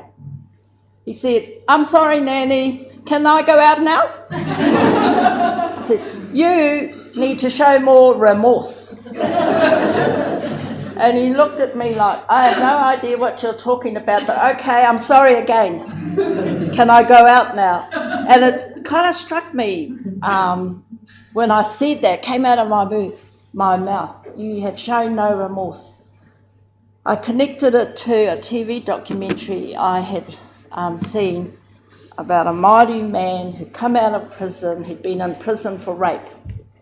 And they'd done a documentary on him, and the person who interviewed him turned to the camera and said, after all this time, he's shown no remorse. And I remember looking at him thinking, everything in his body that I see on TV, he is demonstrating remorse. What more does he need to do? He said sorry about 10 times. He said he's changed his life. He said, he regrets this. He's explained what happened to him. What more does a Māori guy who's been in prison have to do to show remorse? And it's kind of a project sitting in my memory that I'd love to do in terms of, what is it in the criminal justice system do we need to do in terms of not just demonstrating remorse, because I think they are demonstrating remorse, but it's creating our understanding where that different expression of what remorse looks like. All right, so he did things like he looked down, right, when she was talking to him about what happened. He looked down. She interpreted that as not having remorse. I interpreted it as deeply remorseful. It's intuitive. He just wouldn't face her. His answers to the questions. She wanted a direct answer. She said, she'd say like, it's this finger in your face stuff. Are you sorry? And he was silent. All right, so she's interpreted that as being not remorseful. Whereas I would interpret that as a number of things, like fuck off would be one, like my student. No response is actually strategic. But it also is, there is no answer. So, to me, that this little interaction that came out of my mokopuna destroying all my glassware sort of made me aware of this sort of deeper sort of way we interpret how these emotions are expressed or not expressed and how they are then interpreted. So I just leave those thoughts with you. It sounds like those of you who've been here the whole time have been fortunate enough to be able to think about a range of different ideas, and that I guess what we're hoping, and Leonie in particular, because we're trying to work this up really as a project, is a greater sort of sense of how we can develop these ideas, and really, instead of just drawing lots of Māori models and frameworks of things, kind of how do we really transform healing practices for our people by drawing on a deeper sense of who our people are as humans, as women, as men, as children.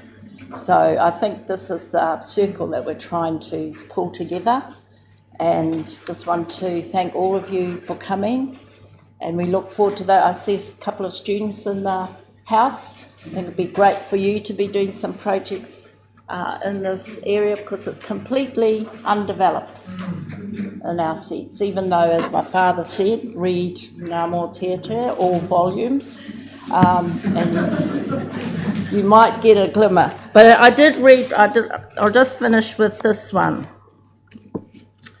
And I'm going to read it to you in English, because it was the English I was kind of looking for.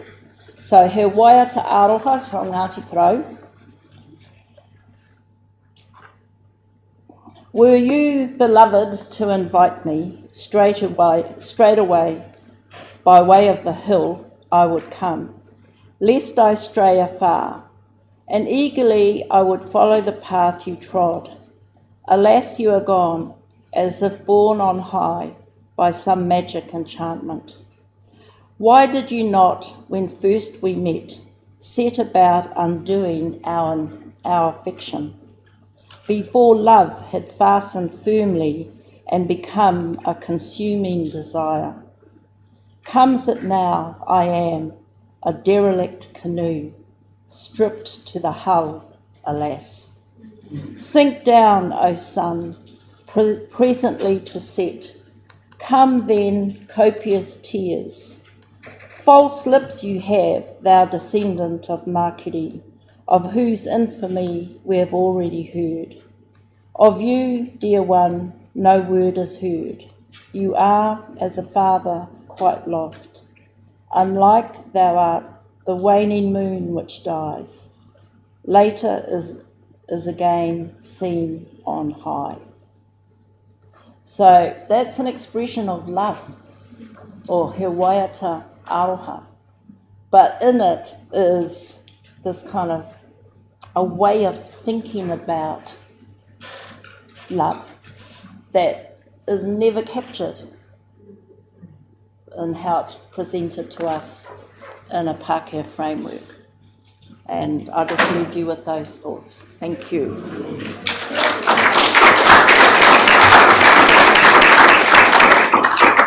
Tēnā koe, te mārei kore Linda, kua rangatira mātou i a koe, i o kupu, nō reira kanui te mihi ki a koe. You did an amazing job, by the way, of reflecting on our symposium and tying everything together for not being here for most of the symposium. Nō reira, ka nui te mihi ki a koe. As always, we know when we ask Linda to close a hui that it'll always go out with a bang, and it did. You always live up to our expectations. Nō reira, ka nui te mihi ki a koe. There were, a lot of powerful messages in the stories that you shared. And I think what, you've also touched on something that probably everyone in this hui has felt, that ko te timatanga noiho tēnei, he kaupapa nui tēnei hei whera mā tātou. So this is something that we really need to investigate more for some of the reasons that you talked about in your korero. Nō reira, ka nui anga te mihi ki a koe.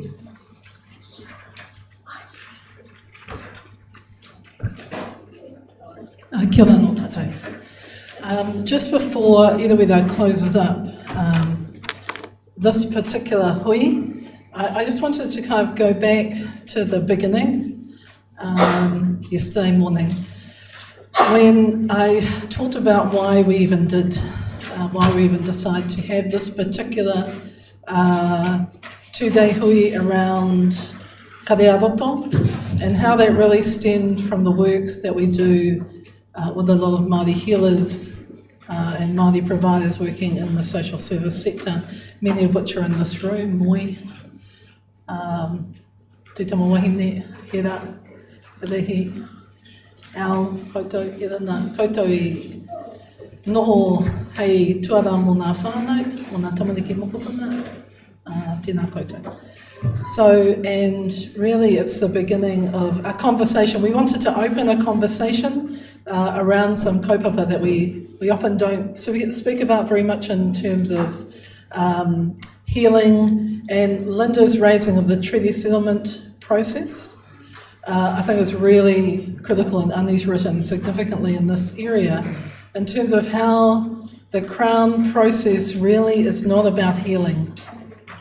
It's about something else, because it's not even about justice, because injustice is healing. And kind of coming off the back of some of the work that we've been doing in Waitara around the Peka Peka block, and understanding the trauma that is deeply embedded in many of our communities, and how the Crown process does not enable a resolution or a social justice or a healing of that trauma.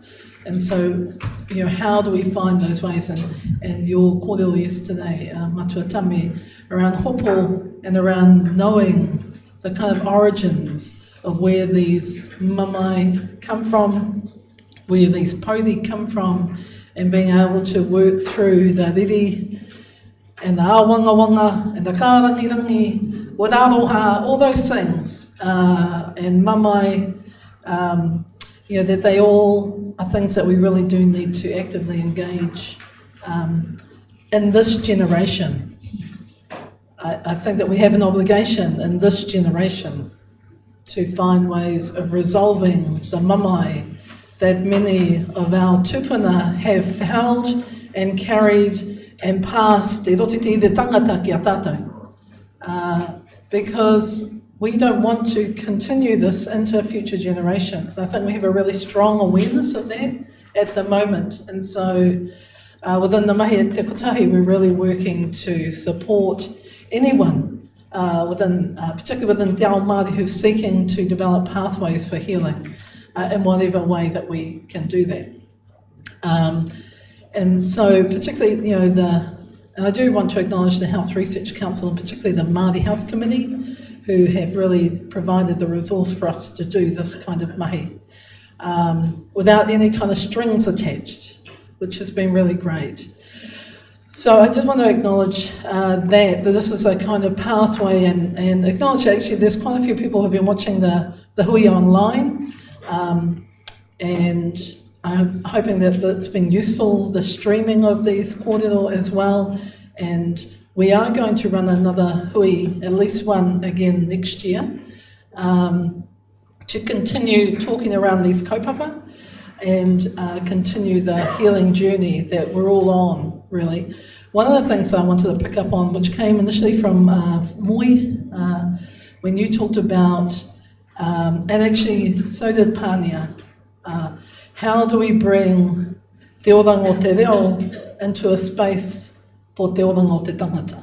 So how do we bring reo exponents and the te reo Māori revitalisation alongside and more deeply embedded in the social service work and the well-being and the healing of our people more generally? How do we bring these closer together so that our people in the healing benefit from the amazing work that's been done in te reo Māori? And I think, you know, these kind of hui really show that. When we look at, we know that these Kare-ā-roto are not separate from each other. We know that, and I thought that Te Kāhotu, when he talked about the various whare, within the whare mamai, there's also Aroha, there's also Pouri, that they all sit inside these whare. And so how do we bring these together? Whare reo Māori, whare oranga tangata, whare oranga reo, whare oranga tangata together, because as Moi really clearly stated, inside te reo Māori he rongoa. You know, it's right here, it's right as a part of us. And the Whakama, when Anu talked about Whakama and the movement of Whakama as a way of transforming a reality, and for Ngāti Raukawa, who really are just, you're an extremely amazing, tauira for many iwi. And so I want to really acknowledge Ngāti Raukawa, I want to acknowledge you, Ani, for always supporting our kaupapa, and all of the speakers who came. You are constantly supportive of these kaupapa that we hold, which often just come out of a line that goes generally from me to our team. I've got an idea. And so, and they're not ideas that are new, they're often ideas that other people are having. I just happen to have this amazing team that I can say it to and we can do something about it.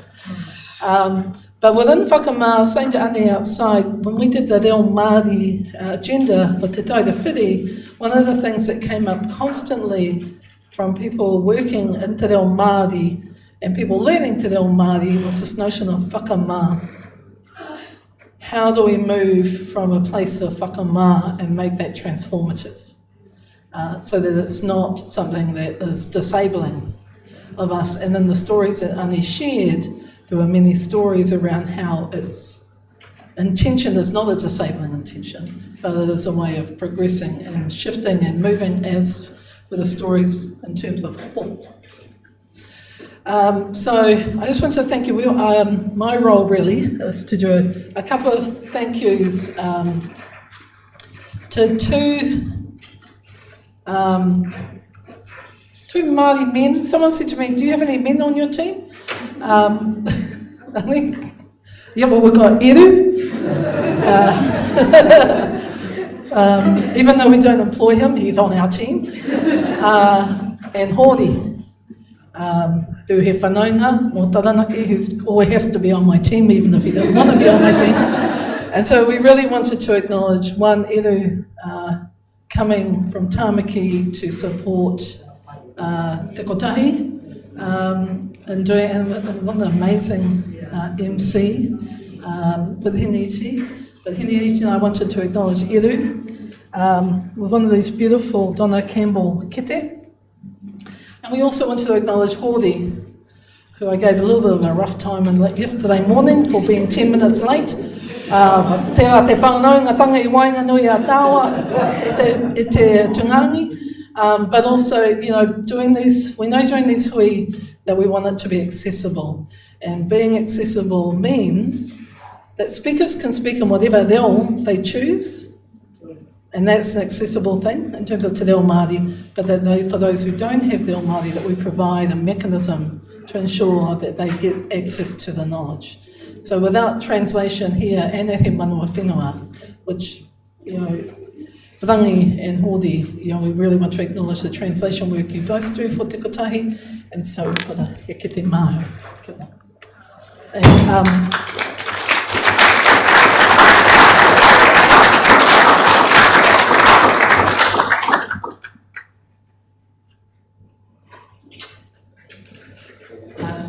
Kia ora tātou.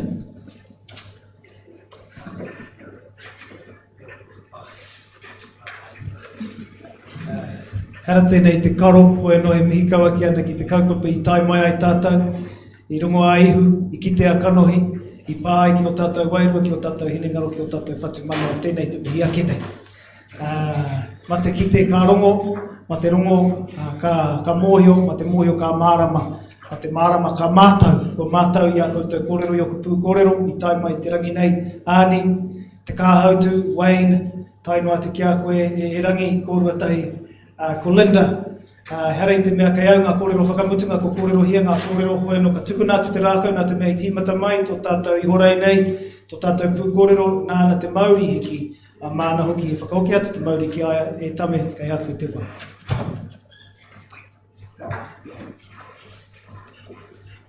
Bueno,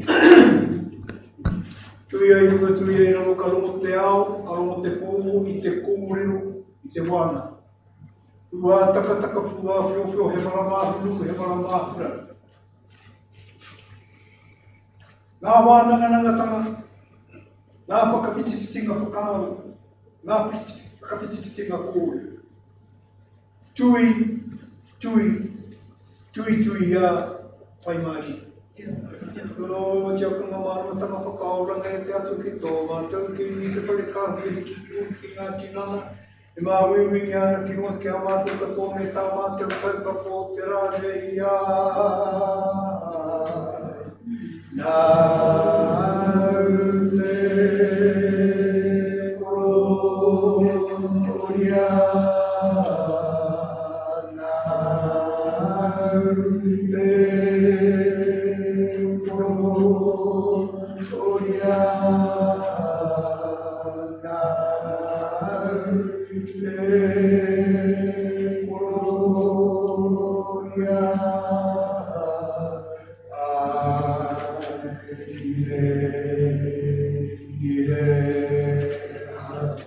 Vai mais, e olha tá